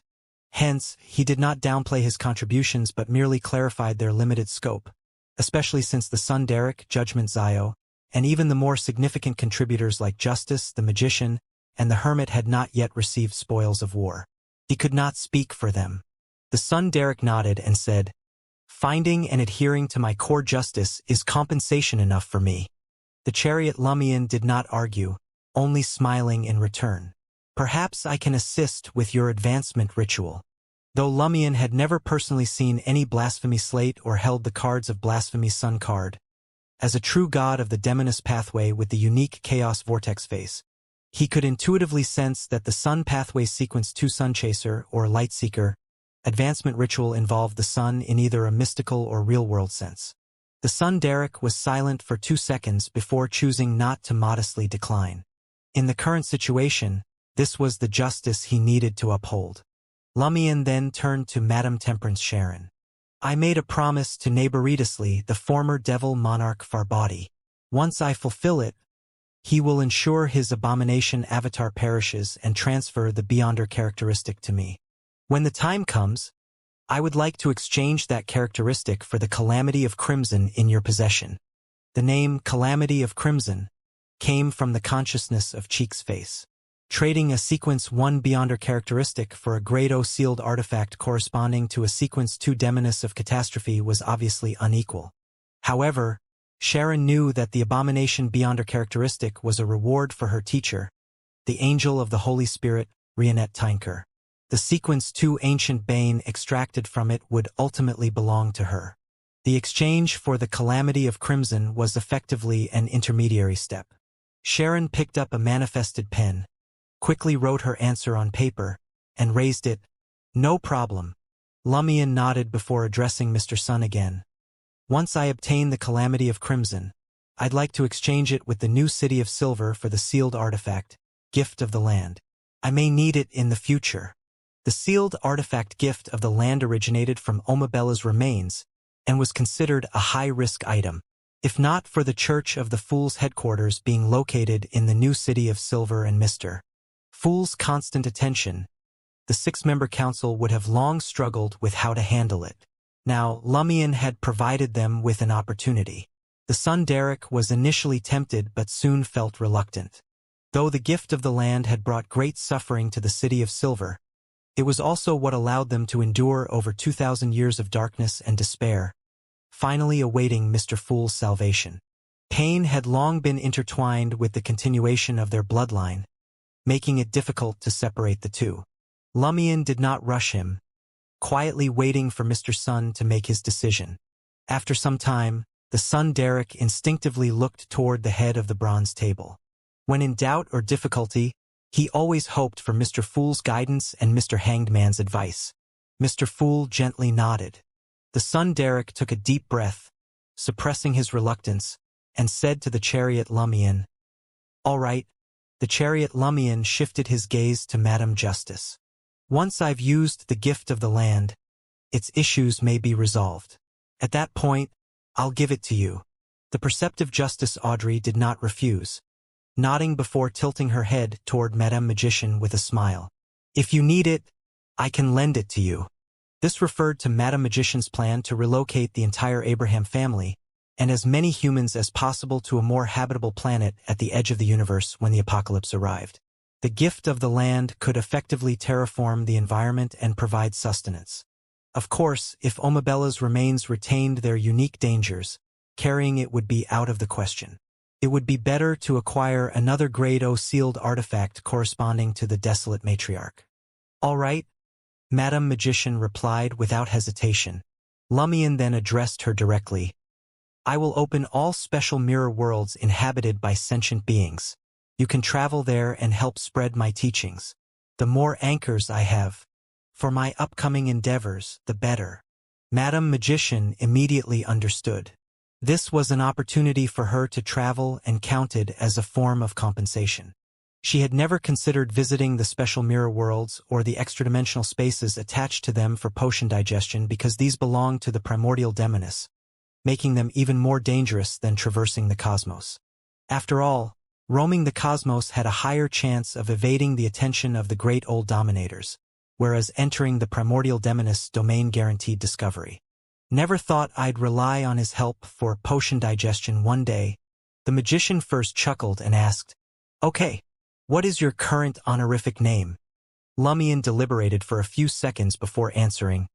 "The symbol of war and apocalypse, the demoness-wielding chaos, the many-faced one who offers sacrifices to calamity, and the ruler of the mirror world." A true dual pathway, true God. Madam Magician silently marveled. Lumion then turned to Ma'am Hermit. I will assist Queen Mystic in completing her digestion of the sage potion and help you digest as much as possible. Ma'am Hermit made an sound and thanked him. A sage always opposed disaster and calamity, and the individual sitting diagonally opposite her represented these concepts. There was no one better suited than Lumion to aid in the sage potion digestion. Then, Lumion addressed Mr. Star. Tell Mr. Pallas that I owe him one. He turned to Madam Judgment next. I owe you one as well, or the post-apocalyptic scripture? All right, said Mr. Star without declining on behalf of the old man. Under the circumstances, Judgment Zio, known for her group-mindedness and adherence to order, found it hard to refuse. She chose the favor as compensation. Having distributed the rewards, Lumion thought for a moment before looking at Madam Magician again. I'd like to borrow the box of the great old ones for a while. Perhaps I can resolve the third level's hidden danger for the Abraham family and replace it with an equivalent but more manageable anomaly. If I don't succeed, I'll return it as is. Madam Magician's expression became thoughtful before she nodded. No problem. The chariot Lumion leaned back in his chair, saying no more. Judgment Zio immediately looked at Mr. Star Leonard. Can I trade Solomon's mask with you for the Justiciar Pathway Grade O sealed artifact? The Star Leonard looked back at Madam Judgment, slightly surprised as he asked, You're not switching to the Black Emperor pathway? Switching pathways could grant unique, hybrid, and sometimes bizarre Beyonder powers. Though the rituals might have hidden requirements and associated risks, theoretically, such individuals were harder to deal with than Beyonders who stayed on a single pathway to its peak. Judgment Zio spoke calmly. If there's no other option, I will switch to the Black Emperor pathway. But as long as there's a possibility to continue on the Justiciar pathway, I would prefer to pursue that. She paused, adding, I personally aspire to establish orders that align with the morality of the times and devote myself fully to maintaining them while constantly adjusting and refining them based on reality's feedback. Once order becomes rigid, it inevitably falls into shadow. The Star Leonard nodded in agreement, saying, I'm willing to make the trade. To him, Solomon's mask and the Pillar of Severity were essentially equivalent. They were items meant to be handed in, traded for the Sequence 2 Servant of Concealment Beyonder characteristic of the Darkness pathway. If there wasn't an opening for a Servant of Concealment, he was already prepared to switch to Sequence 2 of one of the neighboring pathways, the Death Pathway's Death Consul or the Giant Pathway's Glory. After Leonard and Zio completed their exchange of the 2 Grade O sealed artifacts, Mr. Fool, seated at the head of the bronze table, turned to the hanged man Alger. In a warm tone, he said, The Book of Calamity task cannot currently be completed due to the premature descent of the Crimson Moon. You will need to wait until the moment the apocalypse arrives. If you do not wish to wait and prefer to ascend to angelhood sooner, I can assist you by using the Setting Sun Rooster to trade for the Sequence 2 Beyonder characteristic and supplementary ingredients from the Sun, White Tower, or Tyrant pathways. White Tower was the Sequence O of the Reader pathway, corresponding to the God of Knowledge and Wisdom. The Sequence 2 Beyonder characteristic of this pathway and the Tyrant pathway might no longer exist within their respective churches but could still be found as sealed artifacts in other churches. The Sun pathway's Sequence 2 Beyonder characteristics were relatively more abundant, partly due to the fall of the Eternal Blazing Sun and partly because not every Sequence 3 Justice Mentor in the Church of the Eternal Blazing Sun fulfilled the conditions for advancement. In the past few months, Saint Vive and Saint Lutique, 2 senior Sun Chasers, had each successfully advanced after Mr. Fool returned 2 Sequence 1 White Angel Beyonder characteristics. Mr. Fool continued, You can also consider switching to the Secret's Supplicant pathway. The Setting Sun Rooster, originating from the fall of the ancient Sun God, carries the Sequence 2 Beyonder characteristic Profane Presbyter tainted by the Sun's power. I can purify the corresponding corruption for you. Take your time to consider carefully before deciding. The hanged man Alger fell silent, seemingly torn and hesitant. After a dozen seconds, he suddenly chuckled. Honorable Mr. Fool, I wish to become a profane presbyter. The Sun Derek looked at Mr. Hanged Man in astonishment, utterly baffled by his choice. He believed that the White Tower Pathways Sequence 2 Wisdom Angel or the Tyrant Pathways Sequence 2 Calamity would suit Alger better, especially the former. Alger smiled faintly and said in a low voice, "This pathway is more adaptable in actual combat and better suited to handling various situations." He then added in a self-deprecating tone, "By choosing this, my Hanged Man card becomes even more fitting. Perhaps this is fate. One always returns to the card they once chose." Hearing this, Madame Magician, who had deep knowledge of tarot cards, was suddenly reminded of a phrase. The Hanged Man represents downfall, selfishness, as well as endurance, sacrifice, and dedication. Seeing that the Hanged Man Alger had made his decision, Mr. Fool did not offer further advice. "After the gathering, I will provide the ritual. Once you're prepared, pray to me to shatter the characteristic, purify the corruption, and supply the supplementary ingredients." "Yes, Mr. Fool." Alger was both elated and burdened with a sense of responsibility. As the current sea god and a legendary adventurer perpetually roaming the seas, he had long since digested his Sea King potion. The chariot Lumian straightened his posture and said, "Mr. Fool, I will supply the supplementary ingredients. Just provide me with the corresponding knowledge, and I can envision them out of thin air." He was unsure whether Mr. Fool had access to the supplementary ingredients for profane presbyter or could summon them from the historical fog for temporary use, so he proactively offered to handle it. "Very well." Shrouded in gray fog, Mr. Fool nodded slightly. After discussing this matter, the Moon Emlyn glanced around the room and hesitated before saying, "Your potions are either fully digested, were digested during this operation, or you found ways to expedite digestion. However, my High Summoner is still lacking. Advancing quickly would require taking risks. Do you have any suggestions?" Before any other major arcana card holders could respond, the Chariot Lumian smiled and said, "That's simple. After the gathering, set up a ritual and summon me. I will respond." Mr. Moon Emlyn was momentarily stunned. Of course, this individual is a dual pathway true god, possessing unique traits. If a high summoner could complete such a high-level summoning and succeed, their remaining potion would undoubtedly be fully digested. "Thank you." The Moon Emlyn was not particularly adept at communication and could only express his gratitude in the simplest terms. After further exchanges, Mr. Fool gently tapped the edge of the bronze table. Once all the major arcana card holders turned their attention to him, he spoke in a warm but emotional tone. This operation was a success. Though many high-ranking demonesses were not truly killed, the destruction and reformation of the mirror world left their numbers dwindling. Their relics may have been inherited by the demoness of Cyan Trio, but they will no longer impact future developments. Everyone, the final moment is approaching. We have about a month left to make all necessary preparations. Make the most of it. I hope that after the apocalypse, no one will be absent from the next tarot gathering. Hearing this, Justice Audrey felt a complex surge of emotions. She stood up and, alongside the other major arcana card holders, curtsied. "Yes, Mr. Fool." Returning to the real world, Lumian descended the stairs into the small living room. He glanced at Franca and casually asked, "Where's Anthony?" "In the kitchen, helping Ludwig," Franca replied, glancing toward the living room entrance before lowering her voice. "You can tell me about the knowledge of great existences now, right?"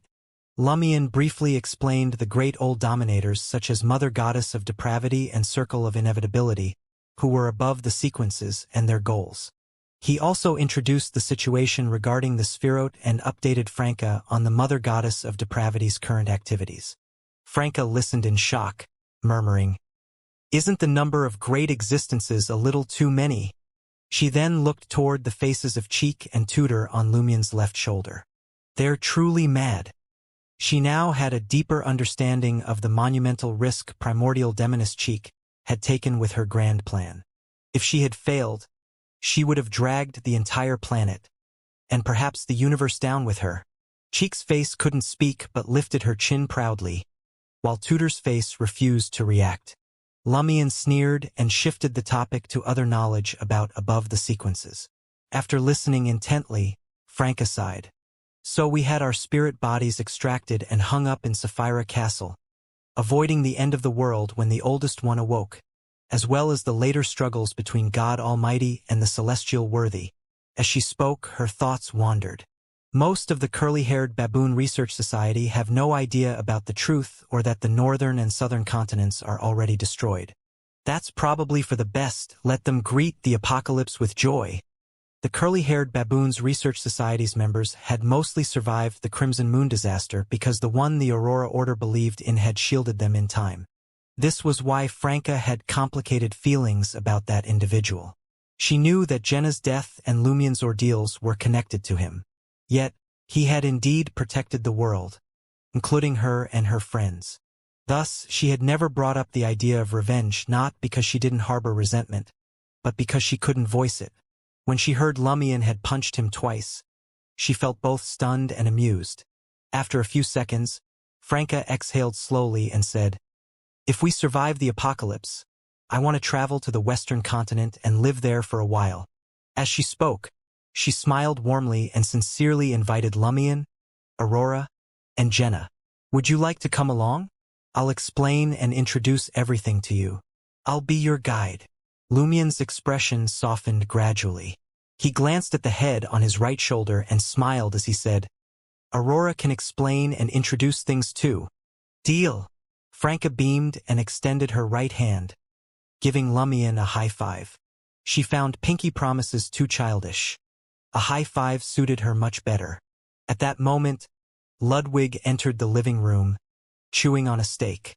"What are you doing here?" Franca asked, slightly surprised. "You haven't even finished your meal yet." "I called him here," Lumian explained with a smile.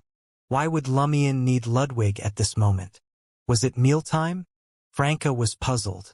For the past year, Lumian had used his unique abilities to take Ludwig out of the protected zone daily to feast on the oceans of the world of ruins, just as Franca accompanied Lumian into the ruins to let him lose control and vent his madness every day. Seeing Ludwig also looking at him curiously, Lumian retrieved an item from his divine kingdom. It was a 3-tiered silver-black jewelry box encrusted with countless gemstones box of the great old ones. As soon as the silver-black, 3-tiered jewelry box inlaid with various gemstones was taken out and placed on the coffee table, Franca felt an inexplicable chill. It was as if the environment around her had undergone a strange transformation. Ever since becoming a demoness of catastrophe, her spiritual intuition had grown much sharper. The head on Lumian's left shoulder turned, and the face of Alista Tudor now faced forward, gazing at the box of the great old ones. The intricate jewelry box let out a sudden creaking sound, as if the materials comprising it were buckling under some invisible pressure, on the verge of shattering. All the anomalies Franca had sensed disappeared simultaneously. "Box of the great old ones?" Franca asked Lumian curiously. Although she hadn't participated in the major arcana gatherings or the distribution of Grado sealed artifacts, she had been briefed in advance about which items to avoid should a skirmish occur. This box was one of them. Lumian nodded slightly and placed his right hand atop the box of the great old ones, gently tapping it. "I felt it was fated with Ludwig, so I borrowed it for a while." The phrase fated was something he had picked up in the Dream City, though it was no longer rare in the ruins of the northern and southern continents. Members of the Curly-Haired Baboons Research Society had unconsciously spread new terms, and Lumian believed that visitors from Punglai, like Harrison, were also introducing similar ideas. Fated with Ludwig? Franca instinctively turned her head to glance at Ludwig, who was dressed in formal children's attire. The boy, stake clamped between his teeth, stared blankly at the box of the great old ones, as though lost in a dream. Lumian slid his hand to the third layer of the silver-black jewelry box and smiled as he asked Ludwig, "Can you sense what's hidden inside?" Ludwig, as if sleepwalking, extended his hand to the opposite side of the third layer of the box. Almost instantly, Franca's ears filled with bizarre sounds of chewing, swallowing, and digesting. It was as though something was gnawing on her flesh and bones from within. The sound originated from the depths of the third layer of the box of the great old ones and resonated from the depths of her psyche. It's, Ludwig stammered, the piece of steak dropping to the ground. The boy's face, like a sheet covering a bed, was propped up into tense by unseen limbs. With a mix of desire, reverence, fear, and trembling, he said, "It's the power of primordial hunger." Primordial hunger, one of the great old dominators. Franca felt the surrounding environment suddenly grow dark and layered, as though some malevolent gaze had isolated them. Looking around, she quickly realized they had been transported to Lumien's divine kingdom. This move was to prevent primordial hunger from leveraging the mystical connections formed during their discussion to destabilize the protected zone. The middle head on Lumien's shoulders retained its earlier smile as he continued to ask Ludwig, "What would happen if I open this layer?" Ludwig jerked back as if electrocuted, stammering in fear. It might immediately devour everything around us. Or it might start by consuming our subconscious and the deepest parts of our islands of consciousness. It would eat emotions, memories, spirit, and consciousness, then flesh and blood, then night, day, good, evil, order, and disaster. It would continue until it consumed parts of the world's fundamental rules, destabilizing reality and dissolving the barriers at their foundation. As expected, your pathway eventually leads to devouring rules, concepts, authorities, and even symbols, Lumien remarked with satisfaction, the middle head nodding slightly. Looking at Ludwig with an ambiguous smile, he asked in a demoness-like whisper, "Can you devour the danger hidden in the box?" Cheek's face turned forward, showing keen interest in Ludwig's response. Visibly terrified, Ludwig blurted, "How could I?" His words seemed to imply not that it was impossible, but that it shouldn't be done. Such an act would be rebellion, blasphemy. Lumien offered no reply, his smile unchanging as he continued to gaze at Ludwig. Ludwig fell silent, his expressions shifting from cowardice to resistance, to temptation, to hesitation and fear. His face had never been so expressive.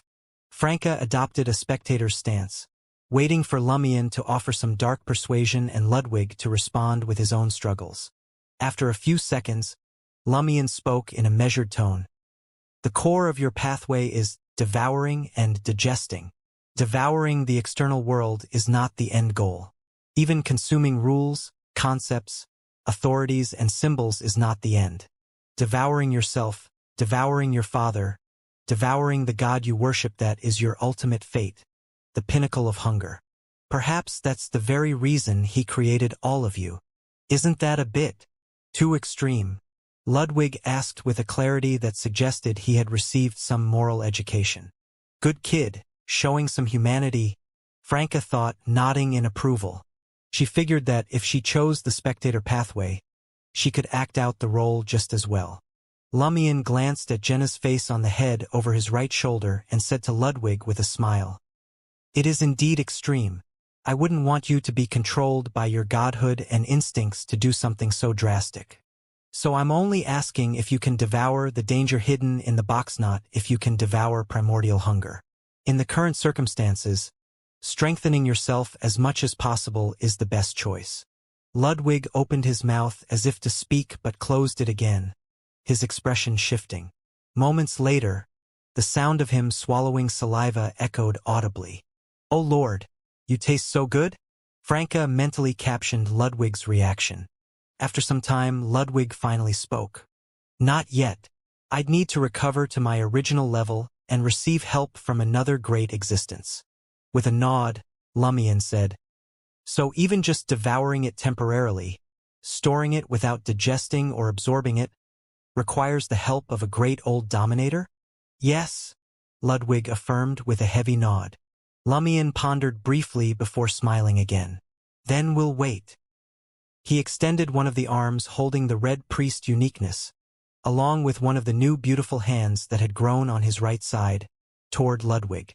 In the current situation, although the Red Priest uniqueness still retained the form of a charred flag, it wouldn't cause those who witnessed it to lose control and go crazy. This was because it was a part of Lumien and was under control. Lumion could let it display the influence of godhood as and when he wanted it to. You can pick which one to devour, Lumion said with a smile. Ludwig froze. Can I really eat this? Franca blinked, finally understanding Lumion's intent. He was letting Ludwig devour a part of his own body to allow Ludwig to gain the separated sequence 2 beyonder characteristic and thus recover his original level, freeing him from the seal of the god of knowledge and wisdom. Lumion currently had 3 extra sequence 2 beyonder characteristics. 1 Weather Warlock and 2 Demoness of Catastrophe. Of course. I'm your godfather, Lumion said with a smile. Ludwig swallowed hard, looked left and right for a few seconds, and hesitated for a few seconds before saying, that one. He pointed to Lumion's left arm, which carried the Weather Warlock Beyonder characteristic derived from Tutor's Conqueror Beyonder characteristics. Very well. Lumion raised the corresponding arm. Ludwig leaned in and bit down on the hand. As deep red blood burned like flames and flowed, the sounds of gnawing and chewing filled the room, making Franca shudder. Franca gasped in shock, thinking that Lumion was being a bit too extreme. Wouldn't it be better to separate the Beyonder characteristic first before feeding it to Ludwig? It's not like it couldn't be done. She glanced at the tutor face on Lumion's left shoulder and noticed an expression of faint pain, a primal discomfort. The corresponding Weather Warlock Beyonder characteristic belonged to Alista Tutor. Letting Ludwig directly devour it, was this a form of revenge? But you're hurting yourself too. Franca suddenly had a guess and sighed deeply. Soon, Ludwig finished gnawing off Lumion's hand, leaving only the exposed, bare, iron-colored wrist bone, dripping with burning crimson blood. Ludwig leaned back, licking the blood off the corners of his mouth, looking like he wanted more. The skin on his face and body was on the verge of tearing apart, as though something massive inside him was about to burst forth. The seal of the god of knowledge and wisdom could no longer hold him back. At that moment, Ludwig took control of himself, refraining from breaking the sealing layer, maintaining the appearance of a little boy. Lumion smiled and turned to Franca, saying, I'll separate the remaining 2 Demoness of Catastrophe Beyonder characteristics later to balance my body better. The Sick Church will also need a Grade O sealed artifact. Oh, and the name Sick Church will gradually have to change. Good, good, good. Franca replied quickly, as though afraid Lumion might change his mind. Although she knew Lumion was primarily planning for his own future, the fact that he was willing to consider the future at all was a good sign. Lumion studied Ludwig for a few seconds before smiling and asking, What's your plan going forward? Ludwig was silent for a moment before replying, If I don't get devoured during the apocalypse, I want to remain a child first, grow up normally, grow old, and fully experience the life of a human. Then I'll make comparisons. Lumion hummed an acknowledgement and asked casually, You've returned to the angel level now, haven't you? What's the name of your sequence? As he spoke, blood and flames intertwined at his severed wrist, regenerating a new hand. Ludwig thought for a few seconds and then said, In your language, it's called the Angel of Devouring. Angel of Devouring? What abilities does it have? Franca asked Ludwig casually, treating him as one of their own. After all, he was like her godchild. Ludwig, who had yet to break the seal and regain his full intelligence, answered honestly. The core ability is to devour the rules of a specific area and certain shallow-level concepts, though there are limits to the number and range. Devour rules? How does that work? Franca's curiosity was unmasked. It sounded pretty powerful. Before Ludwig could respond, Lumion reverted the scene back to the protected zone. The surroundings were no longer layered in dark mirrors, and sunlight once again shone through the windows into the clean, bright living room. Ludwig glanced at the sunlight streaming in and the well-lit room before slowly opening his mouth. Suddenly, Franca's vision was consumed by darkness. The entire area became unnaturally black.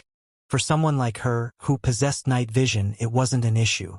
She turned to look at Ludwig and could still see the boy clearly. I thought you swallowed up the entire area, including us, into your stomach, Franca joked.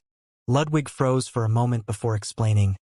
I could, but at my current level I can't directly swallow areas or physical targets. I'd need to create a vortex in my mouth to pull you all in, and you'd be able to resist that pull. I see. Franca switched gears and asked, so what exactly are you devouring right now? It's the rule of sunlight illumination. Even if a beyonder creates sunlight again, until this rule is restored, that sunlight won't function, Ludwig explained earnestly. Lumion smiled and inquired, can you spit out the devoured rule? Once something is devoured, it's gone for good. It can't be restored. Ludwig opened his mouth again. The sunlight returned to illuminate the living room. Didn't you say it couldn't be restored? Franca asked, amused. Ludwig picked up the piece of steak from the ground, stuffed it into his mouth and chewed before answering. It's not that the rule was restored. I created a new rule similar to the original. So devouring a rule allows you to use it yourself? Franca suddenly understood. Only once, Ludwig admitted. To use it repeatedly, I'd need to devour the source power that creates the rule. Franca had initially wanted to ask how long it would take for a devoured rule to recover, but her spiritual intuition had already given her the answer. 1 to 3 minutes. And how does devouring shallow concepts work? She asked instead. Ludwig turned his gaze to the crystal chandelier with its golden frame. His eyes reflected the object. He opened his mouth again. Franca followed his gaze and noticed the chandelier's faint gold frame turning pitch black and dull, utterly unappealing. The golden hues of other items in the living room also disappeared, leaving a void of blackness. Did you devour the concept of gold? Franca clicked her tongue. Ludwig nodded. Can the concept of gold recover on its own? Franca asked, finding the suddenly drab living room rather unappealing. It depends on how it's devoured. One method allows for recovery, while the other makes the concept permanently disappear within the affected range unless other beyonder powers intervene. Ludwig hesitated before answering. Which method did you use just now? Franca suddenly had a bad feeling. The second one, Ludwig confessed. Lumion chuckled and raised his right hand, snapping his fingers. With a snap, all the golden hues in the living room were restored. Franca's first reaction was, you can perform magic and create miracles now? She immediately remembered that this wasn't the world of ruins, not the real world. Even Frank Lee's thoughts could affect sailors in their surroundings, let alone Lumion, who could partially wield the powers of a visionary. Let me try next time, she said regretfully. Lumion turned to Ludwig and asked, what's the name of Sequence 1? And what about Sequence O? Ludwig mumbled, overall, Sequence 1 is called Chaos Gastric Juices, and Sequence O. In the Dream City, I saw a term I thought was fitting: gluttony. Otherwise, you could call it self-devourer or tail-devourer. It means devouring oneself, digesting oneself, and growing oneself anew. Tail-devourer probably represents a cycle rather than literally devouring oneself. Let's go with gluttony or self-devourer, Franca opined. Lumion chuckled. Pathways with the prefix primordial always seem to have some connection to chaos. He then said to Ludwig, you can go back to the kitchen and continue eating. When the time is right, we'll open the third layer of the box of the Great Old Ones. Ludwig breathed a sigh of relief and left the living room reluctantly. Franca's gaze returned to the box of the Great Old Ones before glancing at Lumion. She opened her mouth but changed her question at the last moment. What are the abilities and negative effects of this Great O sealed artifact? The first layer swaps the internal space with the target area, rapidly turning whatever is placed into the box into toys. The second layer records various scenes and allows the user to add new ones. When opened, the holder and all living beings within the designated range are forcibly transported to the specified location. The hidden risk of this transportation is randomness. It only works as intended a small fraction of the time. Most of the time, the destination changes unpredictably. Furthermore, the good luck given by the post-apocalyptic scripture can't influence it, or to be more precise, Sequence 1 level or lower good fortune cannot influence this randomness accurately. As for the third layer, well, you've already heard it. Lumion gave a brief summary of the box of the Great Old One's abilities.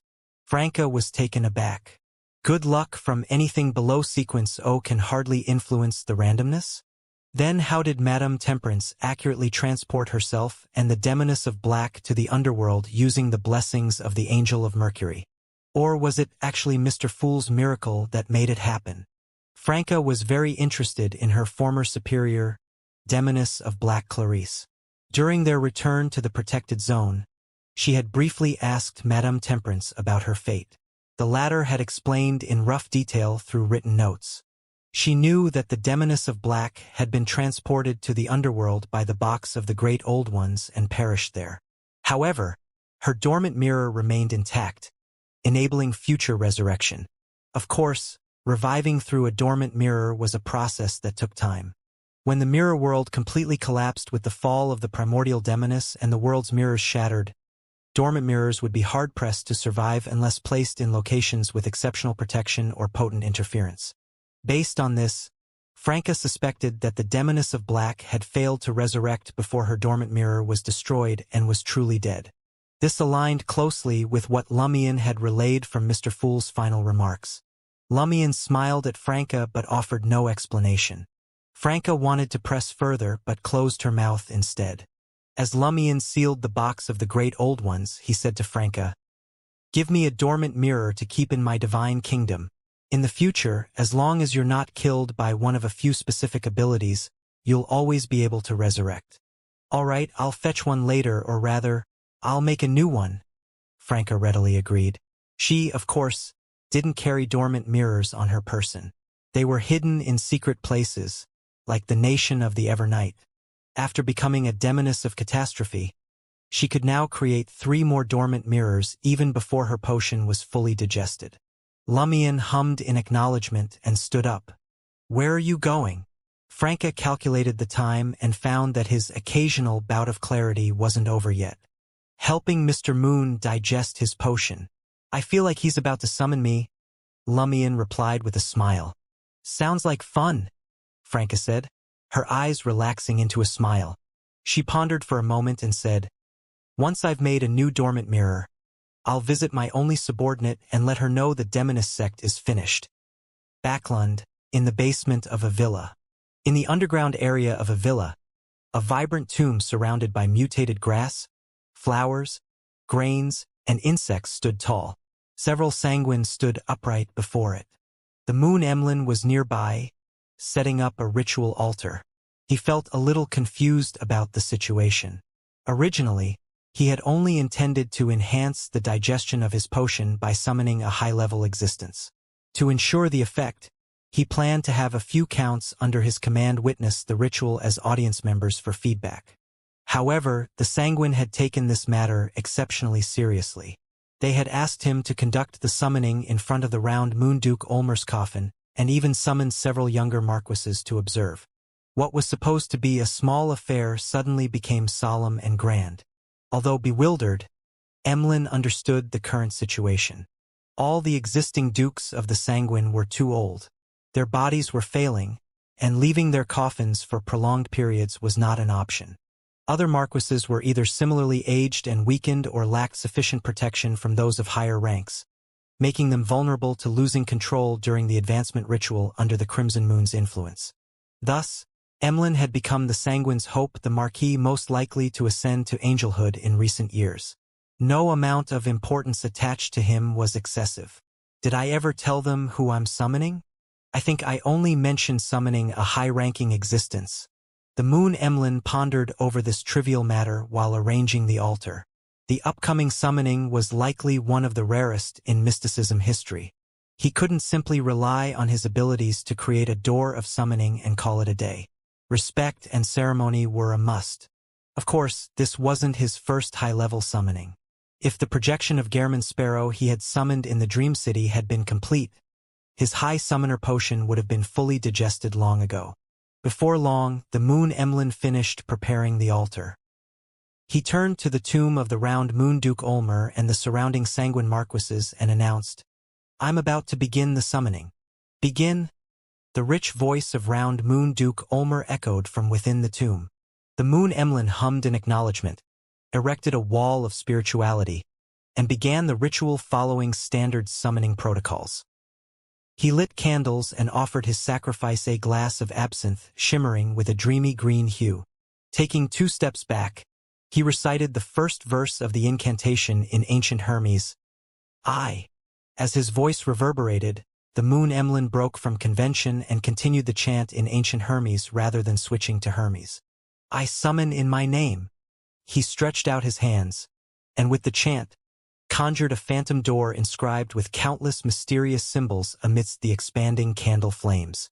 Then, Emlyn uttered the honorific name of the entity he was summoning. The demoness-wielding chaos, the many-faced one who offers sacrifices to calamity, and the ruler of the mirror world. He deliberately avoided the part of the honorific name, symbol of war and apocalypse, as summoning a true god-level existence through the door of summoning might naturally affect the surroundings. The apocalypse aspect was particularly unwelcome for the aged and frail Round Moon Duke Ulmer and his peers. Hearing the 3 titles uttered by Emlyn, the surrounding sanguine marquises displayed puzzled expressions. Isn't the first line associated with the primordial demoness? And who does the other 2 lines refer to? I've never heard of the primordial demoness being called the ruler of the mirror world. Did something happen in the world of ruins? Did the primordial demoness honorific name change? Is Emlyn attempting to summon the primordial demoness? Could he possibly be summoning a true god? Isn't the primordial demoness barred from entering the protected zone? Ha Emlyn been bewitched into summoning her to destabilize the zone? The sanguine marquises, alarmed and wary, were about to recite the honorific names of other true gods for protection when the mystical and hazy door of summoning abruptly swung open. Beyond the door lay a profound darkness, studded with countless stars and filled with innumerable indistinct phantoms. 6 massive hands suddenly emerged from within, gripping the doorframe itself. Some were delicate and beautiful with flawless white skin, while others were robust, with clearly defined joints, exuding masculine strength.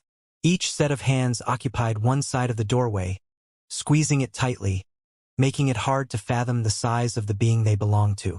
Some sanguine marquises stared blankly at the pristine, elegant hands, their minds conjuring visions of the overwhelming beauty of their owner. Others felt as though the bronzed hands were pressing down on their heads from a distance, causing them to bow involuntarily, forgetting entirely what they had intended to do. Around the Round Moon Duke's tomb, the grass, grains, flowers, and insects all turned toward the door of summoning and prostrated themselves on the ground. Finally, the 6 massive hands pushed the phantom door of summoning open as far as it would go, and a figure emerged. In that instant, all the sanguine present, including Round Moon Duke Ulmer and the Moon Emlyn, saw themselves, sometimes with resentful expressions, sometimes with hostile gazes, sometimes appearing as they had in their youth. These were their mirror reflections, originating from both the present and the past. They also saw the ideal lover they had envisioned in their hearts, the most captivating member of the opposite sex. Each of them became entranced, floating in a dreamlike state, as though reality itself had become unmoored. It was unclear how much time had passed before they managed to regain a semblance of self-awareness. They found that the summoning ritual had long since concluded. The flames on the candles had shrunk back to their original size, flickering quietly. The Moon Emlyn quickly examined himself and, unsurprisingly, confirmed that he had completely digested the High Summoner potion. At that moment, the rich voice of Round Moon Duke Ulmer came from within the tomb. Whom exactly did you summon? The Moon Emlyn unconsciously lifted his chin slightly and replied, an existence who has just ascended to become a dual-pathway true god. Trier, Quartier de la Maison d'Opéra, Rue du Chapeau Noir. Nikki Ye, with her brown curls pinned up, sat in the rocking chair of her apartment, idly swaying as she stared off into space. Since the night of the Crimson Moon's immense appearance, as though it had descended upon the earth, she had found herself with little to do. Most of the core members of the Emperor Party had been arrested and purged, including her lover, Gruis, leading to the organization's complete disintegration. Her superior, Madame Franca, hadn't assigned her any tasks either, merely instructing her to monitor the citizens in her vicinity and report any anomalies immediately. With so much free time, Nikki Ye had focused on digesting the pleasure potion, flitting like a butterfly among her lovers. She even orchestrated situations where, despite knowing of each other's existence, they endured the pain of rivalry, pretended ignorance, or quarreled yet remained unwilling to leave her. This had led to her complete digestion of the pleasure potion last month. However, her superior had not provided her with the formula or ingredients for the affliction potion. Do I need to make new contributions? But there haven't been any tasks assigned. Also, why did all my mirrors just shatter? I must report this to Madame Franca. Something is seriously wrong, Nikki Ye thought, glancing at the drawn sheer curtains shielding her from the sunlight. As these thoughts crossed her mind, she noticed that the glass window, now cracked as if struck by an invisible force, reflected the image of Madame Franca stepping out. She wore a ponytail and a hunter's outfit. Nikki Ye didn't immediately rise to greet her superior. She momentarily felt dazed, struck by the overwhelming beauty of Franca. Her superior had grown even more radiant, so mesmerizing that Nikki Ye couldn't look away. So beautiful it made her forget all her worries and everything else. Several seconds passed before Nikki Ye snapped out of her trance and hurriedly stood in greeting. "Good afternoon, madam." "Good afternoon," Franca responded with a smile. Nikki Ye was momentarily dazzled by that smile and blurted out, "Madam, have you advanced again?" Franca didn't hide it, nodding gently. "I'm now an angel, a demoness of catastrophe." An angel? Nikki Ye was left speechless. She recalled that when she had first been assigned to Madame Franca's command, her superior had been a Sequence 5 demoness of affliction, while she herself was a Sequence 7 witch. Now, she had only advanced one rank to become a Sequence 6 demoness of pleasure, but Franca had climbed several sequences to reach Sequence 2 and become an angel.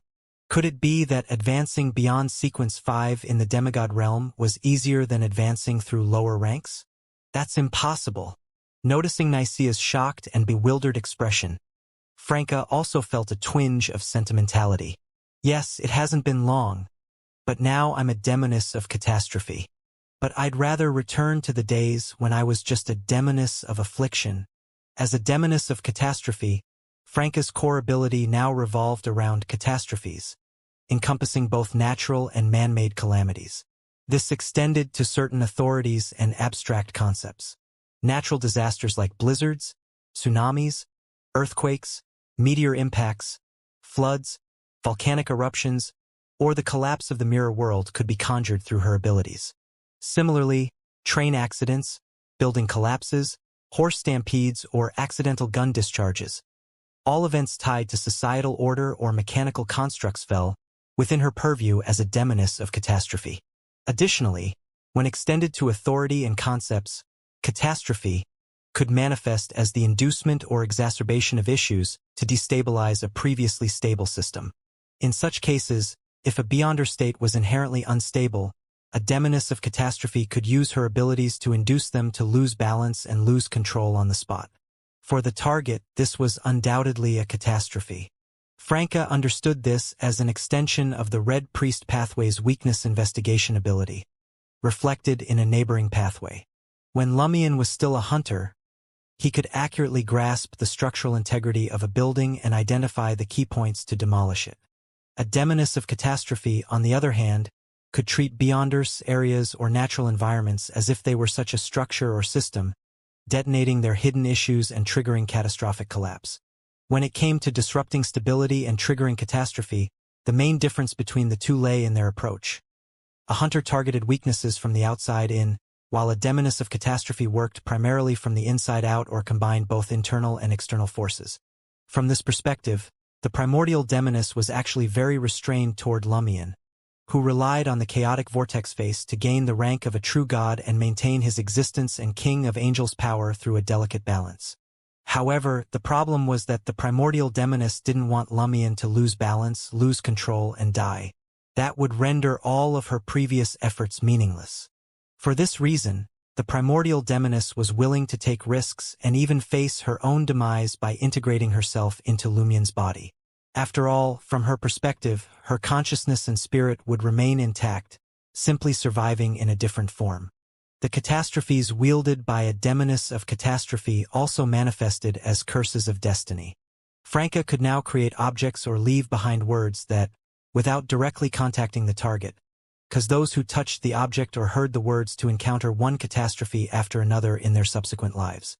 Her other abilities had also been correspondingly enhanced at the angelic level. For instance, her mystical pathogens could now erode and influence the bodies of complete mythical creatures. Lost in these thoughts, Franca turned to Nicky, who had just regained control of her expression, and said, "I'm here today to tell you something. The primordial demoness has perished. Of the high-ranking color-named demonesses, fewer than 5 have survived. The demoness sect has effectively been annihilated." Ah! Nicky momentarily forgot about her superior's advancement to angelhood. What about us? And the other demonesses? The other demonesses? Except for the high-ranking ones involved in the initial events in the mirror world, most demonesses were incorporated into the protected zone. Subsequently, some were hunted down, some surrendered directly to official organizations, and others escaped the protected zone to rejoin the remnants of the demoness sect in the world of ruins. If it weren't for your past as a government informant and the fact that the digestion of your assassin instigator, and which potions primarily targeted organizations like the Emperor Party, I wouldn't have spared you. Franca smiled and said to Nicky, "We have nothing to worry about. I was one of those who destroyed the demoness sect." Nicky was stunned. She felt both surprised and unsurprised. Madame Franca is a saint of the Church of the Fool. But if I know this, wouldn't the demoness of Black and others know as well? "Madam, is there anything I should do?" Nicky quickly expressed her intention to continue her loyalty. Franca smiled in response. "A month from now, I'll have something for you to do. For now, you should rest well and adjust your state. Oh, and the honorific name of the primordial demoness can still be used, but it will now point to someone else, the one I currently follow." "Who is that?" Nicky didn't dare to ask and instead inquired, "Madam, may I make my own arrangements for the next month?" Franca looked at Nicky for several seconds before revealing a clean smile in the sunlight streaming through the sheer curtains. "Yes, go on dates, bask in the sun, take walks along the Srenzo River, watch operas, read books, read newspapers, ride a bicycle, fish, sample the signature dishes of Trier's famous restaurants, gather with friends, do everything you wish to do." At the end, Franca placed a hand over her chest and bowed slightly. "In short, I wish you joy." As her voice echoed, she disappeared into the interplay of light and shadow created by the sheer curtains. Nicky stared blankly at the spot where Franca had stood, feeling both dazed and confused. New City of Silver. Derek Berg picked up the prepared Lightseeker potion, gazing at the liquid that seemed to intertwine pure beams of light. He drank it in one go. In an instant, it felt as though he had approached the true sun, his entire body igniting and showing signs of melting. Derek did not retreat. He continued running toward the light, the sun, sensed in his core. His body quickly melted like heated metal, first dripping liquid, then softening and flowing toward the ground like water. His bones melted, his organs melted, his brain melted, and even his spirit and consciousness began to dissipate rapidly. But he never stopped. Supported by the justice deep in his core, he struggled and wriggled forward, guided by the faint light of the sun in his blurred consciousness. At this moment, he seemed to return to the forsaken land of the gods, to the days when he ventured into the giant king's court with Chief Colin Iliad and Gehrman Sparrow. But unlike then, the surroundings were not cloaked in darkness and lightning, but illuminated by the crimson moonlight that shone through the gloom. Dragging his melted body and soul, fueled by a belief that abandoned everything for the light, Derek continued his pursuit with difficulty but unwavering determination. The light grew closer, and his spirit merged with the burning heat, leaving only a sliver of residual consciousness. Finally, he saw a pair of grand double doors. Sensing the sun and light he longed for beyond them, his blurred consciousness collided with the doors, pushing them ajar. A sea of golden light entered Derek's vision, and a sun of intertwining blazing white and gold rose steadily, illuminating all and dispelling the crimson and darkness. Derek Berg smiled and stopped at the entrance. He immediately sensed his spirit, soul, and body flowing back together, merging into one. The door he saw quickly became illusory, while the sun gradually lost its color and form, revealing its true nature as slowly rotating chaotic vortex face. Lumion placed the dark golden, peculiar mask back onto the center of his left shoulder head, covering the face with its starlit glow. He had come to the new city of Silver this time to fulfill his promise of helping Mr. Sun Derek complete the ritual. The ritual for the Lightseeker potion required finding an item with at least the rank of an angel and a close connection to the mysticism of the sun. The item had to be bound to the Beyonder's most critical and justice-related memory, then placed in front of them.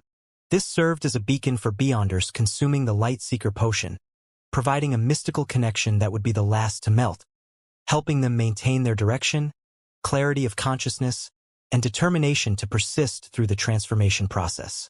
For this ritual, the binding of memory and item was accomplished by Mr. Fool's grafting, and the item was Lumion's chaotic vortex face. Its close association with the Chaos Sea naturally made it deeply connected to the mysticism of the sun. Lumion's role was to arrive at the scene, remove the mask, and let the chaotic vortex face manifest the power of the sun. After stabilizing himself, Derek Berg, clad in a plain white robe, bowed respectfully to Lumion. "Thank you for your assistance." Lumion glanced around and smiled. "I'd like to borrow a room." "All right," the Sun Derek replied without asking why. He helped Lumion find a quiet scripture reading room in the Church of the Fool's headquarters. Lumion sat down, raised his left hand, and pressed it onto the center of the mask on his head. His shadow suddenly squirmed as if it had gained self-awareness. Then Lumion's voice echoed in his heart, plunging into the depths of his shadow and the corrupted part of his nature. "Mr. Narration, I'd like to meet with you now." The sound sank into the pitch-black abyss, reverberating layer upon layer. Lumion did not need to unseal or remove the mask to employ the abilities of the Visionary and the Hanged Man at this level. Not long after, a dark, sinister liquid seemed to churn and surge within his shadow, from which an ice-blue-eyed Narration rapidly emerged. "Good afternoon," Narration greeted with gentlemanly poise, taking a seat opposite Lumion with a smile. "Are you preparing for the secret deed with the City of Calamity?" "I still need 2 or 3 weeks to strengthen the balance of my body. You wouldn't want me to explode the moment I accommodate the City of Calamity, would you?" Lumion responded with a faint smile. "Then why did you seek me?" Narration asked directly, skipping any guesses. Lumion chuckled. "I want you to give me that portion of Abomination Beyonder characteristic in advance. Otherwise, we might not have time to handle it when the moment comes. We must prepare for unforeseen events and get all the groundwork done early." "But you haven't fulfilled your end of the deal," Narration reminded. Lumion looked at him with a teasing tone. "I'm not that celestial worthy. Have I ever broken a promise? Besides, helping you is also helping myself. I have no reason not to fulfill my promise. At worst, if I fail to accommodate it, your attempt will fail indirectly, but in that case, everyone dies anyway, including your abomination avatar. Keeping it would be meaningless." Narration remained silent, not responding immediately. He had always been prone to interpreting others' intentions with the deepest malice. After all, he was the embodiment of malice itself. "If you're still worried, you can plant a spiritual mark in my consciousness and spirit right now," Lumion offered. "I don't mind living with it for 2 or 3 weeks. The only problem is it might backfire and corrupt you. You know what's inside me. But you can erase the spiritual mark before the secret deed with the City of Calamity." Narration hesitated before responding. Lumion burst out laughing. "Why not draft a notarized contract while we're at it? I'll make it, and Mr. Fool can witness it." Narration stared at Lumion for a few seconds before smiling. "No need. I trust you. I'll have my abomination avatar come over now. The spiritual mark can wait until you bond with the City of Calamity." Lumion responded with a smile. "Deal." Soon after, Farbody, the abomination covered in gold and wearing a mask painted black and white, emerged from the spirit world before Lumion. Neighboritously raised his head and locked eyes with Farbody, nodding slightly in mutual acknowledgement. Seeing this, Lumion remarked with a touch of sentiment, "After the last Dream Festival, we made many preparations to guard the tomb and deal with the angels of the Rose School of Thought's Indulgence faction and Devil families, all for the next Dream Festival. Yet none of that came into play. The early arrival of the Crimson Moon turned the world into ruins, making it impossible to hold the Dream Festival again. That's precisely why I want you to hand over the abomination beyonder characteristic in advance. Our enemies won't sit idle while we prepare. They won't wait for us to complete everything methodically before starting the apocalypse. With what little time remains, we must finish everything we need to do as quickly as possible. Waiting for the perfect moment is futile. The future is full of uncertainties." Neighboritously smiled in response. "Though I doubt your motives, my rational mind tells me this is indeed necessary."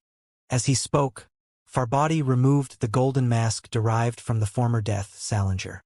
With a clatter, the gold covering his body fell away piece by piece, landing on the ground with metallic thuds.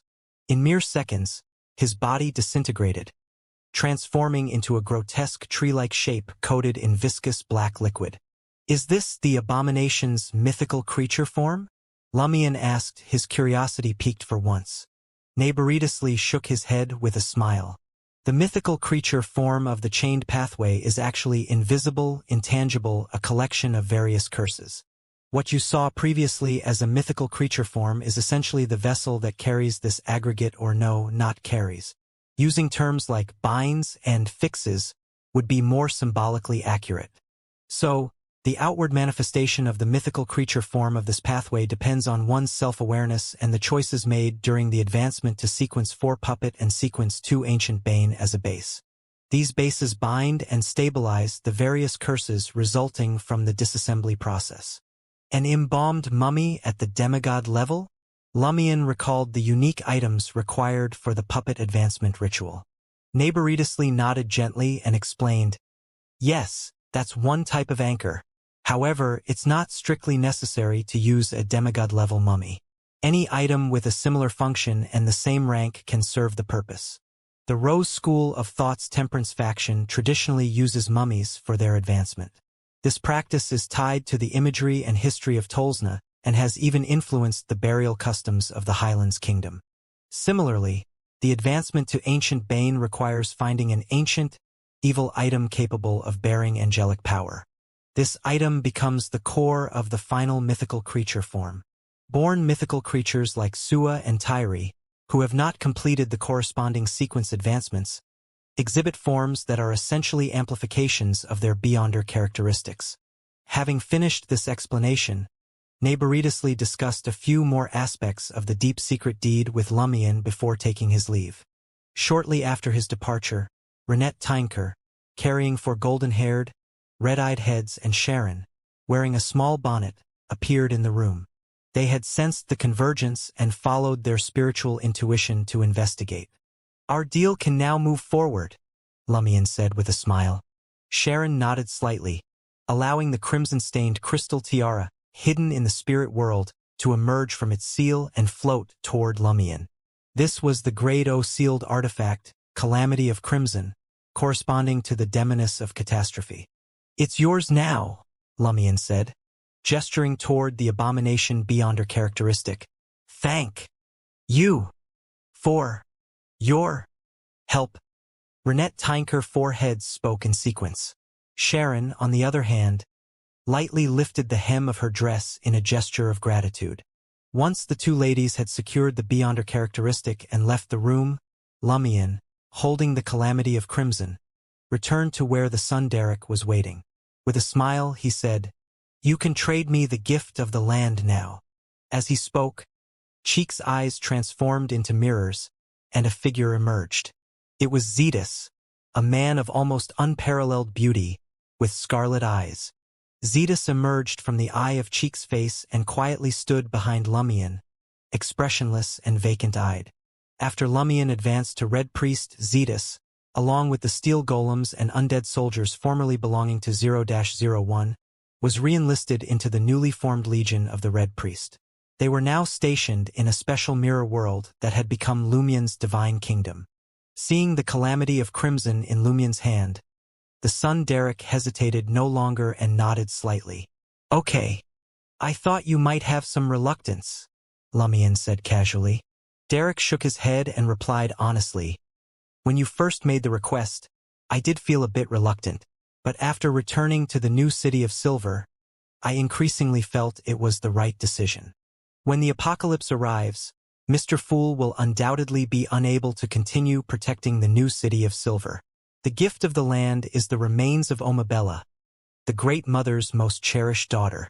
It could likely spark an anomaly, causing unforeseen consequences and breaking apart the protected zones from within.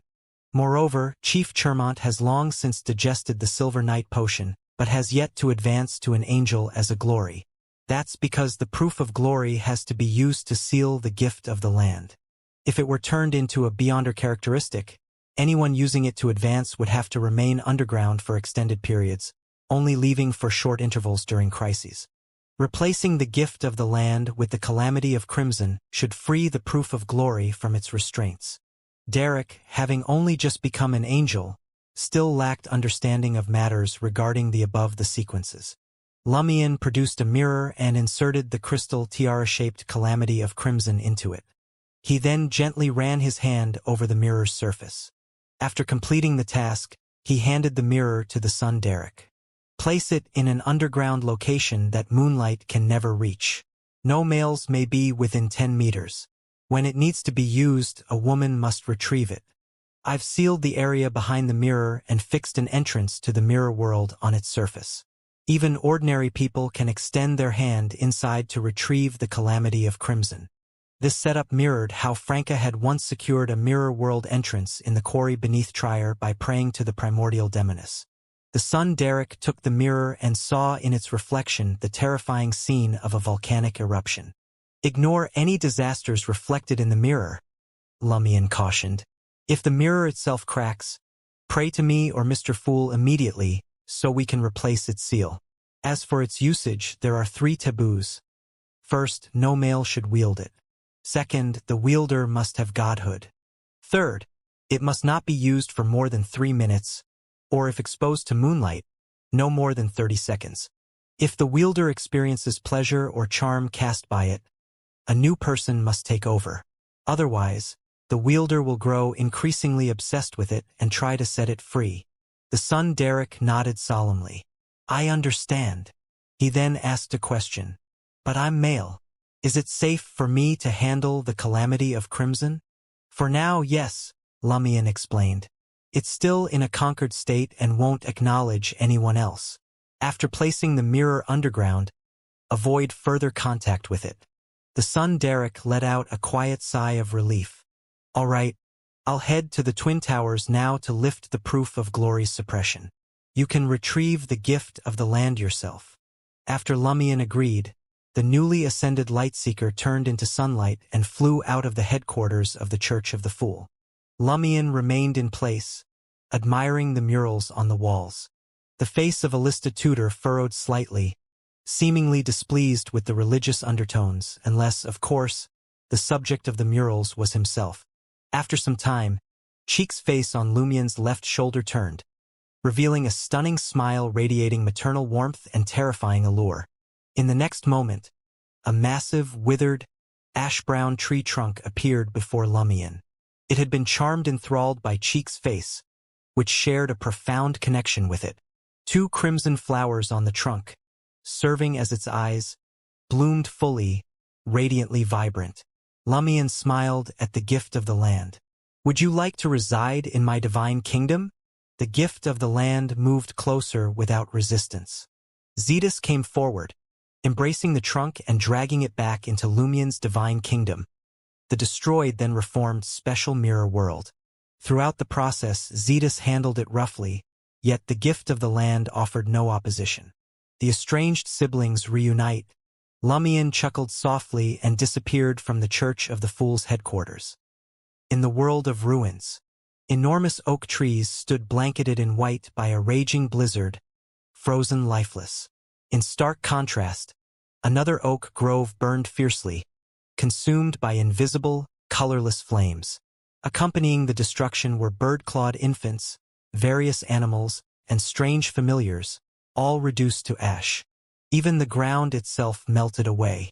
At the boundary where blizzard met flames, the clash of cold and heat created a skyward whirling hurricane and apocalyptic torrential rain.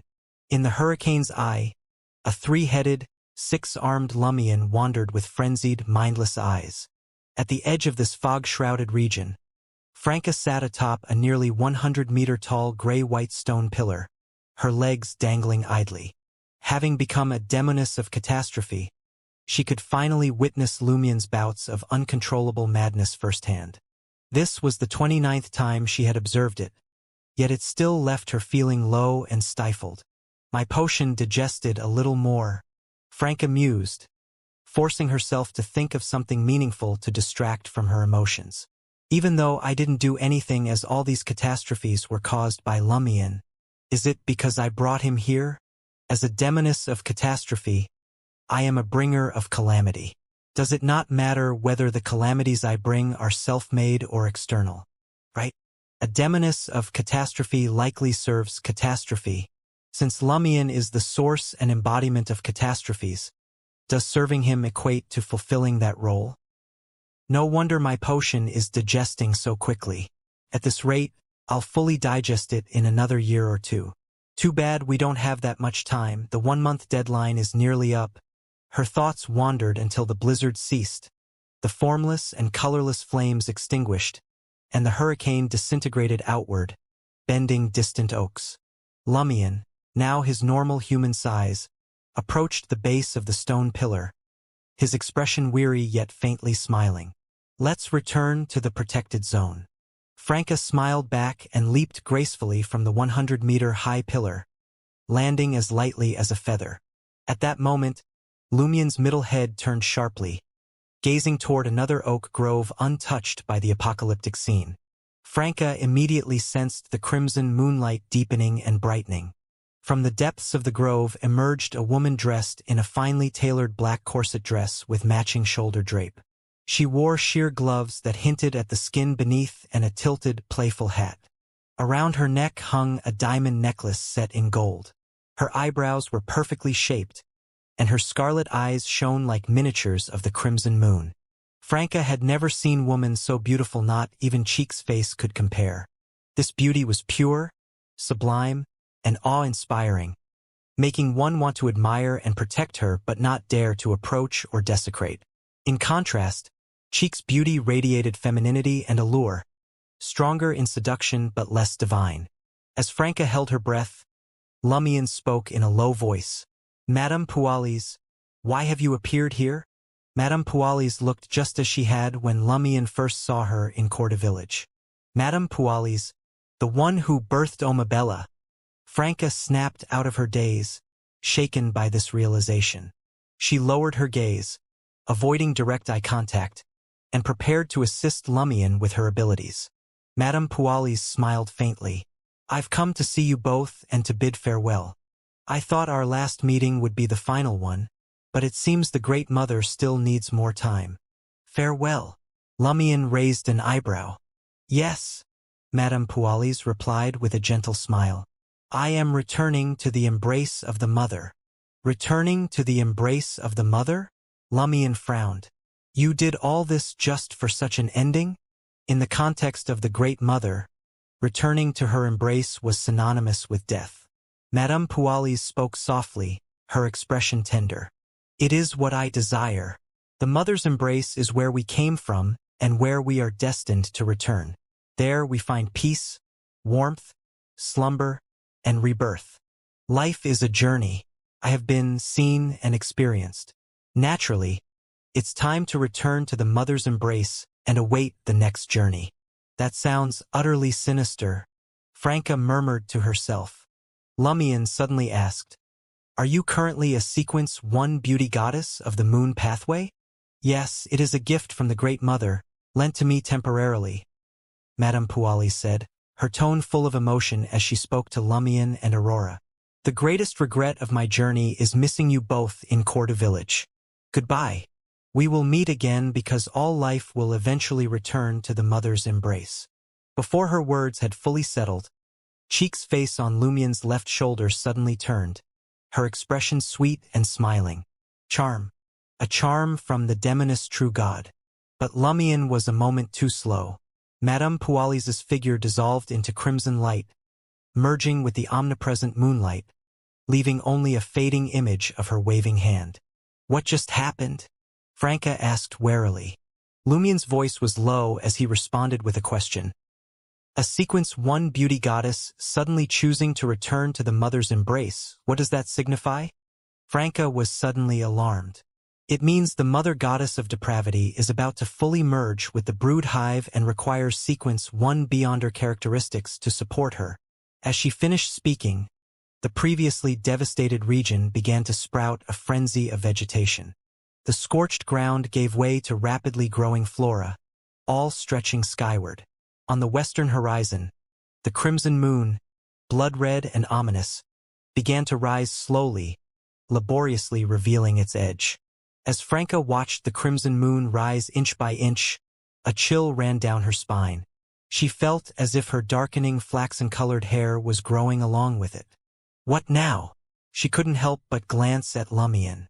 After becoming a demoness of catastrophe, she had a vague understanding of Lumion's intended actions essentially. The plan was this. With the help of various forces on the western continent, Lumion would attempt to become the origins of disaster, calamity of destruction, before the mother goddess of depravity fully accommodated the brood hive. Then, leveraging the symbolic connection between Earth Mother Lilith and Omabella, he would slay this true god to destroy the newly reborn Omabella, thereby provoking the brood hive into rebelling against the mother goddess of depravity. Finally, he would seize the opportunity during their confrontation to heavily wound the mother goddess of depravity, heavily damage the pillar, and drive her out of the astral barrier. Once this plan commenced, every second would count. Earth Mother Lilith's voluntary death would rapidly lead to the fragmentation of the astral barrier. Lumion would have only a fleeting window to wound and banish the mother goddess of depravity before returning to the astral barrier himself to take Earth Mother's place. Failing this, the entire situation would collapse, and the apocalypse would arrive prematurely. If the plan succeeded, Lumion, now having transcended the sequences, could sustain the barrier and by 2 or 3 more years. By then, Mr. Fool would fully awaken, lift the seals around the western continent, and allow more Great Old One to emerge. Franca had 2 major concerns about the plan. First, from Earth Mother Lilith's fall to the shattering of the astral barrier, the time window might be mere seconds. Could Lumion truly injure the mother goddess of depravity? A pillar? Second, even if Lumion somehow managed this extraordinary feat, could he, already precarious in balance and prone to occasional bouts of lucidity, remain stable after forcibly accommodating the City of Calamity long enough to maintain the barrier? Now Franca realized she didn't need to worry anymore, because their plan was doomed before it even began. The mother goddess of depravity was about to fully accommodate the brood hive, leaving nothing capable of restraining her.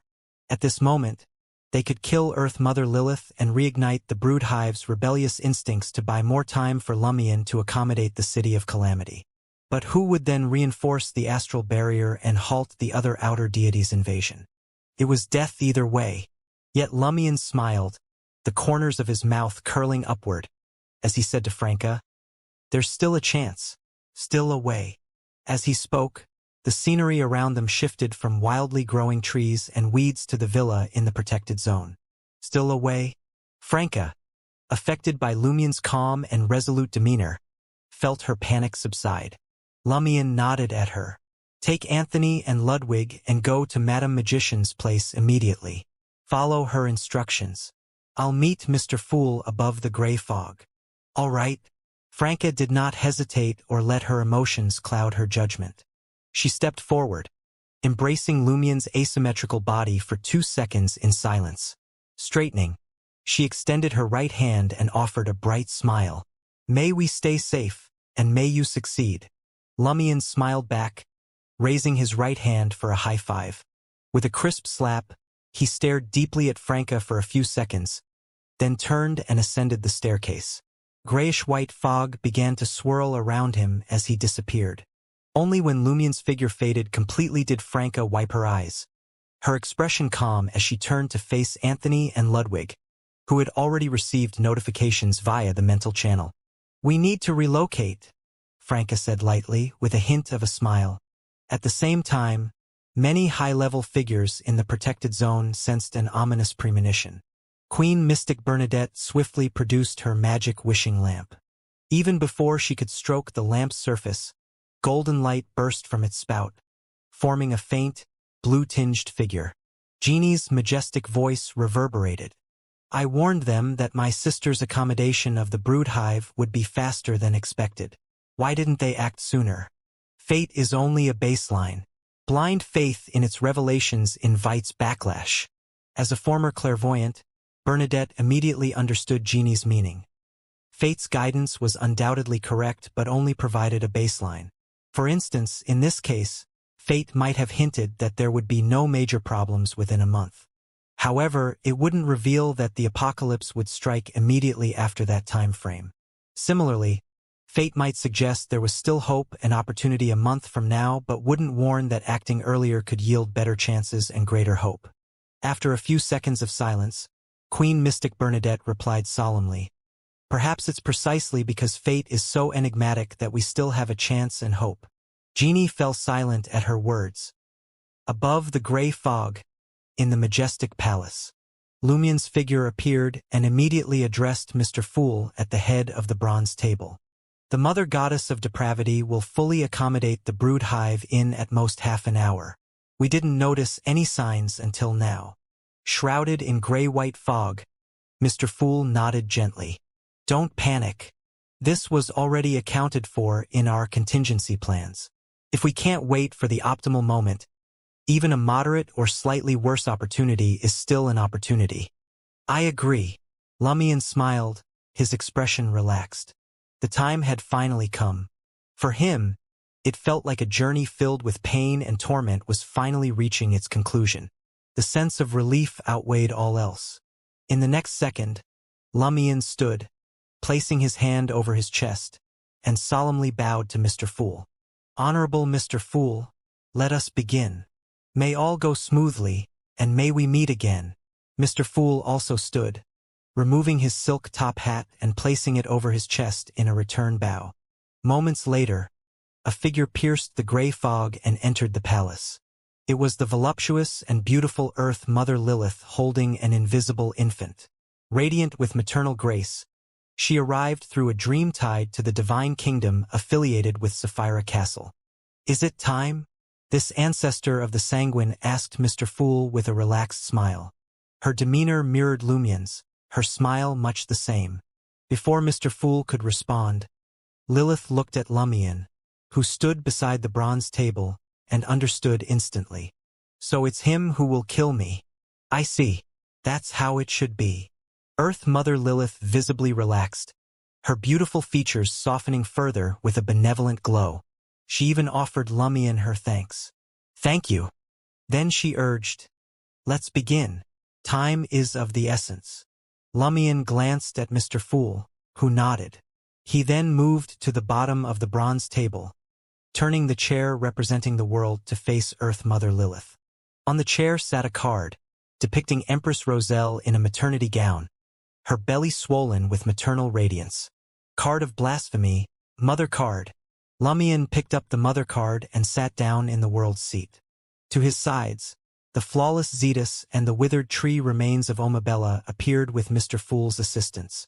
In the next second, Zetus, under Lumien's command, opened his mouth and called out in a low voice, "Mother!" Hearing this title, Lumien smiled. Yes, the role he would act next was that of the Mother Goddess of Depravity. This wasn't a fabricated symbolism, but something the Mother Goddess of Depravity herself had acknowledged and permitted, one she had personally forged. From containing fragments of Zetus's soul in Corda village to fusing Omabella's bloodline in Trier, Lumien had become the motherly vessel for these two divine offspring, a counterpart to Madame Puali's in secret. Subsequent events had reinforced this symbolic role. Thus, when drawing for a major arcana card, the first card he drew was the world. Thus, in the mirror world, his encounter with the calamity representing primordial demoness and the mirrored original creator would allow Omabella to truly manifest in reality. In all these occurrences, he had acted the role of the mother goddess of depravity. This was a sanctioned Act A symbolic connection recognized by the original. Since, during the descent of the Crimson Moon, the mother goddess of depravity had been fooled, failing to kill Lumion immediately to sever this connection, he could now exploit it in reverse. To strengthen this role, Lumion had deliberately incorporated Zetus into his legion and exchanged for Omabella's remains, ensuring their acknowledgement of him as their mother. The mother card, provided by Mr. Fool, further solidified the connection. Glancing at the gift of the land, which nestled close to him, Lumion closed his eyes briefly and recalled the whispered words of the primordial demoness. Cheek. Who you are is not important. What you want to do is not important either. What's important is the role you're playing. Lumion smiled, signaling Omabella's remains to merge with Earth Mother Lilith, overlapping the two together. Sitting in the world's seat, Lumion's smile grew brighter. His left hand conjured formless, colorless flames, while his right wielded a sinister black fire that froze everything it touched. Yes, who I am does not matter. What matters is the role I play. But what I want to do matters just as much. With this thought, Lumion suddenly rose, unleashing the two opposing flames. They intertwined and struck Lilith and Omabella's remains. Now, I am acting as the mother goddess of depravity. And what I want is to kill my daughter, Omabella. As Lumion rose to his feet, Earth Mother Lilith sighed softly. She raised her right hand with a relaxed smile, smoothing her dark brown hair. It was as if she had returned to the state when she was one of the 8 ancient gods. Back then, she was the most beautiful woman, the most beautiful creature, and the most beautiful deity in the entire world and universe. Almost simultaneously, she sensed the gift of the land shrinking slightly toward her, seemingly startled, frightened, and saddened. She also saw Mr. Fool, who was already standing, raise both hands. The black trench coat he wore flared as if caught in a strong wind. Fooled. Both Lumion's and Lilith's respective symbolic connections were valid and strong. Without needing further aid, Mr. Fool's sole task now was to fool the brood hive, ensuring it remained utterly convinced. The next moment, sanguine ancestor Lilith saw the formless, colorless flame Lumion had conjured merge with the freezing black flame, forming a strange black fire that restrained madness, destruction, and chaos. Fire of destruction. The fire of destruction elongated into a massive black sword, which struck the remains of Omabella and Lilith across the distance. Lilith offered no resistance, and neither did the gift of the land. It only let out an illusory wail of sorrow. Lilith smiled a smile as radiant as moonlight, as tender as the earth, and as loving as a mother's. Crack. Omabella's remains were the first to shatter. The lingering spirit and spirituality within them were swallowed by the black flames of the sword of destruction, disappearing entirely. Pieces of broken wood were flung in all directions, charred black, with some reduced to ash. Lilith's expression twisted uncontrollably, a reflection of the instinctive pain she felt. Her voluptuous, graceful body split open, crumbling into fragments of brown light that scattered across the sky. Her immense vitality struggled to reassemble the fragments, but it couldn't overcome the symbolic forces of destruction and chaos. Within 2 or 3 seconds, the orbs of brown light fell to the Grand Palace's floor. Lilith's consciousness rapidly dissipated. The final image in her vision was of Mr. Fool and Lumion bowing slightly to her in unison. She smiled again.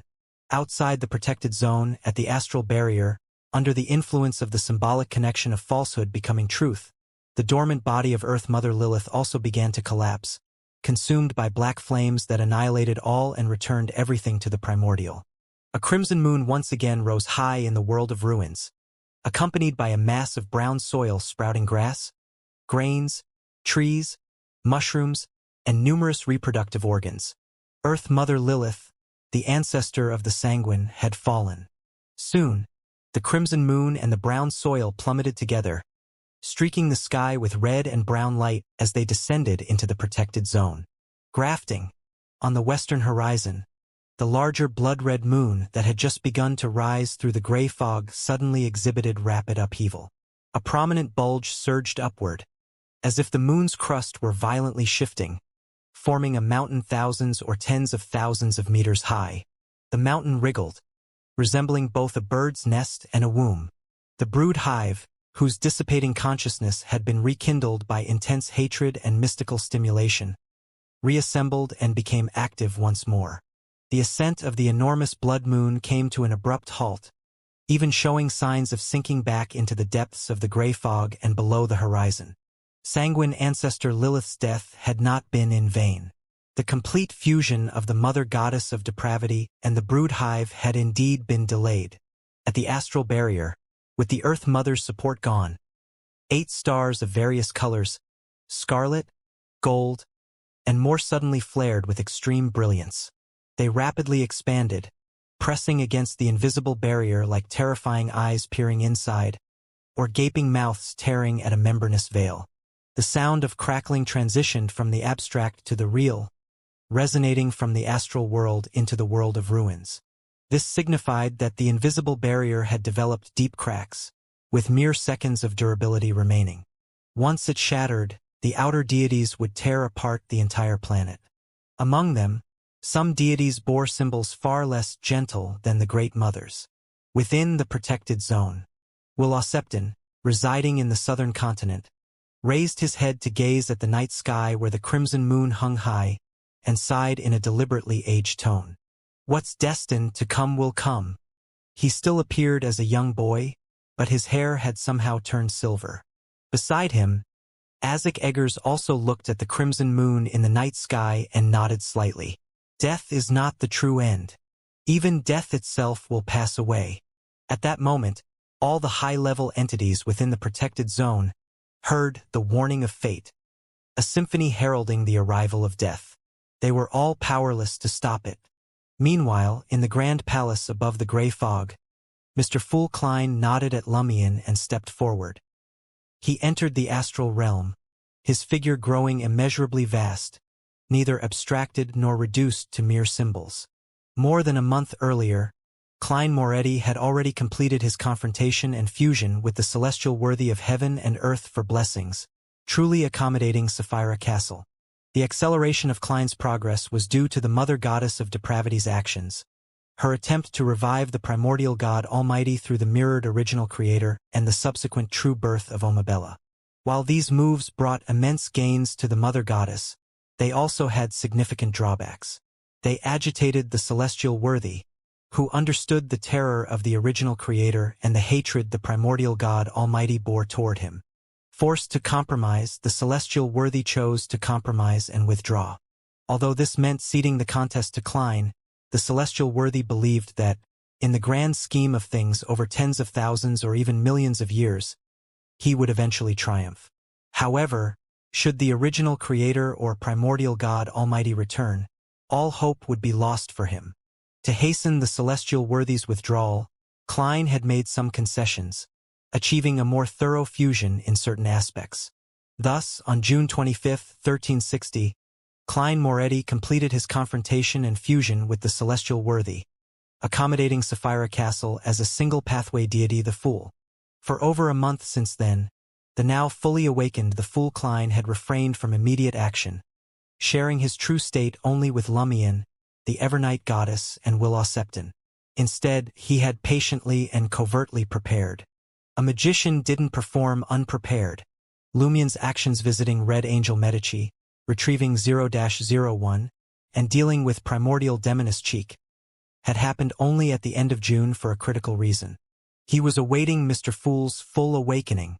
That's why Ouroboros suddenly sensed that the opportunity had slipped away, and that he wouldn't be able to become a deity of the fate pathway in the near future.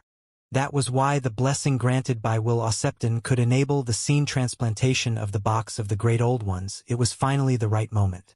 With the help of the awakened Fool Klein, he accommodated the die of probability, the uniqueness of the fate pathway.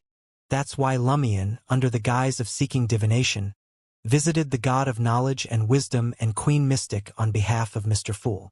Klein and Lumion's original plan was that once the latter accommodated the City of Calamity, he would leverage symbolic connections to kill Earth Mother Lilith.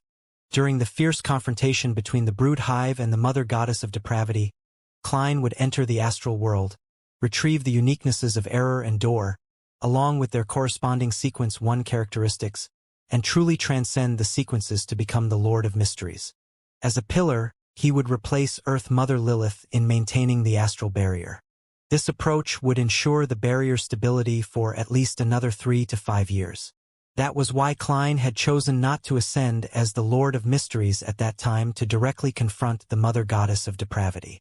If he had taken back the uniquenesses linked to Gehrman Sparrow, the barrier would have collapsed within 3 seconds, even if Earth Mother Lilith hadn't yet fallen. Simultaneously, the Lord of Mysteries Klein could remotely assist Lumion now the origins of disaster against the Mother Goddess of Depravity, who would be suffering a backlash from the brood hive. This greatly increased their chances of victory. With the barrier stabilized, the battle would no longer have a time constraint. Once the Mother Goddess of Depravity was driven from within the barrier, Lord of Mysteries Klein could lift the seals and aid the birth of more above the sequences. With him present, the deities could take turns leaving the astral barrier without fear of its collapse. However, to stabilize Lumion and prevent him from exploding uncontrollably as a great old dominator after accommodating the City of Calamity, the Fool Klein chose to wait another month. This caused them to miss the optimal opportunity, though it might not have been optimal and could very well have been the worst possible time. Since the best timing was no longer available, they now had to act quickly and give Lumion a chance to accommodate the City of Calamity before the Mother Goddess of Depravity fully accommodated the brood hive. At the astral barrier, the figure of Gehrman Sparrow, who had been waiting, emerged. With his star-encrusted cane and black gloves, he stepped in front of the Fool Klein. His expression cold, he revealed a faint smile, took a step forward, and merged with the Fool Klein's figure. The two became one. The Fool Klein's body abruptly collapsed inward. Within the depths of his black trench coat, a glowing bluish-black door seemed to flicker in and out of existence. The star-encrusted cane and black gloves collapsed inward as well, forming a massive vortex within the trench coat, a terrifying vortex. Every gust of wind, droplet of water, and ray of light in the vortex consisted of writhing worms, segmented insects, and tiny, starlit creatures. Within a second or two, the vortex was also devoured. The inside of the black trench coat became an abyss, seemingly infinite, as if it contained an entire universe and a spirit world connected to every planet. As this transformation occurred, grayish-white fog rapidly spread throughout the world of ruins, enveloping the entire planet and all living beings. Beyond the barrier, in the boundless universe, faint gray fog began to spread as well, though no one could say when it had started. Living beings within the fog either became dull-witted, filled with cunning, or inexplicably transported to the place they knew most intimately. Numerous rules malfunctioned, and many symbols were fooled. The pressure from the outer deities momentarily stagnated. Time stopped. At the astral barrier, within the darkness inside the black trench coat, smooth tentacles inscribed with mysterious patterns suddenly emerged. They slipped into black gloves at the sleeves and lifted the star-encrusted cane.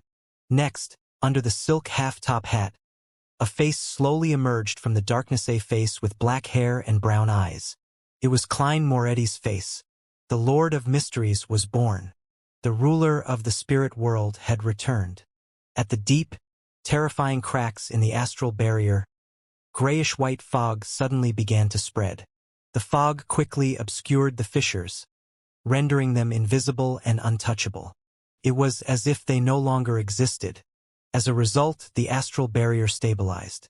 The Lord of Mysteries, where truth becomes falsehood, and falsehood becomes truth. This time, the outer deities beyond the barrier did not retreat. Instead, they intensified their oppression. Their brilliance grew brighter than before, especially the golden star, which rapidly expanded, first transforming into a blazing star with countless flames leaping from it, then into a genuine sun. It erupted with light that illuminated the entire astral world, revealing colossal, shadowy entities cloaked in darkness and terrifying forms shrouded by storms. Once again, the astral barrier emitted a cracking sound that transitioned from abstract to real. Lord of Mysteries Klein raised his hand to adjust the silk half-top hat on his head. His body dissolved into a dark vortex bristling with slick tentacles, which then merged into the invisible barrier. Clang! An ancient bell tolling across eras reverberated throughout the astral world and the spirit world that spanned the universe. The 8 differently colored stars froze in place, and their exploding light fractured into countless cones. The astral barrier was thoroughly stabilized. Klein then turned his gaze toward the earth. In the world of ruins, except for the few areas under protection and some distant regions in the western continent, the spirit body threads of all other living beings suddenly floated skyward, ascending into the astral world. These included clawed bird-like infant monstrosities, oak giants, herds of deer, and various animals, as well as creatures mutated into the brood hive's followers. The countless beings, numbering in the tens or hundreds of billions, shuddered and turned their bodies to gaze uniformly at the massive, stationary blood-red moon hanging in the air. The next second, these innumerable creatures writhed and transformed. Each one instantly morphed into a version of Klein Moretti, complete with a silk half-top hat and black trench coat. Countless Klein Morettas surged toward the massive, blood-red, perfectly round moon from the sky, land, sea, and all directions. Near the dense fog surrounding the western continent, Omabella, who had grown into a young girl over less than a year and now stood 5 or 6 meters tall, burned with black flames that emanated destruction. Her eyes were vacant as she watched each Klein Moretti pass by. Her body had already fragmented substantially, and her soul was near complete dissolution. All that remained was her confusion and sorrow. She couldn't understand why her mother wanted to kill her. At last, Omabella's remaining consciousness, spirit, spirituality, and shattered body were devoured by the fire of destruction, rapidly turning to ash. With her complete death, the mountain-like, nest-like protrusion on the surface of the blood-red moon let out a wail filled with hatred and resentment. "Child! My child!" The struggle intensified. As the Klein Morettas approached the densely concentrated world of the blood-red moonlight, they began to undergo transformations. Some withered rapidly. Others' bellies swelled as their flesh and blood concentrated into offspring that were not marionettes. Others gained new life and consciousness, ceasing to be mere puppets and starting to resist the marionettist controlling them. The Klein Morettas turned on each other, engaging in fierce battles. Yet whether it was the marionette's offspring or those reborn, they soon became toys in the hands of the marionettist, entering a new cycle. Many marionettes attempted to use various abilities, but the majority of these powers betrayed their original owners, instead destroying them. The situation reached a stalemate as numerous inexplicable phenomena unfolded in the region. The true body of Klein, unable to leave the astral barrier, never expected to defeat or seriously wound the mother goddess of depravity using marionettes or parasitic methods. He simply aimed to scatter her focus, forcing her to divert significant attention to fend off the relentless, unending assaults. His true goal was to delay her complete fusion with the brood hive. "Even if I can't defeat you, can't I at least make you miserable?" Within the protected zone, Backlund, at the home of the magician Furs and Judgment Zio. After hearing Franca's account, the magician Furs exhaled slowly and said, "So that's what happened. No wonder I had a bad feeling." Due to the isolation of the protected zone and the extremely high level of the current events, neither she nor Judgment Zio had managed to understand what was happening in time. All their attempts at divination had failed. Before anyone else could speak, Furs looked around the room and solemnly said, "Everyone, prepare yourselves." Her plan was to relocate the humans in her sphere to the edge of the universe, to a still habitable planet that hadn't yet been discovered by the outer deities. She had already gathered the Abrahams into a nearby neighborhood. Franca opened her mouth as if to say something but held back. Anthony remained silent, seemingly deep in thought. Seeing the tense atmosphere, Madame Magician smiled slightly and turned to Ludwig. Your godfather probably wanted to feed you the danger of the third layer of the box of the great old ones. But I'm not sure if there's still time for that. Before she could finish, she suddenly froze, turning her head toward the window and gazing at the crimson moon in the night sky. Franca, Ludwig, and Zio quickly followed suit. Mr. Fool has become the true Lord of Mysteries. As an archangel of the door pathway, the magician was the first to sense this. She was both surprised and puzzled, but these emotions were overshadowed by an overwhelming sense of relief and security. When did Mr. Fool fully awaken? Judgment Zio began to recall the circumstances of the last two tarot gatherings. Mr. Fool has truly awakened and become the Lord of Mysteries? Franca felt a moment of elation before realizing why Lumion had been so unhurried earlier. Not long after, once things had stabilized and the magician first finally retrieved related information from the spirit world and stars, she exhaled in relief and said, "Although Earth Mother has fallen." She glanced at Anthony, sealing his hearing just as Franca had done when explaining the Mother Goddess of Depravity's impending fusion with the brood hive. Only after completing this did the magician continue. But the Mother Goddess of Depravity's progress in accommodating the brood hive has also been delayed. Mr. Fool has timely ascended as the Lord of Mysteries and stabilized the astral barrier.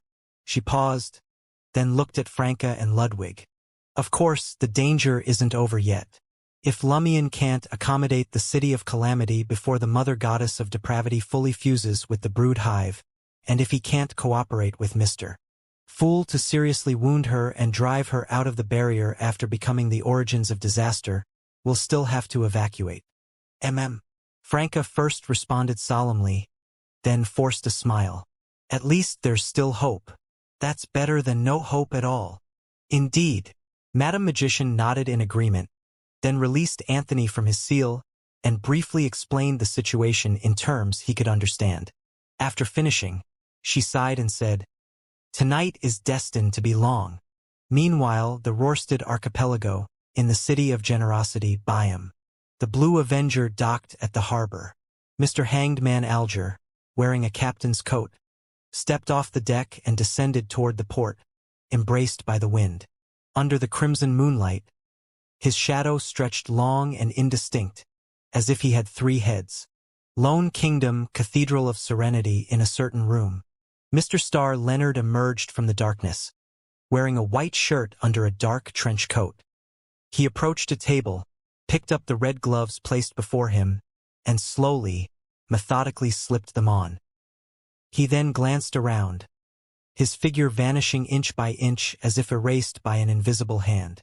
Mission: protect a region containing multiple spheres. Destination: Tingen City, Awa County. Above the gray fog, within the majestic palace. When Mr. Fool left for the astral world, Lumion turned his gaze toward the charred fragments of trees left after the gift of the land shattered and the brown mist rising and coalescing. Above them, this mist corresponded to the powers of the desolate matriarch's boon. Lumion reached out and grabbed, causing the brown mist to condense into a mass of soil sprouting grass, grains, and vines. "Deliver this to Madame Justice," Lumion said, tossing the soil to Zetus beside him. After the strike of the Sword of Destruction, Omabella's remaining consciousness and spirituality within the gift of the land had been completely annihilated, leaving behind no trace. The boon power, now detached from the corpse, became purified, containing only faint remnants of the brood hive's consciousness and spirituality, unlinked to Omabella's mystical connections. In essence, this mass of brown soil was akin to beyonder items like the Circle of Binding or Fallen Mercury.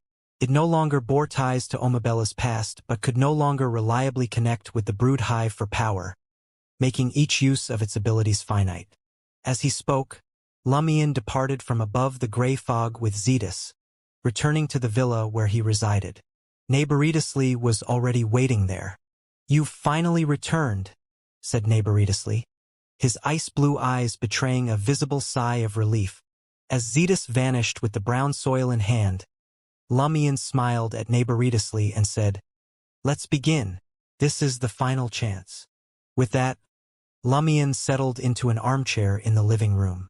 Neighboritously gave him a look, sat on the long sofa opposite him and smiled in reply, "Better than no chance at all." Before the words had fully left his lips, his body suddenly dissolved into a pool of black liquid, a manifestation of all malice, desire, and evil intent. The black liquid, both real and illusory, quickly flowed toward Lumion, directly infiltrating my mind and spirit without implanting a spiritual brand. Lumion raised an eyebrow, watching with a smile but offering no resistance. He allowed the foul, sinister liquid to seep into his body, spirit, and mind. Feeling the surge of malevolence within him, Lumion retrieved a candle from his divine kingdom, lit it, and placed it on the edge of the coffee table. He then leaned back against the sofa, closing his eyes. The faintly sweet aroma of gray amber began to spread. As the scent of gray amber candles wafted through the air, Lumion sat with his eyes closed, sensing the malice welling up deep within his mind. It was as though he had entered the mists of history, embodying devil monarch Farbaughty, indulging in wild, unrestrained acts, all while entering a cogitative state. Now, he no longer needed corpse wax candles to sense the city of calamity. Through cogitation alone, he could achieve a deep communion with it. Soon, Lumion began to float. Before him appeared a mist tinged with an eerie black hue. This time, he didn't enter the Shanghai that Franca had described, nor did he see the trackless trams carrying heads with dangling spines or rickshaws dragging bloated women. Instead, what came into view was a stone well built of slabs and iron chains engraved with devilish faces. The law of beyonder characteristics convergence? Now that I've become a dual pathway true god in the domain of calamity, initiating the secret deed brings me directly to the core of the city of calamity, to the place where the malevolent dragon is sealed. If not for the seal, I'd likely be facing the malevolent dragon directly. Lumion nodded in understanding. Wasting no time, he immersed himself in the mirror-like surface of the crimson well water. He traversed through familiar scenes he had previously explored and arrived at the gray-white plaza where he had once encountered the mirrored Alista tutor. Outside the invisible barrier, he saw the massive black shadow occupying the bottom of the blood-colored sea, spanning the size of an entire metropolis. He stopped in his tracks. At the same time, outside the wooden tower binding the malevolent dragon, a figure materialized out of thin air, composed of countless ethereal, transparent entities. Draped in a blue robe and crowned with a traditional high headdress, this figure held a horsetail whisk. His face was as flawless as jade but gaunt, the celestial master of the current generation. Now that the mother goddess of depravity had captured the brood hive and begun fusing with it, he no longer needed to maintain the grayish-white fog. Beside him, two other figures gradually came into focus. One was clad in yellow monastic robes wrapped in a red kassaya. His head bore tonsure scars, and his round face was adorned with a long white beard that reached his chest. He wore a perpetual kind smile. The other was draped in a dark robe adorned with strange patterns. His face was ashen and bloodless, with eyes so black they seemed to swallow all light. The first was the manifestation of Buddha, a holy monk acknowledged by all sects of the monastic community. The second was the underworld Taoist, head of the Howley lineage. Ever since he had entered the river of eternal darkness to suppress the remnants of the Blood Emperor's soul, he had been as good as dead. His consciousness only partially merged into the river, allowing him to act briefly but preventing him from returning to the living world. This fate mirrored those of his predecessors and successors in the Howley lineage. "Your efforts are much appreciated," said the Celestial Master, placing one hand on his chest and nodding slightly. Before his words had fully settled, a shadow emerged from the depths of the dragon-sealing tower. Darkness condensed into a human form. The figure wore a voluminous black robe, with long, flowing hair streaked with white. His gaunt face bore a smile as he stepped forward. "How could you leave me out of this?" The Celestial Master did not respond, as a sudden light illuminated the sky. All four present figures raised their heads simultaneously. Through layers of white clouds, they saw a faintly discernible door. At the door stood an immense figure, crowned with the high headdress of an emperor, its face concealed by overlapping beaded veils. Without speaking further, the celestial master approached the stone tablet in front of the wooden tower and pressed his hand against it. In the next second, the iron chains within the ancient well began to retract, producing metallic clanging sounds. This caused the crimson well water to ripple and lose its mirror-like quality. Standing on the gray-white plaza, Lumion immediately sensed that the barrier separating the blood-colored sea from this mirror world had loosened, leaving exploitable cracks. As the ruler of the mirror world, Lumion dematerialized without hesitation, passing through the opening and returning to reality. The blood-colored sea surged around him, corroding his soul and attempting to merge with him. Lumion felt the malice buried deep within his heart gush forth as viscous black liquid, separating from his mind and spirit. These streams of black liquid stealthily dispersed into the surroundings of the blood-colored sea, neutralizing the dark specks suspended within it. Unconcerned with Devil Monarch Farbodi's actions, Lumion focused his gaze ahead, toward the immense black shadow he had previously glimpsed but could not clearly see. The shadow was unimaginably long, coiled like a serpent. Yet, even so, it occupied an area comparable to an entire trier. Its body seemed composed of two enormous pythons entwined together, one covered in deep, iron-black scales, the other smooth and pristine, like white jade. Where they touched, flesh and bone intertwined, forming one entity despite their dual appearance. Iron chains, engraved with demonic reliefs, pierced through this massive body repeatedly, extending toward the blood-colored sea above. Sensing Lumion's presence, the colossal creature slowly raised its heads. It had 3 heads. On the left, connected to the black-scaled body, was a head resembling a camel's, with antelope-like horns, cow-like ears, and iron-black eyes. Crimson fur covered its scalp. On the right, extending from the white jade serpent body, was the head of a human woman with black hair and brown eyes, breathtakingly beautiful, bearing a resemblance to Cheek. Or rather, Cheek bore a resemblance to it. The central head, however, was a swirling amalgamation of liquid, encompassing all colors and possibilities. At its facial features, eyes, nose, ears, and mouth holes had been drilled, 1 or 2 in each location. This central head separated the other 2, preventing them from merging, ensuring their independent existence. Below it, an invisible substance formed a neck that both supported the head and rooted it into the entwined serpentine bodies. "You also have 3 heads," Lumion chuckled. Then he mockingly jeered at Adam in his mind. "Your plan failed in the final step. Had Alistitutor and Cheek not stumbled upon the right conditions by chance, this experiment of yours would have ended in failure." The phrase "Yin contains Yang, Yang contains Yin, the union of Yin and Yang gives rise to everything" was indeed correct, and the only method, but only up until the final step. But in this state, attempting to accommodate the city of calamity would inevitably lead to disaster. The phrase "the union of Yin and Yang gives rise to everything" itself hinted at its conclusion. What did everything begin with? It began with the original creator creating this world. The union of Yin and Yang signifies a return to the origin, heralding the rebirth of all things. Of course, what would return wouldn't be the complete original creator, but rather a mirrored original creator, stable enough to avoid immediately destroying and rebooting the universe. In the first epoch, the first Sapphira accommodated by the primordial God Almighty was the city of calamity. Beyond his deep desire for it, he likely foresaw its dangers. By intervening personally and using the chaotic head as a barrier, he prevented Yin and Yang from fully merging, halting their integration. Everything was threefold, giving birth to all things. Only then could it be stable.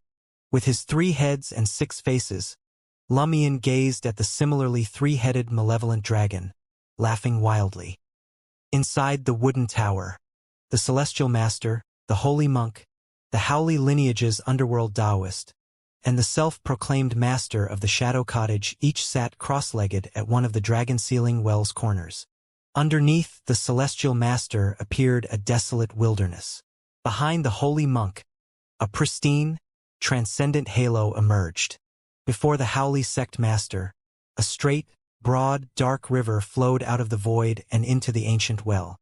Seeing this, the master of the Shadow Cottage laughed uproariously, summoning a faintly discernible, shadowy black world to descend upon the scene. At the wooden tower's apex, a light tinged with blue and white poured down directly onto the dragon ceiling well.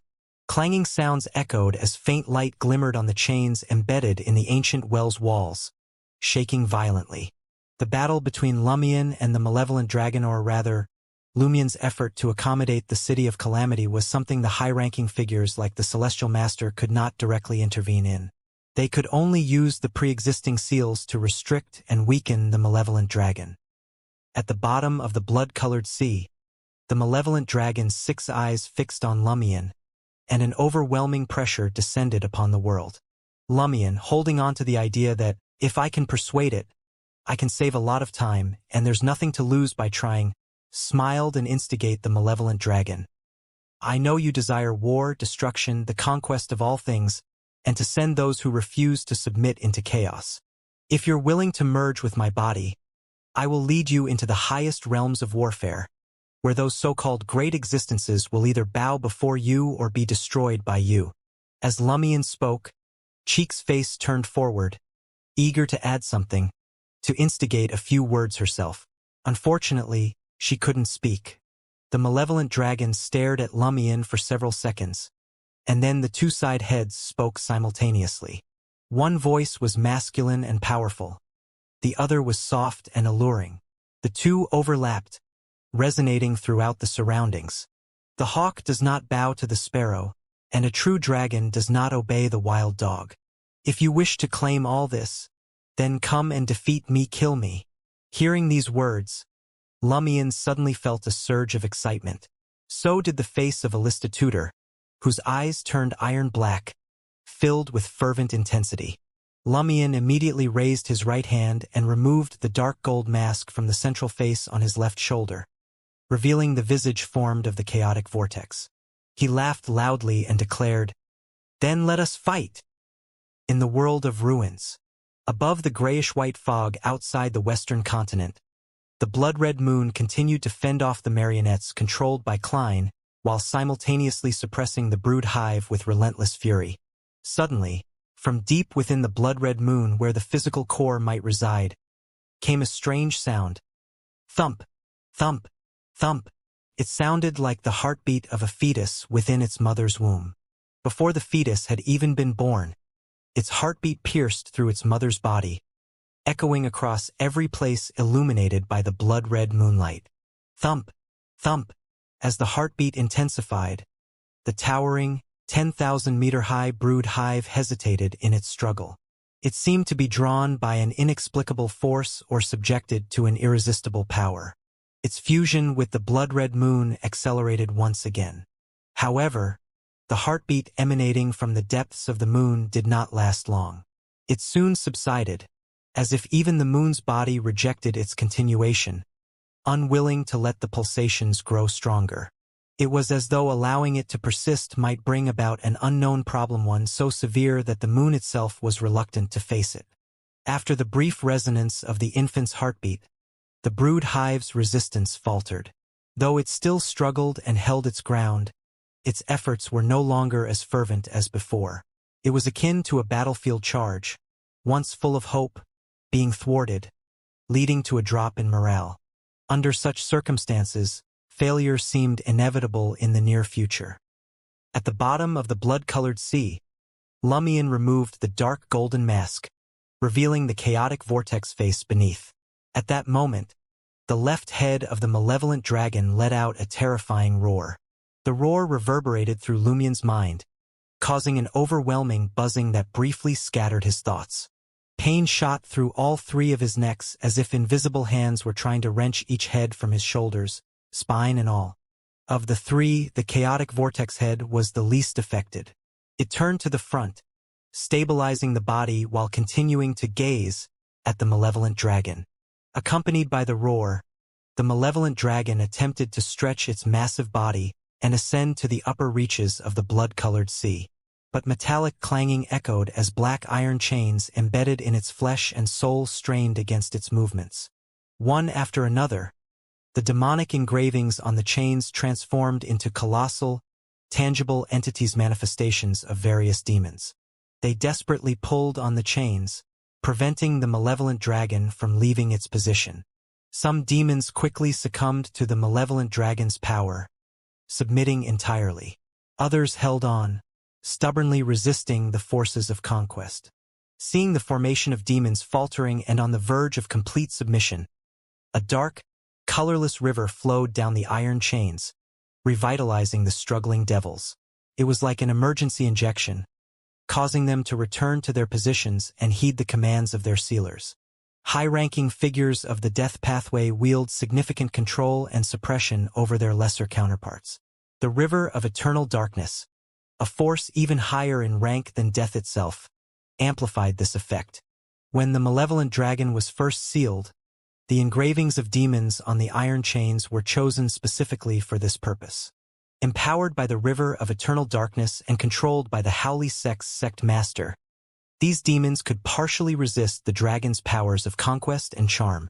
This ensured that the demons would not immediately capitulate in the dragon's struggle, buying time for reinforcements to arrive and activate subsequent layers of containment. Amidst the piercing sounds of strained metal, the malevolent dragon managed to extend only part of its body. It could not ascend higher in the blood-colored sea and remained trapped in place. This was one of the reasons Klein believed Lumion had a chance to merge with the City of Calamity before the Mother Goddess of Depravity completed her fusion with the Brood Hive. Lumion wasn't facing a fully intact malevolent dragon or the City of Calamity at its peak. Instead, he confronted a target that had been sealed through a monumental effort, one that cost countless heroes their lives. The current malevolent dragon was shackled, unable to leave its position or create mirror substitutions or slumbering mirrors. It was akin to a living target. If Lumion couldn't defeat, subdue, kill, or merge with such a restrained dragon in a short time, he was fundamentally unworthy of the task. The cultivators of the Western continent had paved the way for him, sacrificing generations to remove half the obstacles to the finish line. Lumion stood on the shoulders of giants, supported by the wisdom and sacrifices of Western civilization's sages.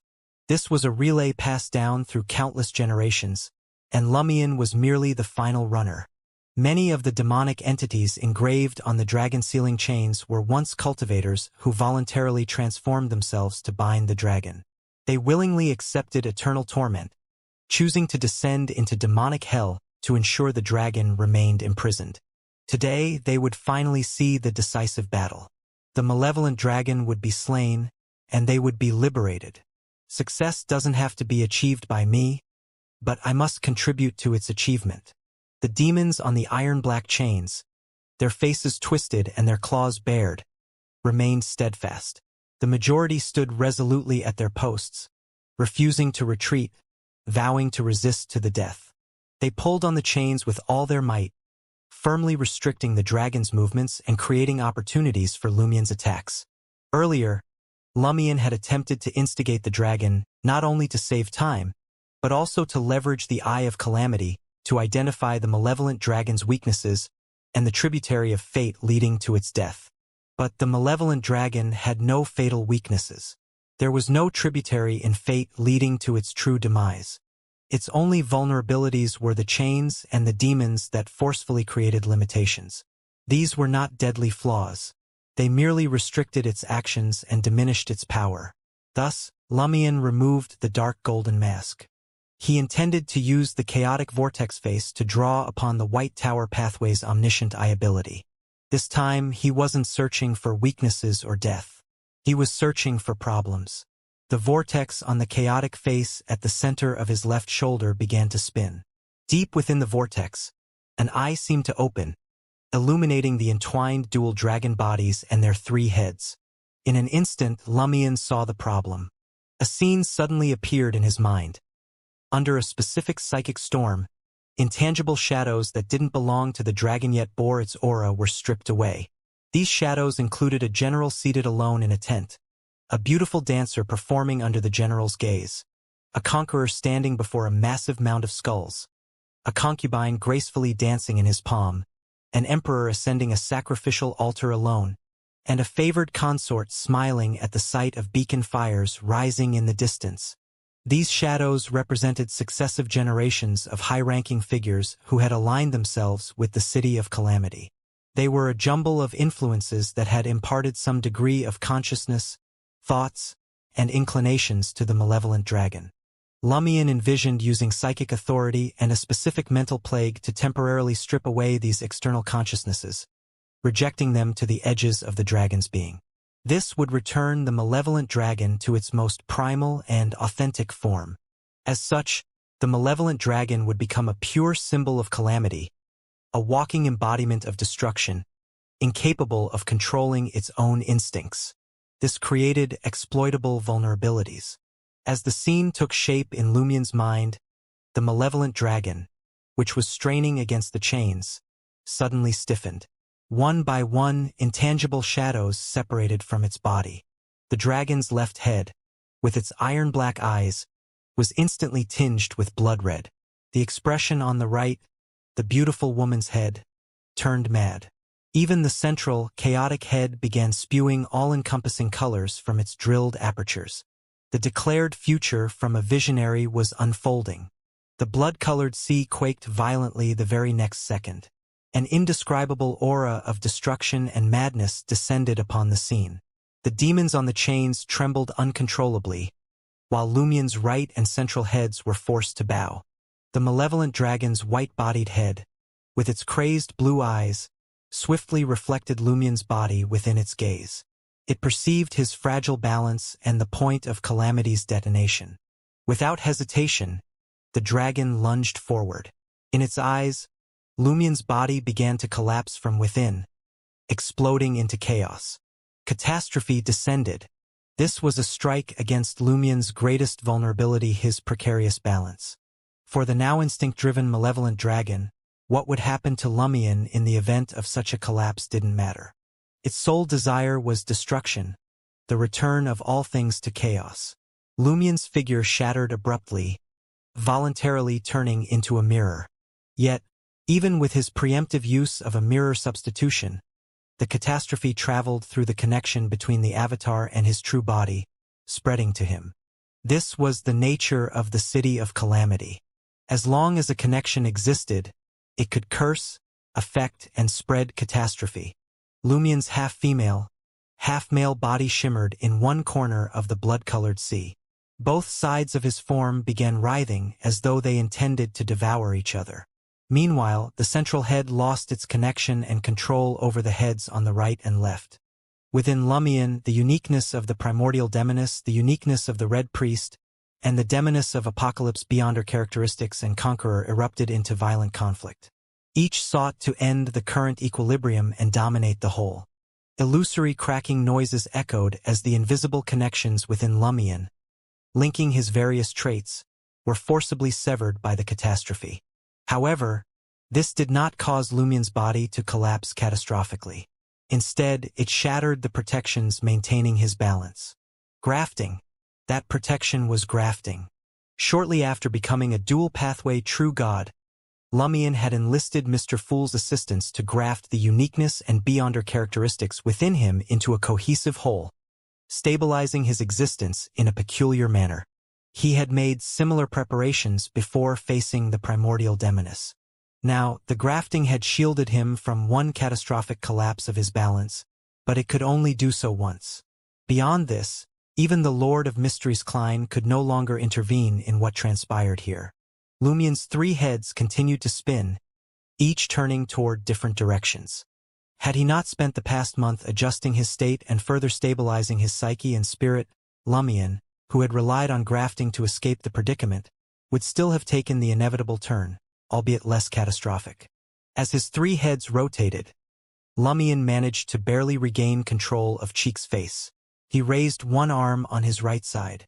As Lumion clenched one of the arms on his right side, the void before him collapsed entirely, meeting its apocalypse. It formed a vortex of chaos that contained all colors and possibilities. Just as an apocalypse was an ascendant form of catastrophe, Chaos was an ascendant form of apocalypse. Catastrophe led to the collapse of an entire system. Apocalypse deepened that collapse into a total explosion of contradictions, entangling all into one. Chaos represented the singularity in a convergence, the conclusion after the total explosion. Thus, the chaos of the chaos demoness could not be applied directly to a stable and balanced target. A catastrophic collapse must first be created in the designated area, followed by the total explosion of contradictions to form a substantial vortex of chaos. Only then could it spread outward to affect the target.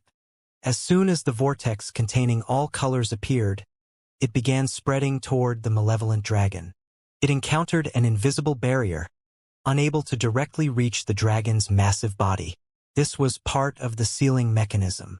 The malevolent dragon was incapable of creating catastrophes or launching attacks within the area it occupied or where the iron-black chains extended.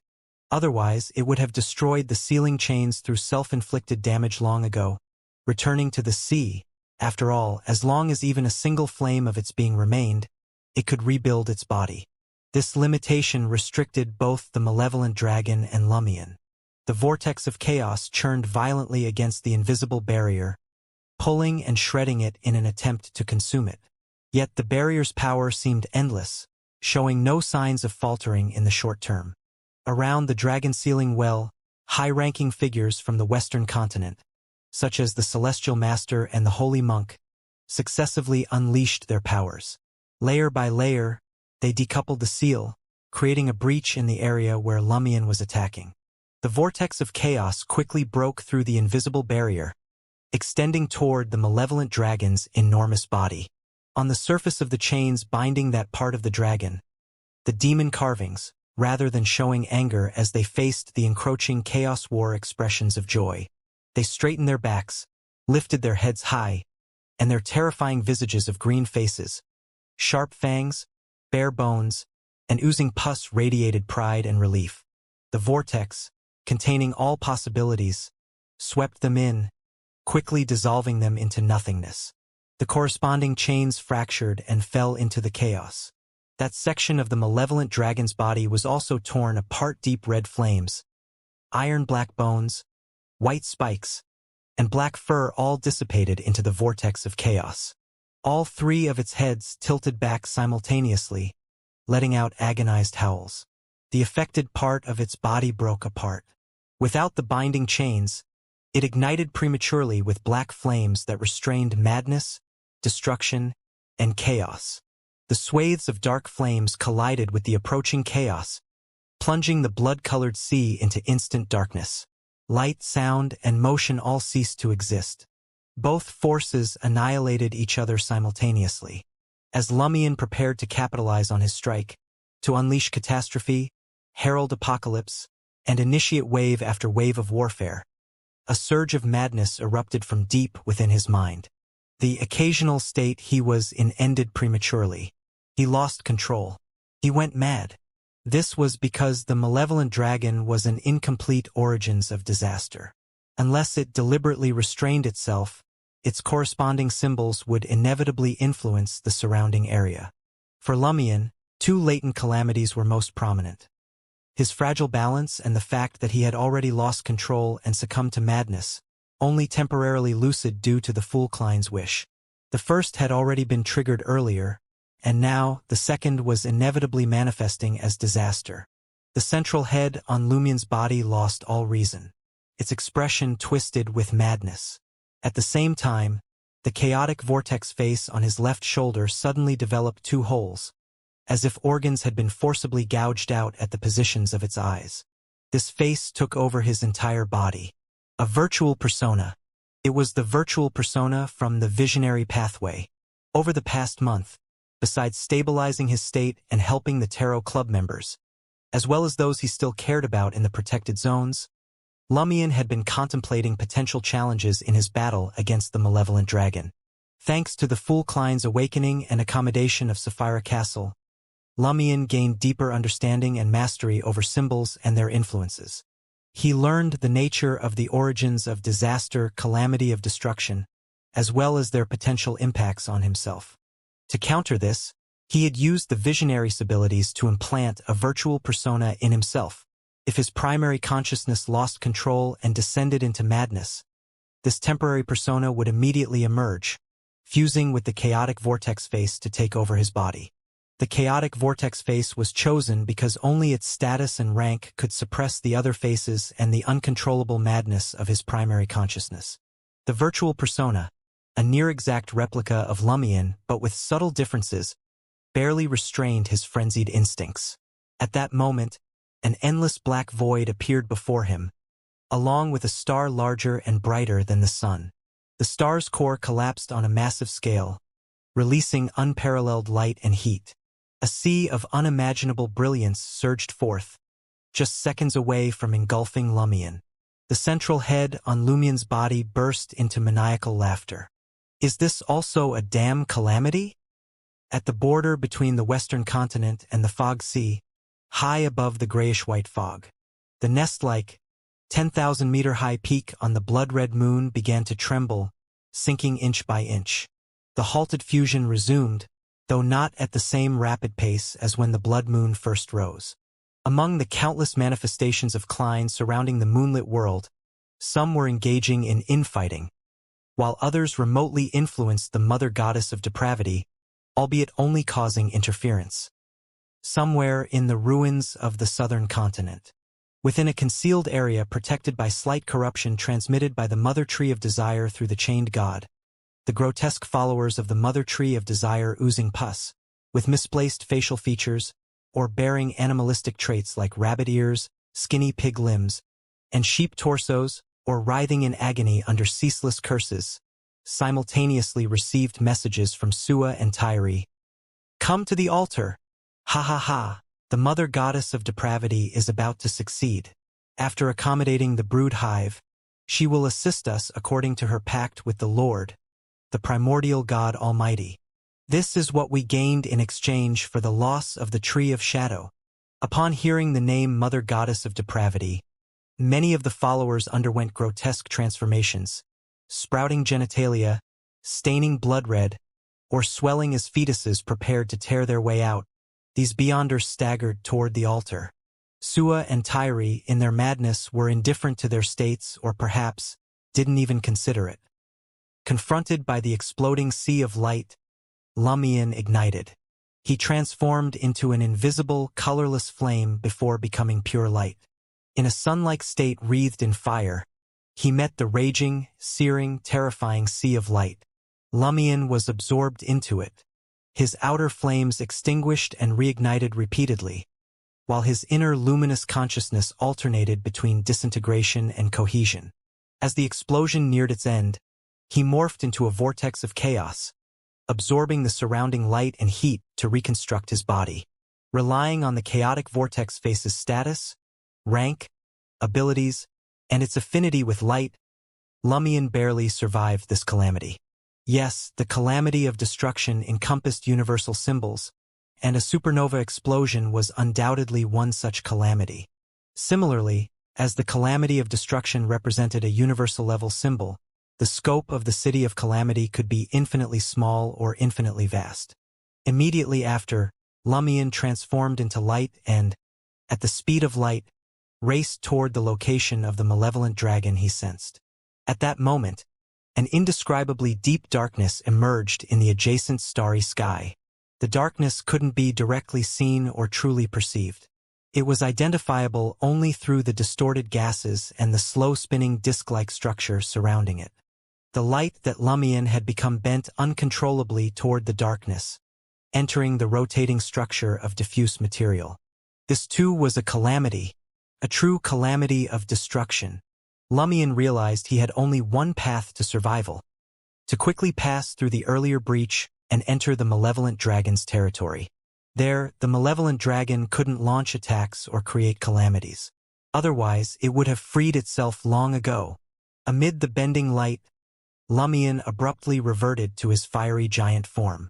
Clusters of his intangible flames flew toward the spinning disk's core, followed by the iron-black bones that made up his frame.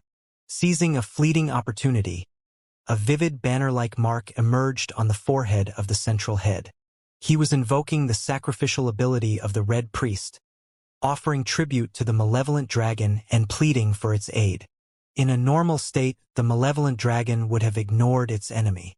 But now, with the external consciousnesses and inclinations temporarily stripped from it, the malevolent dragon was a pure creature of instinct. Receiving sacrifices and providing its help was an ability etched into the Beyonder characteristics, authority, concepts, and symbols of the hunter pathway. The malevolent dragon would instinctively, uncontrollably respond to Lumion, even if it led to its own downfall. This was why Lumion had begun the battle by forcing the dragon back to its godhood and instincts with the omniscient eye. As time slowed to a crawl, Lumion, now missing most of his body, received the malevolent dragon's response. Ha ha! His central head laughed maniacally. The darkness and its surrounding distortions dissipated in tandem. That individual for which it came was the same reason it vanished. Before the malevolent dragon could react, Lumion activated a contract mark on his body. Lumion's figure abruptly disappeared into the boundless cosmos, following the mystical connection established by the malevolent dragon's response to his offering, transporting himself to its domain. Surrounding him were layers of dense, overlapping colors and wailing souls. The spirit world, unless entirely and specifically isolated, every place was connected to the spirit world and the astral world. This was one of the symbolic meanings of a pillar. However, waiting for Lumion was an overwhelming brilliance that swept away everything. It was as if two galaxies collided, tearing through the spirit world. Lumion did not linger in the spirit world. Before the exploding sea of light engulfed him, he transformed into an abstract symbol and concept, entering the astral world. An infinite flood of light, heat, and matter surged after him. Reaching out with both hands, Lumion created a door directly within the astral world. Amidst a composition of symbols and concepts, painted door, layered and intricate. The door was instantly opened, and Lumion's figure disappeared from the astral world. His eyes then beheld the entwined, colossal forms of the malevolent dragon. Finally, he had arrived at the domain where the dragon lay coiled, a place where it could not unleash calamities. He reached this location through a door. The contract seal he activated was not one from Zetus, as that form of transportation belonged to spirit world creatures and could not access the astral world or open a door. Instead, he used a newly acquired contract seal, one obtained a month ago from Gehrman Sparrow. By its nature, the contracts of a contractee lost the ability to forcefully compel agreements or obligations once they reached higher levels of power without the qualitative enhancement provided by inevitability. However, if both parties willingly agreed to and honored the contract, and the contractee's body and soul could bear the power transmitted by the other party, it remained effective. Such mystical connections, though, were fragile and could not sustain more than two uses, being easily disrupted. Before facing the primordial demoness, Lumion had ventured into the astral world, where he sought angel-level boons of true gods for his puppet soldiers. He had also signed a contract with Gehrman Sparrow, who wielded the door pathway's uniqueness, to prepare for situations where he couldn't rely on his puppet soldiers. In that prior battle, while the primordial demoness had indeed held back, so had Lumion, keeping some of his cards hidden. Earlier, Lumion waited until the sacrificial ritual took effect and the malevolent dragon responded before activating the contract seal that represented high-level power from the door pathway. This was to confuse the dragon with his persistence and journey, catching it in a moment of distraction so that it would not detect or disrupt the contract connection in time. Additionally, the ritual strengthened the mystical connection between Lumion and the dragon, ensuring he could locate it and reach his destination, despite the dragon's potent fog of war. The negative effects of signing a door-related uniqueness contract with Gehrman Sparrow originally manifested as frequently getting lost and encountering hostile, dangerous entities. However, after being fooled by the Fool Klein, the drawback changed to potentially getting lost and encountering hostile entities only while using the contract's abilities. In the current scenario, the most hostile and dangerous entity to Lumion was undoubtedly the malevolent dragon. Once Lumion opened the door to enter the sealed domain of the malevolent dragon, He immediately felt the calamities stemming from the dragon's influence subside. The power of the wish returned, and he once again entered his state of occasional lucidity. The malevolent dragon roared, emanating powerful conquest and charm, but despite its ferocity, it could not easily break free from the dragon-sealing chains and the countless demons holding it down. While relying on the chaotic vortex face on his left shoulder to resist the conquest and charm without yielding quickly, Lumion stood above the dragon within the blood-colored sea. He deactivated the virtual persona and turned his gaze toward the terrifying, grimacing demons on the dragon-sealing chains. Having learned from Mr. Fool about the origins of the chains and demons, Lumion's expression was filled with respect and admiration. Using a phrase he had deliberately learned from Franca in the Western continent's language, he addressed the demons, "Fellow Taoists, please aid me in ending this calamity." The terrifying, twisted demons suddenly froze. Fellow Taoists, this ancient title, seemingly long lost to history, echoed in their ears. Their fierce expressions softened. On their green and white phantom-like faces, there was a look of reminiscence.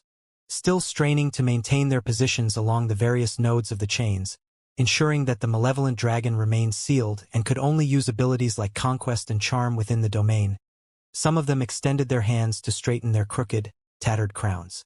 Others painstakingly tidied their rotting, flesh-exposing garments. Some lifted trembling hands to wipe the bloodstains from their faces. A gentleman must not lose his crown, even in death. The Howley Sect's leader, standing beside the dragon-sealing well, also heard Lumion's words. As a high-ranking figure of the River of Eternal Darkness, he slightly relaxed his control and suppression over the demons. The demons raised their heads and looked upward, shouting to Lumion in unison, "Fellow Taoist, I shall aid you." These cries interwove and echoed, spreading in waves. With their permission, Lumion quickly incorporated them into his army, making them his teammates and soldiers to resist the dragon's forceful conquest and terrifying charm. One after another, the layered phantom images of the demons materialized behind Lumion. These were their mirror selves. The demons at the bottom of the blood-colored sea numbered in the tens of thousands, if not more. While maintaining the chains and the seal to prevent the dragon's escape, they awaited Lumion to lead their mirrored selves in a devastating attack against the dragon's true form. Lumion's 6 arms either ignited intangible flames, formed chaotic vortices, grasped soul-freezing black flames, held up an illusory red altar, carried a grayish-white aura, or raised a scorched banner, all simultaneously unleashing attacks on the dragon's massive body. These 6 powers, belonging respectively to the Red Priest and the Primordial Demoness, intertwined to form a giant black flaming sword of destruction. The demons' mirror selves also launched their own attacks under Lumion's rank, especially those who had once belonged to the Howley Sect and its related factions. They obtained approval and blessings from the Howley Sect's leader outside the dragon-sealing well and the underworld Taoist within the River of Eternal Darkness, each borrowing a droplet of the colorless, dark river water. These droplets transformed into countless illusory arrows that filled the sky, flying toward Lumion's sword of destruction. Some were repelled by the Red Priest's team abilities, while others merged into it. What was the Tao? The Tao was generations of perseverance, capable of moving mountains. The Tao was a spark that could ignite a prairie fire. The Tao was struggling against the heavens with endless joy.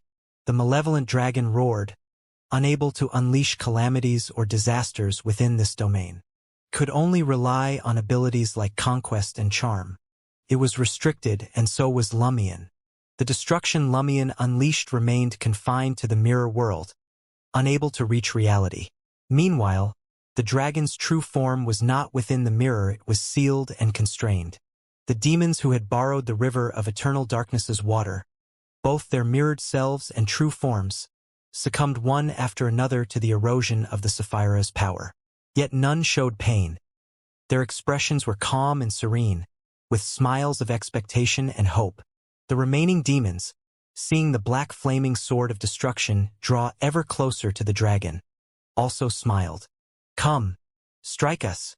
As more droplets of the River of Eternal Darkness merged, the giant flaming sword Lumion had created grew smaller and darker. Soon, it transformed into a sword of normal size, one that any human could wield. The sword, entirely dark, continued to contract as though compressing the concepts of time, space, creation, death, destruction, and renewal into a single point. As the mirrored attack neared the dragon's domain, the celestial master, holy monk, and others around the dragon-sealing well made their phenomena increasingly evident, merging them into the well. With a crash, the blood-red waters surged, breaking chain after chain. At the final moment, the high-ranking figures of the Western continent lifted the seal, allowing calamities and apocalypses to erupt in the dragon's domain. Lumion's attack pierced through the mirror world, entering reality and striking the malevolent dragon's heads. Behind him, the demons dissipated one by one due to the erosion of Sapphira's power. In front of him, more demons crumbled under the force of destruction. Seeing this, a surge of intense emotion erupted in Lumion's heart. He shouted loudly, "Fight!" Fighting meant giving your all, pressing forward unyieldingly. Fight meant sacrificing with great ambition, daring to change the heavens and the earth. Fight! With this cry, Lumion drove the unstable, dark sword into the dragon's entwined necks. Immediately, a small, dark singularity formed there, tearing apart surrounding flesh, flames, steel, and bone, consuming all authority, concepts, and symbols. The malevolent dragon's entire body arched back, emitting a soundless howl. Then, along with the sealing chains and the demons, it was devoured by the singularity. The darkness destabilized, expanding into an explosion that released immense light and heat. One by one, all of Lumion's mirror substitutions shattered, and his body appeared outlined on the edge of the domain. He looked ahead, seeing only emptiness. Nothing remained. But at that moment, a frenzied, violent aura from the dragon began to pervade the void again. Its massive body was reforming. As a consciousness derived from the city of calamity, its spirit was indestructible. Once its physical form was obliterated, it could soon be reborn from the city of calamity. The Western continent's cultivators had not killed the dragon back when they could seal it in a domain where most of its powers and calamities were nullified. They had understood it was pointless. Seeing this, Lumion wasn't disappointed. He had been prepared. The second phase of the battle was about to begin, a pure clash of consciousness. Taking advantage of the malevolent dragon's scattered consciousness and unformed spirit, Lumion, who had just engaged in battle using the ritual and the Fool Klein's reality-bending ability, rapidly expanded his figure, summoning his physical body from within the protected zone. Almost simultaneously, Klein in the astral world created an opening in the grayish-white fog that blanketed the Western continent. With the mother goddess of depravity fully accommodating the brood hive, even if the seal on the Western continent were completely lifted, she would not currently destroy the continent. However, her symbolic influence and natural power would still radiate outward, so Klein maintained the seal, merely opening a door that connected the interior to the outside for Lumion. Lumion, now 3-headed and 6-armed, shot out of the protected zone and teleported himself to the depths of the grayish-white fog, appearing above the dragon-sealing well. He dove in, arriving beside his consciousness and spirit. The two instantly overlapped. Lumion grew immensely large, his 3 heads gazing in different directions while all 6 arms were raised. Leaping out of the now unsealed dragon-sealing well, he hovered above the bustling metropolis.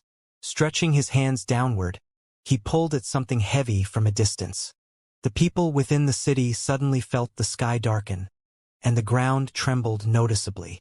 An image of the city was forcibly extracted by Lumion from its physical form. Within this image, the citizens were grotesque. Some were reduced to a single head dragging a bloody skeletal spine. Others were well-dressed but headless, and some were swollen, their features obscured. This was originally intertwined with the actual metropolis, with secret doors and intersecting timelines connecting the city of calamity. Lumion's massive body sank abruptly, plunging into the extracted image of the city. The city of calamity shrank rapidly and bizarrely, entering Lumien's body and swiftly moving toward his brow. Lumien intended to seize the moment, before the malevolent dragon's consciousness was fully reborn, to forcibly accommodate the city of calamity and then confront and merge with it. The next second, the city's image froze at Lumien's brow. His consciousness and spirit were immediately drawn into it. He saw a staircase ascending to infinite heights, at the end of which lay a divine throne stained with dark red blood. On the steps, the dragon's body quickly took form, coiling to block his path forward. In the real world, deep within the blood-red full moon, the pounding heartbeat grew intense again. The nest-like peaks seemed to resonate, their sinking accelerating. The accommodation of the mother goddess of depravity with the brood hive progressed further, showing no signs of slowing. Within the grayish-white fog directly beneath the blood-red moon, the madams and ladies under the core power of the mother goddess of depravity stood one after another, turning their gaze toward their leader. This figure, a beautiful woman with a full moon-like face radiating maternal glory, spoke to her companions. "We must return to the embrace of the mother. She has mobilized more of the chaos primogenitor's power to accelerate her fusion with the brood hive. We must return to her embrace, restore her power, and help alleviate her burden." Seeing confusion on their faces, the woman added, "The chaos primogenitor is the original sin of the universe.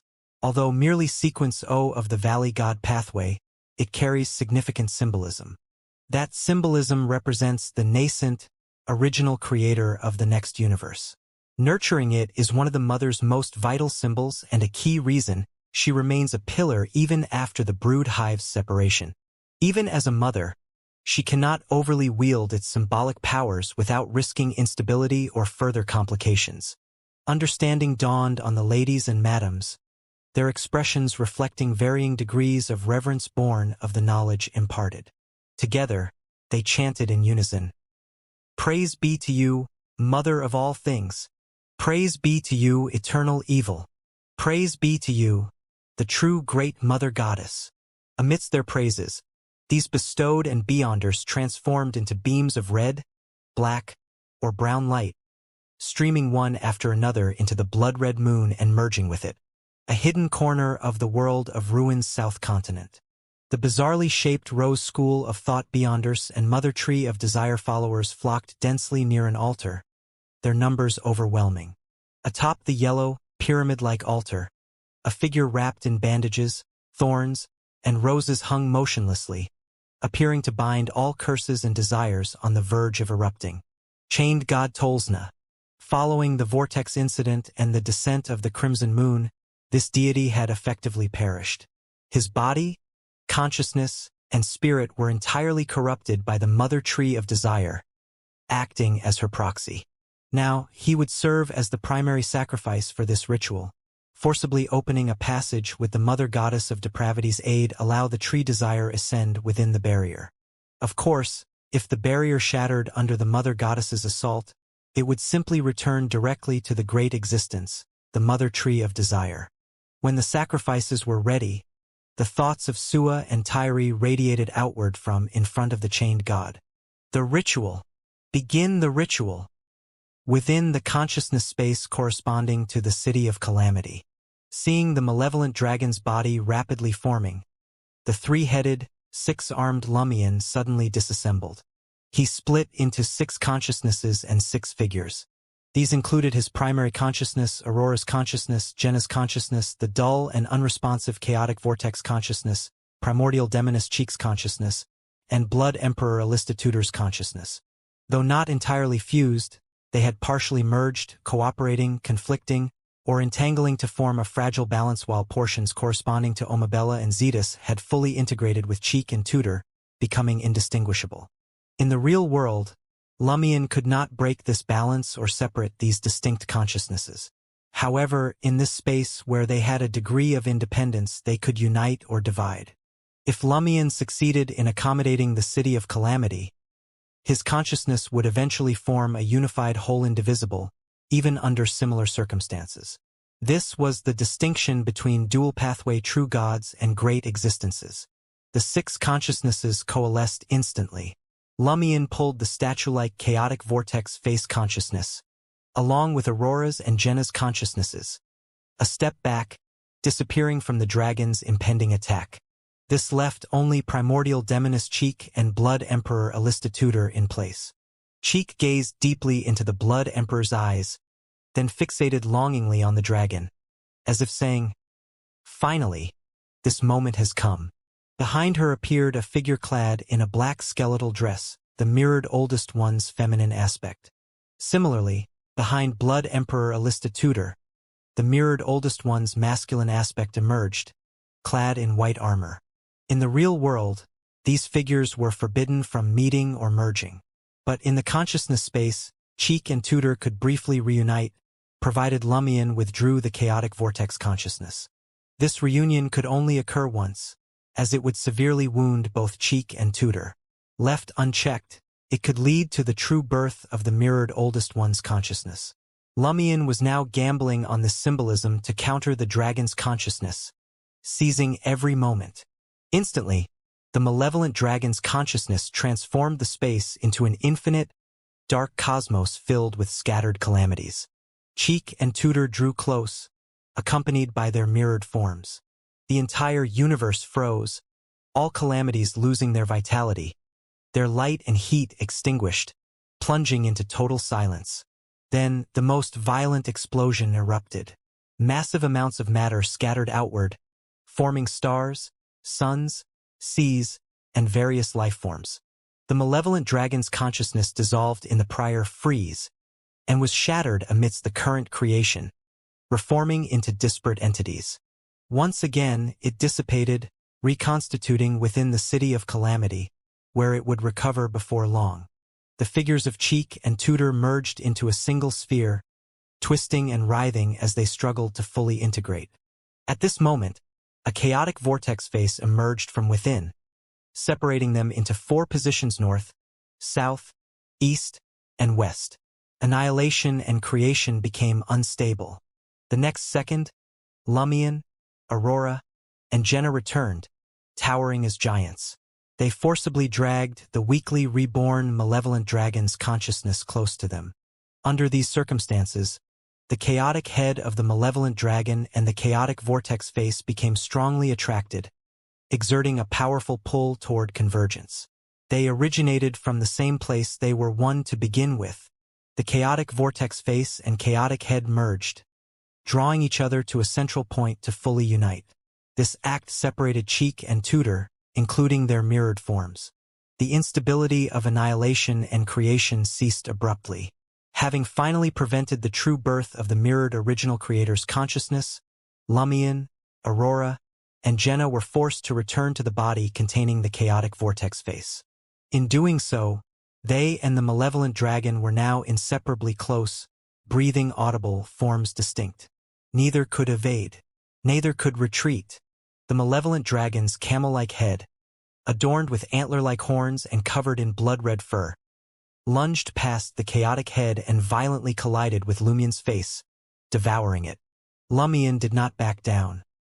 He bit into the dragon's head, tearing at its eyes, nose, and cheeks. Iron-black scales began to protrude from Lumion's face and neck.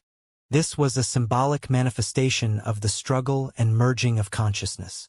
In such situations, creating calamities and causing severe disasters would inevitably lead to self-inflicted harm. The dragon's other head and its snake-like, jade-white body entwined with the heads of Aurora and Jenna. They both charmed and cursed one another, black flames embodying destruction and ferocity igniting and wrapping around them. Having disrupted the malevolent dragon's consciousness twice and forcibly merged before it could fully recover, Lumion had finally reached an equal footing with his opponent. But it still wasn't enough. The malevolent dragon's consciousness would not remain weakened forever. Amid their tearing and biting, Lumion clasped his 2 hands together, and a corresponding vision emerged in his mind. Fuzzy, ethereal figures returned to the malevolent dragon from all directions, reintegrating into the once unified consciousness. They were the consciousnesses of the City of Calamity's Tao integrators that Lumion had previously separated. Because they had been separated, they had avoided destruction in the earlier battle. Now, Lumion used the power of a visionary to reintegrate these separated consciousnesses back into the malevolent dragon, reuniting them and throwing its consciousness into chaos. This stirred inclinations, emotions, and reactions within the dragon. Thump, thump. The heartbeat deep within the blood-red full moon's chaos primogenitor continued to pound violently, causing the mountain-like brood hive to sink faster, now more than halfway submerged in crimson. Thump, thump. The sound of the heartbeat resonated in a hidden corner of the world of ruins on the southern continent. Sua and Tyri, conducting their ritual, seemed to have grown hearts of their own, their beats echoing the sound. They watched as Beyonders and Bestowed transformed into masses of flesh, merging into the chained god Tolsna. The mummified figure wrapped in bandages, thorns, and roses rapidly sprouted into a tree of desire extending toward the astral world. The time has come. The help from the mother goddess of depravity has arrived. Excited, Sua and Tyri spread incomprehensible thoughts while merging into the tree atop the pyramid altar. For these fervent beings, returning to the mother's body was the highest honor. The tree of desire grew rapidly, seemingly about to touch the astral world's barrier and tear a large hole into it. Suddenly, it tilted and twisted, collapsing toward the symbols, concepts, and representations that formed Lord of Mysteries Klein. This happened because the help from the mother goddess of depravity had not arrived. Sua and Tyri had been deceived, misjudging the timing. This was because they had been marked by Klein long ago. When Lumion confronted the primordial demoness, the entire tarot club had mobilized to assist. But hidden within that action was an unknown purpose unbeknownst even to the major arcana card holders. To lure out the evil god angel Sua, Tyri, and others who had been hiding using the powers of the mother tree of desire and the mother goddess of depravity. At the time, Sua and Tyri had indeed escaped the entanglement of Angel of Time Palez, Angel of the Holy Spirit Rionette, and Mam Hermit Catlia. But unbeknownst to them, Klein, fully awakened as half a great old one, had silently followed, discovering the secret hiding place of the indulgence faction of the Rose School of Thought, other followers of the Mother Tree of Desire, and where chained god Tolsna was. If not for the fact that the chained god had effectively perished and his uniqueness had been deeply corrupted by the Mother Tree of Desire, which rendered purification impossible in the short term, as it would aid the Mother Tree of Desire establish a new, firm mystical connection with the tenebrous world. Sua and Tyri would have long been parasitized and controlled, leaving them no chance of survival to this day. However, Klein had taken precautions. The moment this area had any anomalies, he could sense it and respond accordingly. Upon discovering that the Rose School of Thought was conducting a major ritual involving the uniqueness to open the astral world's barrier and create a passage, Klein had refrained from stopping them outright. Instead, he applied fooling and deceit, causing Sua and Tyri to misjudge the timing and redirect the ritual's target toward himself instead of the Mother Tree of Desire. The next second, the tree extending into the astral world rapidly collapsed toward Lord of Mysteries Klein's location, instantly condensing into a bloody mass encapsulating the chained god's uniqueness. Klein immediately grafted this mass onto an area above the gray fog. Within the consciousness space, the malevolent dragon, destabilized by the returning Tao integrator's consciousnesses of the City of Calamity, grew bewildered. Its madness subsided, and it no longer purely followed instinct. Seizing the moment, Lumion activated another contract mark on his body, a new one acquired a month ago. His eyes turned dark, and the clothing manifesting from his consciousness billowed. The malevolent dragon froze as if it had forgotten it was devouring and merging with Lumion's 6 consciousnesses. Fooled. Using a contractee's power, Lumion had borrowed the fooling ability from the Fool Klein. Could only be used twice. If the malevolent dragon had remained purely instinct-driven, fooling would not have been so effective. Deceit would have worked better. But Lumion had deliberately caused the City of Calamity's Tao integrators to return to the dragon's consciousness, blending seamlessly as a part of it. Since they were already fused with the dragon, its instincts harbored no resistance or rejection toward them. Taking advantage of the malevolent dragon being fooled, and its consciousness still in a weakened state, Lumien's 6 arms worked in pairs to grasp the dragon's iron-black body, its jade-white snake-like body, and the formless body supporting its chaotic head. Lumien's 5 faces twisted in unison, manifesting as a colossal giant. He ripped the malevolent dragon's 3 bodies apart with an ear-splitting tear. Crimson flame-like blood sprayed everywhere, splattering onto the staircase ascending infinitely high. Lumien's central head opened wide and swallowed the dragon's iron-black body, including its head. 2 of his other arms pressed the malevolent dragon's jade-white body and beautiful head, forcefully shoving them between the closed eyes of Aurora and Jenna. His chaotic vortex face then sucked in the majority of the malevolent dragon's chaotic head. The malevolent dragon resisted desperately, struggling against Lumien's merging attempt. It sought to create a calamity to destroy both Lumien and itself. If successful, while its now third-time destroyed consciousness would enter a deep slumber within the City of Calamity, waiting centuries or more to reawaken or gradually revive, its enemy would also die completely and irreversibly. At this moment, as Lumien devoured the dragon, he smiled, his thoughts echoing within the malevolent dragon's spirit. It's useless. Even if I die, there's Medici and the City of Calamity's current cultivators. Once you're in a deep sleep, you won't be able to resist their accommodation. This was a lie. Neither Medici nor the current strongest cultivators of the City of Calamity were in a position to accommodate it anytime soon. But such a lie sufficed to deceive the dragon in its fooled state. The malevolent dragon hesitated. Lumien followed with another thought, smiling. I'm not the first sacrifice, nor will I be the last. You've seen my state. If you choose to merge with me in a few minutes, when your consciousness fully recovers, I won't be able to maintain balance. You'll replace me. This was the truth. Boom! A thunderous heartbeat echoed from the depths of the blood-red moon's chaos primogenitor. Even with countless marionettes and avatars interfering, the mountain-shaped brood hive sank heavily, completely engulfed in crimson. This was the extremely special heartbeat of the chaos primogenitor about to be born. It was fundamentally different from earlier beats, symbolizing the chaos primogenitor's imminent entry into reality. This moment heralded the emergence of a new original creator, a being even the mother goddess of depravity could only summon once every major month, year, or 2,160 years. Such a phenomenon could not be repeated without catastrophic consequences. If she borrowed this special symbolism for less than 2,160 years, the chaos primogenitor would truly descend into the real world, a consequence the mother goddess of depravity couldn't predict. All she knew was that it would be a devastating catastrophe for her. Detecting the crisis, she instinctively ignored everything else and prioritized fully merging with the brood hive. And afterward, even in a weakened state for centuries, she could still escape with the brood hive, even if she failed to seize anything else. Boom! With the echo of that heartbeat and the manifestation of the special symbolism, the invisible barrier of the astral world began to undergo ominous changes. The barrier, originating from the original creator, vanished entirely, disappearing into thin air, as if its original master had recalled it. Even Lord of Mysteries Klein was powerless to stop it. The apocalypse had arrived, and it came in this way.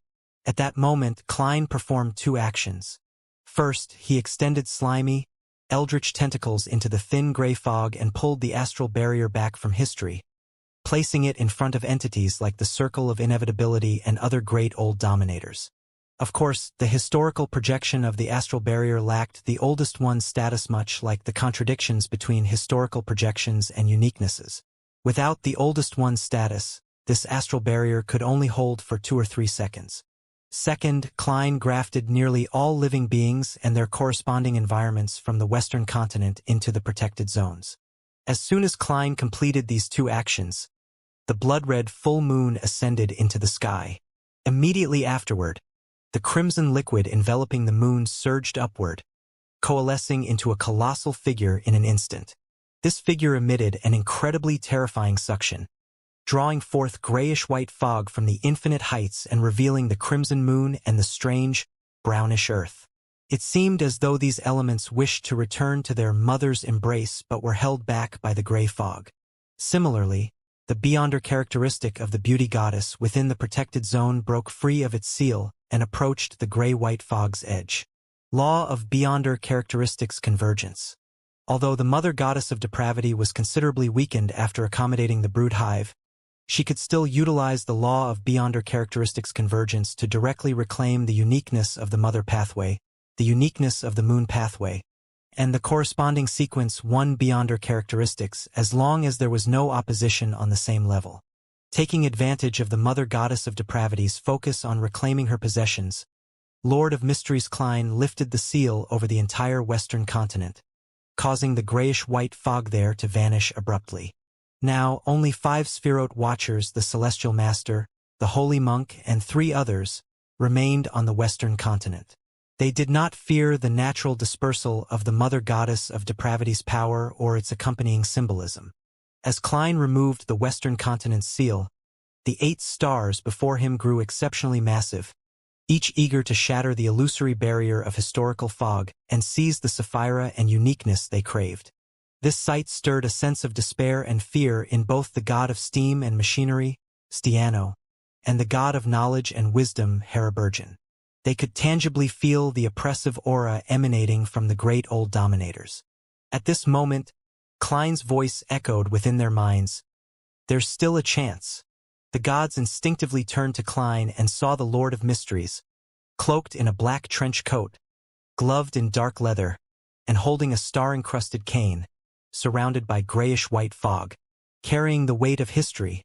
He stepped into the illusory barrier to confront the 8 great old dominators beings as vast as stars. The god of knowledge and wisdom, Heraburgen, understood that Klein's "there's still a chance" was addressed to them and the archangels. After Klein had fully awakened and become the true Lord of Mysteries, beyonders below Sequence 1 and ordinary humans were no longer in danger. If the situation became truly untenable, Klein could abandon the Spherote uniquenesses and Sequence 1 beyonder characteristics and lead the planet's entire population of normal races to a remote, habitable edge of the universe. In the absence of conflicts of interest or instinctual desires, no great old dominator would willingly oppose the Lord of Mysteries. But for gods like Heraburgen and archangels outside the Mysteries pathway, escape was impossible. Even if they lowered their status, allowing avatars to flee their avatars would likely be corrupted once their main bodies were devoured by the great old dominators. There would be no means of preservation. This was likely their last chance. Realizing the Lord of Mysteries could not hold off the 8 outer deities for long, Heraburgen turned his gaze to the real world, toward the protected zones. A liquid of pure chaos, encompassing all colors and possibilities, had seeped out, coalescing into a massive cross. On this cross hung a figure, formed entirely of radiant light, with a head that retained a human shape adorned with a thick, pale golden beard. A long shadow with 5 heads trailed behind him, while a golden sun quietly hovered behind his head. The figure opened his eyes, revealing a pair of clear, infant-like golden irises. He nodded toward the god of knowledge and wisdom Heraburgen and Lord of Storms Leotaro within the astral world. Come, my kings of angels! Amidst the reverberating, layered voice, Heraburgen and Leotaro were momentarily dazed.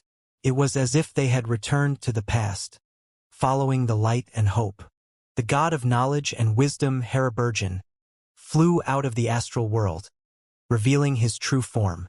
It was a brass dragon the size of a city, capable of expanding even larger.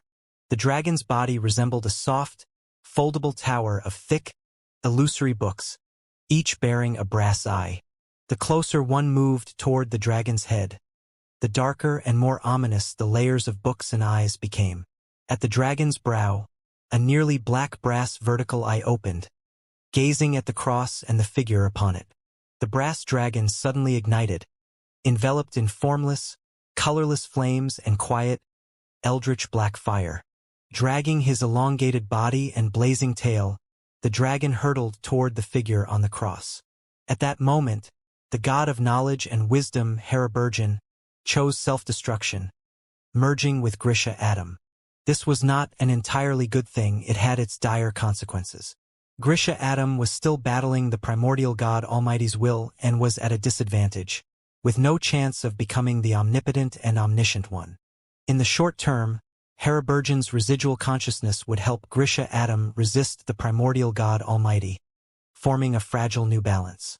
This would allow Grisha Atom to better control the body and provide stronger protection for the protected zones after the great old dominators shattered the barrier, ensuring it remained untainted by the outer deity's power and corruption until Lord of Mysteries Klein seized the opportunity to transfer everyone during the chaos. In the long term, however, integrating the White Tower pathway's uniqueness at this moment would enhance the primordial God Almighty's will and spirit, accelerating his recovery, significantly disadvantaging Grisha Atom in their struggle. Within the protected zone, Hariburgen, clad in a plain white robe threaded with brass threads, looked skyward and sighed deeply. In the astral world, the Lord of Storms, Leotaro, appeared in human form, a stern middle-aged man clad in black armor and wielding a trident. He glanced at the western continent, illuminated by scarlet moonlight, its entry sealed, and snorted at the Evernight goddess, Ammonizes, and the god of steam and machinery, Stiano. The storm will not destroy itself, nor will it surrender. Crackling sounds erupted as the king of the skies, emperor of the seas, lord of calamity, and god of storms transformed into layers of entangled, ball lightning. He shot down from the astral world at near-light speed, straight toward the crimson moon and the colossal figure. The storm illuminated the skies, illuminating the entire world. Within the consciousness space, boom! Lumion and the malevolent dragon both heard that peculiar heartbeat. With the former severely damaged, the dim cheek and Tudor faces grew clear once more, and his central chaotic vortex face began to spin faster. Meanwhile, the dragon's two lateral heads instinctively sought to merge but were blocked by Lumion's mouth and its own chaotic head. Now, taking advantage of the moment, Lumion, in his colossal form, forcibly swallowed the dragon's iron-black body whole. Under this influence, the beautiful head that had been trying to merge with its other half ceased resisting and fused with the faces of Aurora and Jenna. This brought back the imprints of Aurora's and Jenna's past selves left in the mirror, which swiftly repaired the corresponding fragments of their souls. Lumion fully accommodated the malevolent dragon. Immediately, he felt a torrent of madness, ferocity, and destructive intent rampaging within him. These were partially absorbed by the chaotic vortex face, partially drawn away by the lingering consciousness of the City of Calamity DAO integrators, and partially suppressed by the combined wills of Lumion, Aurora, and Jenna. On both sides of Lumion's body, bulges began to form and writhe rapidly, each developing into a new body. These new bodies were connected to his original flesh, tightly adhered, and partially fused. On the right was a purely female figure clad in a sacred white robe, her hands milky and ethereal. Her head featured Aurora at the front and Jenna at the back, able to rotate freely in any direction, unrestrained by a neck. On the left was a half-male, half-female body, with a head composed of the cheek face, the chaotic vortex face, and a Lista Tutor's face. It wielded a charred banner in its hands. In the center was Lumion himself, adorned with long, blood-red hair and iron-black eyes. A prominent design of a true dragon from the western continent was etched between his brows. Suppressing the madness and will of the malevolent dragon, Lumion turned his head to the right. Aurora and Jenna's eyelashes quivered lightly before their eyes opened in unison, revealing smiles. Lumion exhaled suddenly, a mixture of relief, emotion, and regret in his mind as he communicated telepathically. It really is possible to resurrect. In this way, unfortunately, it won't last more than a few minutes. Lumion meant that the balance within his body would not hold for more than a few minutes. This balance was predicated on the weakened state of the malevolent dragon's consciousness and will. Once the malevolent dragon recovered, the balance would inevitably collapse. The two types of uniqueness in his current body were closely linked to the mirrored original creator, counterbalanced by the chaotic vortex face corresponding to the primordial God Almighty. This trifecta of forces maintained a delicate equilibrium. Although Lumion, Aurora, and Jenna's bodies had achieved corresponding status levels, and their wills had been sufficiently strengthened, They were only supported by two sequence one beyonder characteristics each. In this situation, should the malevolent dragon's consciousness awaken, Lumion, Aurora, and Jenna would have little means to resist unless the primordial god Almighty actively sought resurrection within the chaotic vortex face, forming a larger and more stable framework. But alas, no such fortune would come to pass. This was the consequence of being forcibly driven and filled to reach this point. With her hair turned black, her eyes restored to deep brown, and her appearance and charm elevated to above the sequences, Aurora listened to Lumion's sentiments. Her expression remained calm, and she smiled gently, her voice soft. When I died in Corda village, I did feel wronged, angry, and resentful. But when you became a demoness of unaging and I began to sense everything around me, to perceive what was happening, I gradually came to terms with it. Death isn't always a bad thing. When I learned about the Dragon Lock and its story, and when I saw the actions of those souls just now, I found even greater peace. Our predecessors and forebears could sacrifice themselves. So can I. Death can be as light as a feather or as heavy as a mountain. I am willing to accept the destiny that awaits me and to act accordingly. The head rotated, and Jenna's increasingly radiant face turned to Lumion. With a smile, she said, "When I killed Hugues Artois, I thought, even if I die, I must avenge my mother and those victims. That bastard can't keep laughing. When I advanced to become a demoness of unaging, I thought, even if I die, I must save you. You still have unfulfilled wishes." Now, it brings to mind something Franca once joked about. Would you rather be a coward for a lifetime or a hero for 5 minutes? To die with you and Aurora to save everyone, I think that's the most romantic thing in the world. As Lumion listened, his heart gradually calmed, his self-destructive tendencies easing. He lifted his head to gaze at the blood-stained throne high on the steps, his smile radiant as he said, "Then let's complete the final step of accommodation." In the real world, the mass of entangled lightning approached the blood-red moon and the colossal figure at near-light speed. It tore through the void but quickly froze beside the crimson full moon. Each strand of its light was tainted scarlet, gaining new life as they detached and scattered. The terrifying lightning mass rapidly disintegrated. Its two brightest remnants were guided by Klein through grafting toward the cross above a protected zone. In the next moment, the explosion and shockwave from the lightning unfurled, erupting with a deafening roar. The natural light of the crimson moon shattered and dissipated, revealing a breach. In the astral world, the Evernight goddess, Ammonizes, holding a golden bird-shaped ornament in her hands, stepped forward, leaving a single remark for the god of steam and machinery, Stiano. "It's our turn to stake our lives." The god of steam and machinery, Stiano, was about to follow when he suddenly sensed something and turned his gaze to the heights of the real world. A deep crimson meteor inexplicably appeared, dragging a long tail of flame as it plunged toward the blood-red moon and the colossal figure. The entire sky and world were engulfed in crimson fire. In the year 1360, as July faded to its final days, crimson rained from the heavens. As the crimson meteor descended, the entire world outside the protected zones erupted in flames. Across the cosmos, catastrophic disasters across various star systems momentarily froze before either intensifying or subsiding. Behind the great old dominators attacking the astral barrier, hand-drawn black holes and their accretion disks materialized. The energy seas, depicted like paintings, quickly receded, plunging into cold, deathly silence. Numerous calamities descended upon this place. These calamities were deliberately engineered by Lumion as symbolic manifestations triggered during his full accommodation of the City of Calamity and his advancement to the origins of disaster, calamity of destruction. He harbored no illusions that these indiscriminate calamities could seriously harm the great old dominators.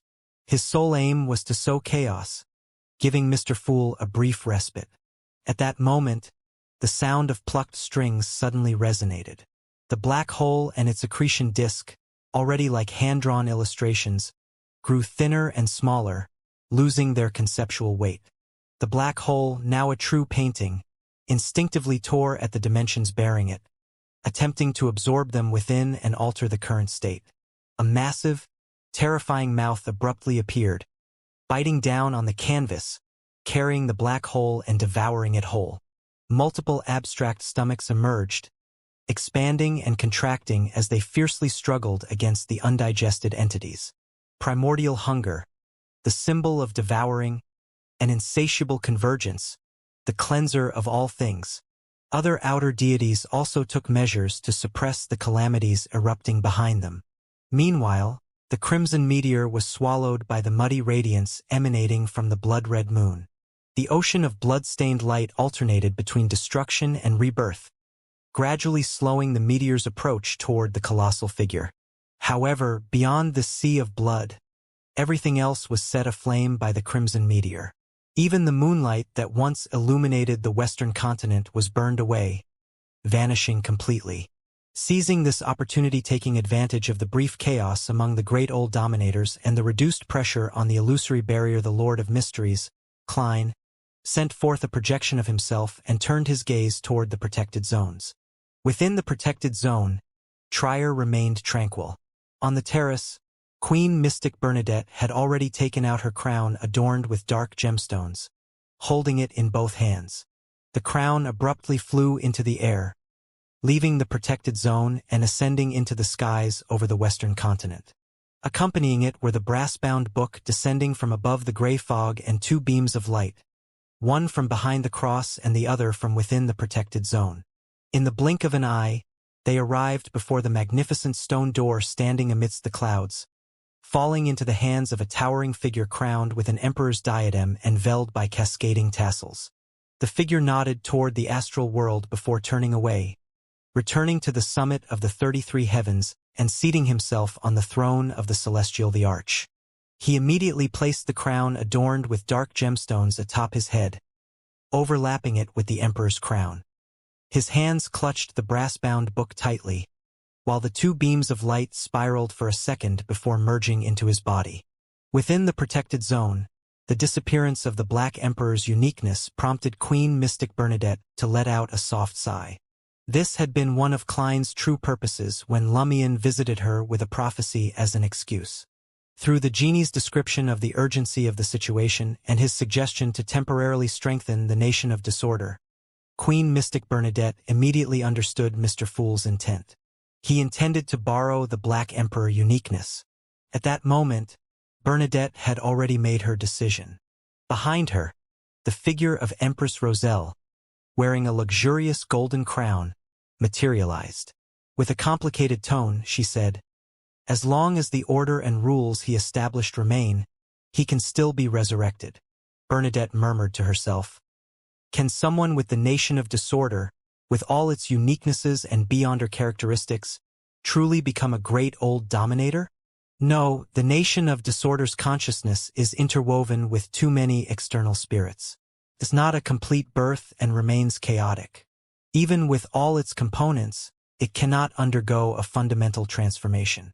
It may take decades or centuries for a new, unified consciousness to emerge, enabling the shadow of order to truly manifest in reality.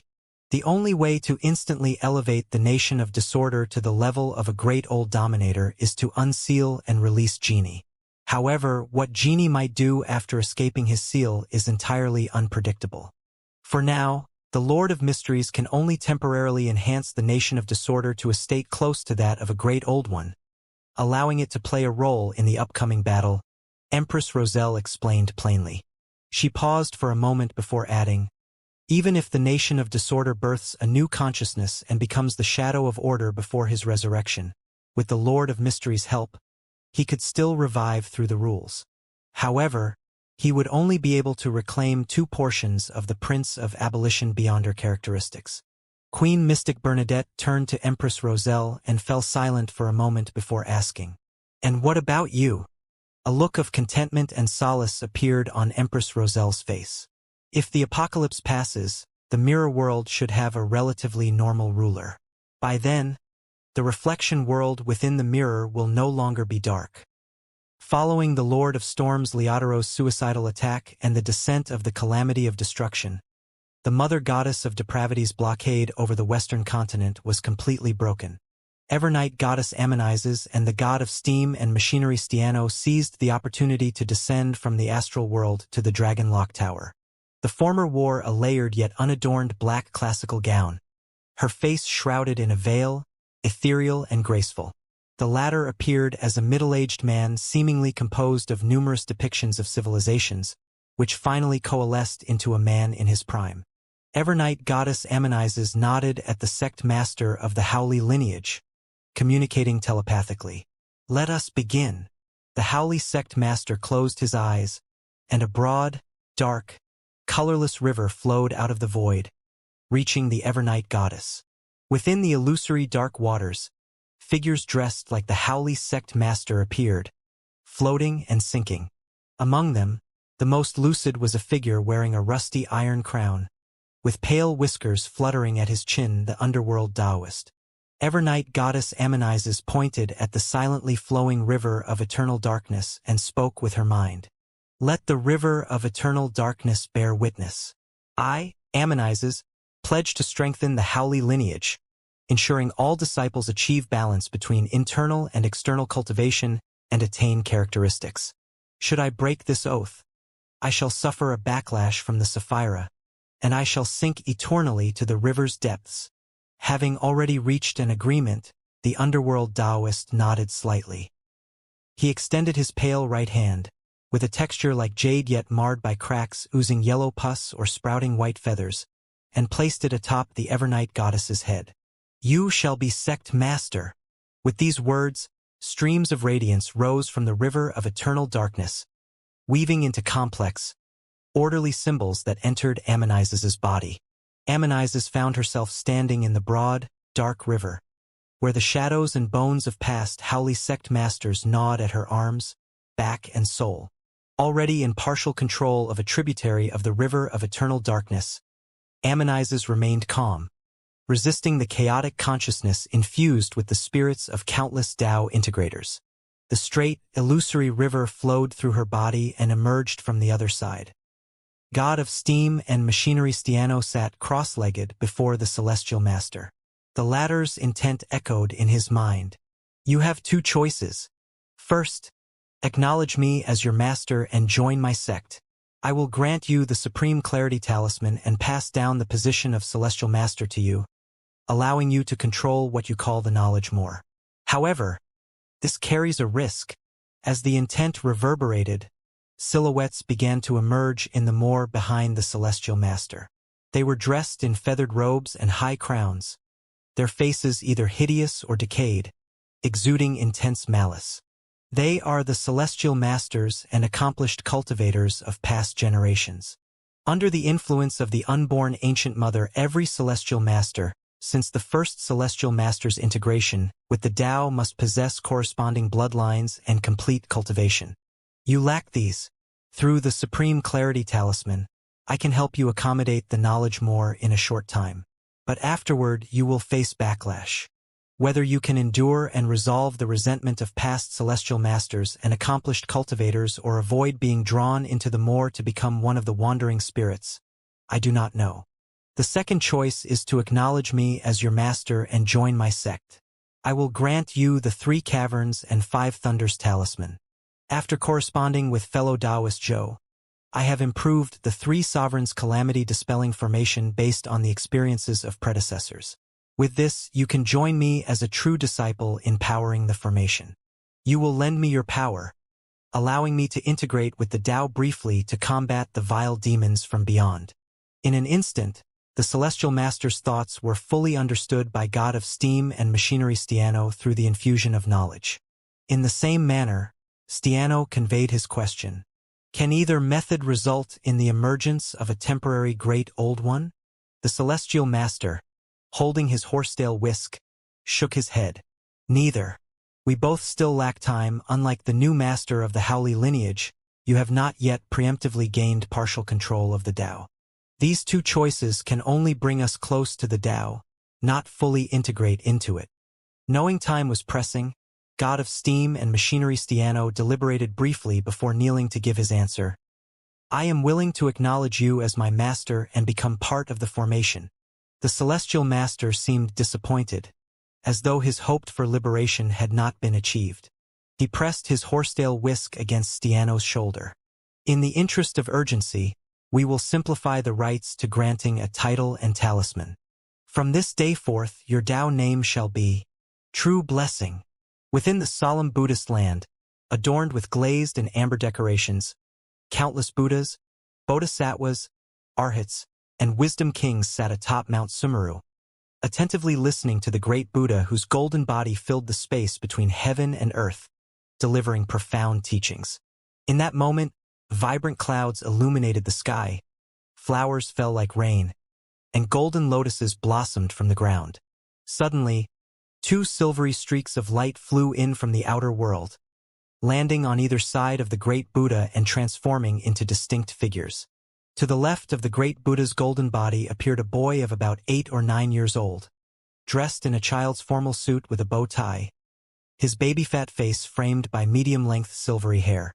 To the right stood a young man, draped in a linen robe, his features soft and elegant, and his long silver hair flowing freely. These were none other than Will Auceptin, the angel of Mercury from the Church of the Fool, and Ouroboros, the angel of fate from the Aurora Order. Will accommodated the uniqueness of the fate pathway and held a sequence 1 snake of Mercury Beyonder characteristic, while Ouroboros had 2 snake of Mercury Beyonder characteristics.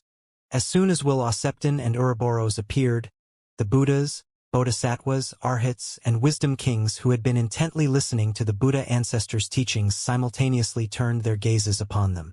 Their expressions betrayed greed and yearning, as though all of them wished to draw near, sniff deeply, or take a bite.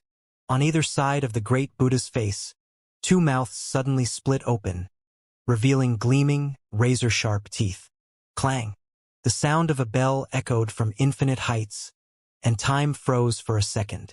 The great Buddha regained a dignified and compassionate expression, and the hideous mouths on his face disappeared. Seizing this moment, the holy monk within the Dragon Lock Tower returned to the Buddhist kingdom. He glanced around, pressed his hands together, and softly recited, "Merciful Buddha." As his voice reverberated, the holy monk transitioned from corporeal to ethereal, taking a single step to merge with the great Buddha's golden body. The great Buddha glanced to the left and right, speaking in a calm yet majestic voice. "I thank you both for your efforts." Seeing this, Will Auceptin quietly breathed a sigh of relief. Imitating the great Buddha's posture, he crossed his legs and sat down to the Buddha's left, sitting side by side. Ouroboros maintained a serene expression as he also assumed a lotus position on the Buddha's right.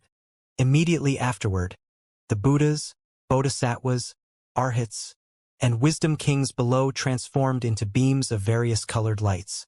They swiftly returned to the great Buddha's golden body, merging into one entity. All Buddhas converged to their origin.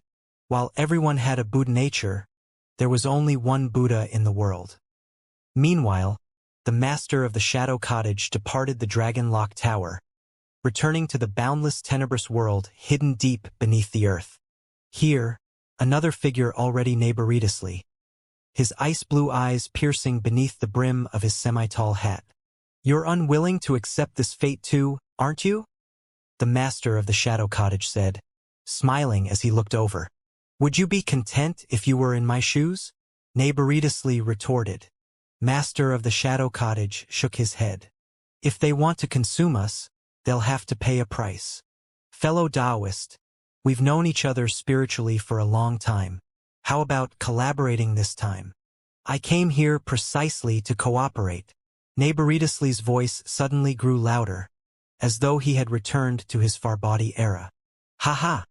The master of the Shadow Cottage laughed heartily, and together with Farbody, they stepped into the pitch-black, shadowy world without hesitation. In the real world, as Lumion, in the form of a crimson meteor, drew closer to the true body of the mother goddess of depravity, his progress became increasingly arduous. Finally, he saw the colossal figure clearly. It was as if countless birthing organs were haphazardly piled together, with swirling smoke and crimson moonlight intertwining to form an accretion disc-like extension that served as clothing. Yet, this massive figure had a head resembling that of a human woman. Her features, facial structure, long brown hair, and crimson eyes were flawless, embodying the very concept of beauty. She was the symbol of beauty in the universe, radiating an unmistakable maternal brilliance. At that moment, even Lumion hesitated to strike. However, attracted by beauty, Cheek's face, Aurora, and Jenna, driven by Lumion's will, used charm on the mother goddess of depravity, seemingly seeking to draw closer to her. As a result, the mother goddess of depravity did not immediately attack Lumion, who stood in a three-bodied, three-headed, six-armed form. Yet her symbolic nature continued to influence the surrounding area. As Lumion drew nearer, he quickly felt the effects of new life. The weakened consciousnesses within him began to experience a new life. Cheek's consciousness and Tudor's consciousness gained new life. The will of the primordial God Almighty gained new life. The divided consciousness of the mirrored original creator gained new life. Even the consciousness of the malevolent dragon gained new life. With the malevolent dragon's rapid recovery, the suppression exerted by Lumion, Aurora, and Jenna's wills on her faltered. What had been a fragile balance capable of lasting several minutes seemed poised to collapse immediately under the effect of new life, with unforeseeable consequences. In the face of these changes, Lumion neither feared nor panicked. Instead, he seized the opportunity to break free from the allure of beauty. Smiling, he lifted his head to gaze at the astral world. Lord of Mysteries Klein, who was now guarding the astral world alone, withdrew the illusory barrier and turned toward the real world. Like a magician about to perform, he raised both hands. He did not immediately transfer humanity from the protected zones. Such an action would undoubtedly cause a significant commotion.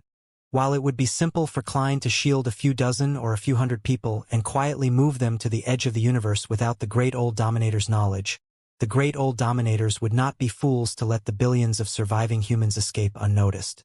Of course, if there were only one or two Great Old Dominators outside the barrier, Klein might have had a way to briefly reduce them to fools. But now 8 of them stood watch. During a previous Tarot Club meeting, the Magician Furs had speculated that a pillar could contend with 2 Great Old Ones. Gehrman Sparrow had remained non-committal at the time, still a proxy. Now fully awakened as the Lord of Mysteries, Klein's answer was that judgment was both correct and incorrect. Correct, if confronted by Great Old Dominators with specific symbols capable of countering the Lord of Mysteries' abilities. Marionettes, parasites, blink, etc. In such cases, Klein could only rely on the unique symbolism of a pillar to contend with 2 at most. Incorrect in that, in the absence of such countermeasures, there was no fundamental difference between battling 2 or 8 Great Old Ones. Among the Great Old Dominators outside the barrier, several possessed symbolisms that countered Klein's abilities. Therefore, he dared not be overconfident. He intended to wait until the Great Old Dominators rushed in impatiently after the barrier cracked and plunged the situation into chaos, allowing him to secretly evacuate the beings within the protected zones. At that moment, the Great Old Dominators would be fixated on the spherote and uniquenesses, disregarding everything else. Even if they noticed Lord of Mysteries Klein's secretive actions, they would not expend any effort to interfere. Yet, this plan was not foolproof. Certain Great Old Dominators with relevant symbols might secretly inform their followers to disrupt the evacuation. The Great Old Dominators themselves had no interest in Beyonder characteristics below Sequence 1, but their followers might think differently. Hearing the cracking of the illusory barrier behind him, Klein shifted his gaze to the Mother Goddess of Depravity and the origins of disaster Lumion. Lumion, now fully displaying his three-bodied, three-headed, six-armed form, gazed at the Mother Goddess of Depravity, who had just escaped charm. Half in appreciation, half in jest, he laughed. "This is exactly what I've been waiting for. To let you impose new life on me. The charm was to ensure that you wouldn't develop vigilance or spiritual forewarning, allowing the new life influence to occur naturally. As long as I am not dead, the symbolism of the Mother Goddess of Depravity within me remains valid. Previously, my rank was too low, and I lacked the corresponding elements. Using this symbolism, I could only disguise myself as you to provoke the brood hive's rebellious will through Mr. Fool's fooling. It was difficult to truly harm you. But now, I am in above the sequence's great existence, differing from you only in the unique symbolism of a pillar. And the new life you naturally imposed just activated the feminine and masculine halves of the mirrored original creator within me. Isn't this equivalent to me also nurturing the original creator? This is remarkably similar to your nurturing of the chaos primogenitor, the original creator of the next universe. The most critical corresponding element is now complete. The genie previously hinted at using my uniqueness and Mr. Fool's symbolism. Combined with the warning about your impending accommodation of the brood hive, it became clear. You possess a unique symbol of limited use pointing toward the original creator, one I can align with.